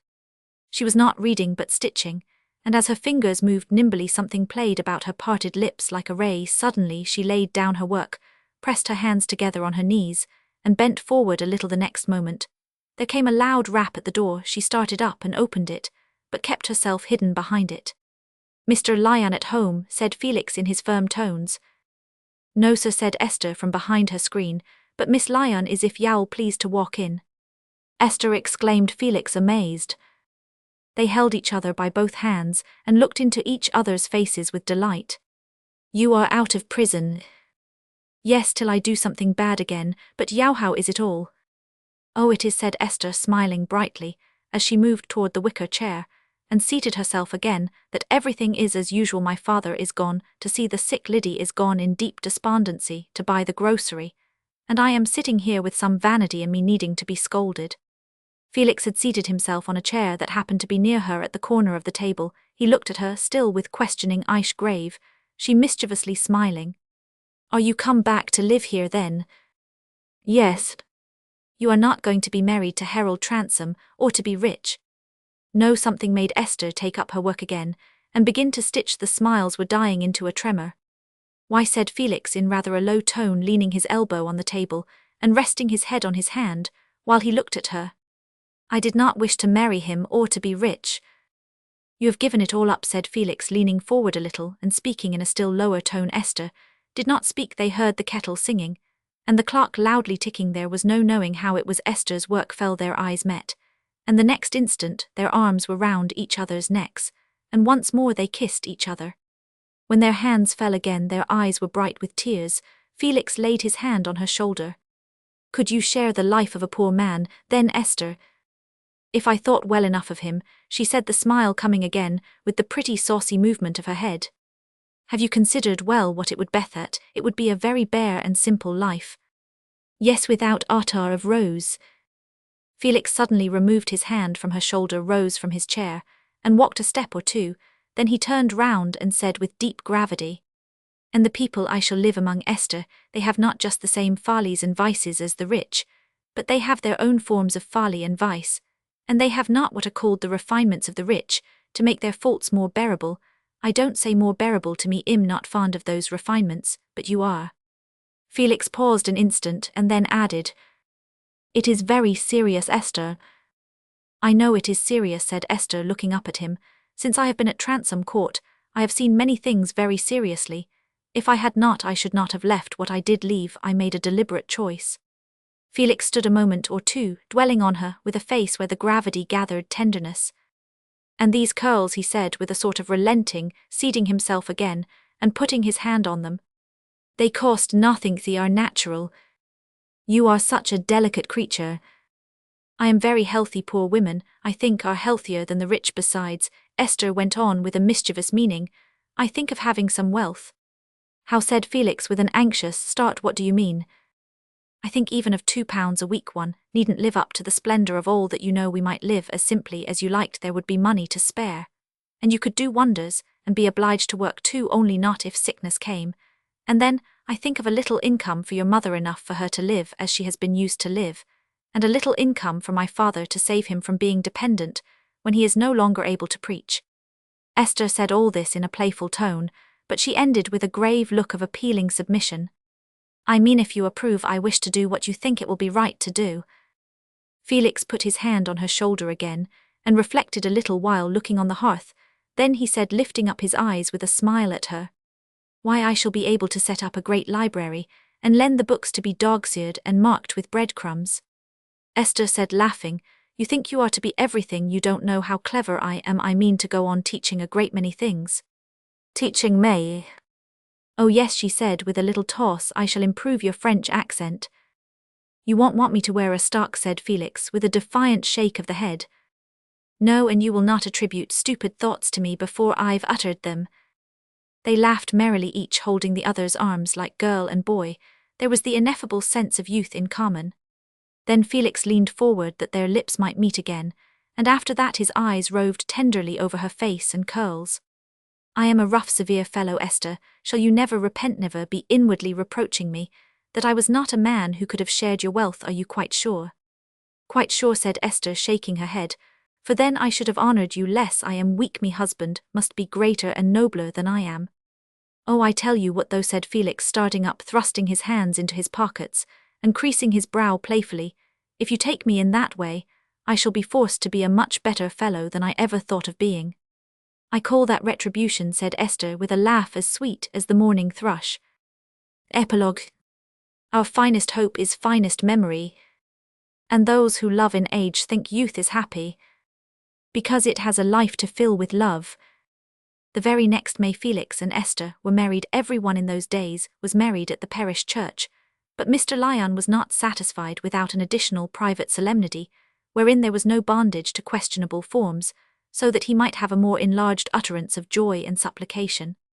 It was a very simple wedding, but no wedding even the gayest ever raised so much interest and debate in Trebi Magna.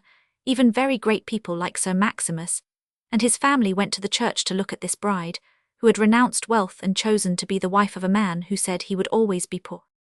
Some few shook their heads, could not quite believe it, and thought there was more behind, but the majority of honest Trebians were affected somewhat in the same way as happy-looking Mr. Wace was, who observed to his wife, as they walked from under the churchyard chestnuts, It's wonderful how things go through you. You don't know how I feel somehow, as if I believed more in everything that's good. Mrs. Holt that day said she felt herself to be receiving some reward, implying that Justice certainly had much more in reserve. Little Job Tudge had an entirely new suit of which he fingered every separate brass button in a way that threatened an arithmetical mania, and Mrs. Holt had out her best tea trays, and put down her carpet again, with the satisfaction of thinking that there would no more be boys coming in all weathers with dirty shoes. For Felix and Esther did not take up their abode in Trebi Magna, and after a while Mr. Lyon left the town too, and joined them where they dwelt. On his resignation, the church in Malthouse Yard chose a successor to him whose doctrine was rather higher. There were other departures from Trebi. Mr. Jermyn's establishment was broken up, and he was understood to have gone to reside at a great distance. Some said abroad. That large home of ruined reputations, Mr. Johnson, continued bland and sufficiently prosperous till he got grey, and rather more prosperous some persons who did not think highly of him held that his prosperity was a fact to be kept in the background, as being dangerous to the morals of the young judging, that it was not altogether creditable to the divine providence that anything but virtue should be rewarded by a front and back drawing-room in Bedford. As for Mr. Christian, he had no more profitable secrets at his disposal, but he got his £1,000 from Harold Transome. The Transome family were absent some time from Transome Court. The place was kept up and shown to visitors, but not by Denner, who was away with her mistress. After a while the family came back, and Mrs. Transome died there. Sir Maximus was at her funeral, and throughout that neighbourhood there was silence about the past. Uncle Lingon continued to watch over the shooting on the manor, and the covers, until that event occurred which he had predicted as a part of church reform sure to come. Little Treby had a new rector, but others were sorry besides the old pointers. As to all that wide parish of Treby Magna, it has since prospered, as the rest of England has prospered doubtless. There is more enlightenment now, whether the farmers are all public-spirited, the shopkeepers nobly independent, the Sproxton men entirely sober, and judicious, the dissenters quite without narrowness or asperity in religion and politics, and the publicans all fit like Gaius to be the friends of an apostle. These things I have not heard, not having correspondence in those parts. Whether any presumption may be drawn from the fact that North Loamshire does not yet return a radical candidate, I leave to the all-wise, I mean the newspapers. As to the town in which Felix Holt now resides, I will keep that a secret lest he should be troubled by any visitor having the insufferable motive of curiosity. I will only say that Esther has never repented Felix, however grumbles a little that she has made his life too easy, and that if it were not for much walking, he should be a sleek dog. There is a young Felix who has a great deal more science than his father, but not much more money. The end.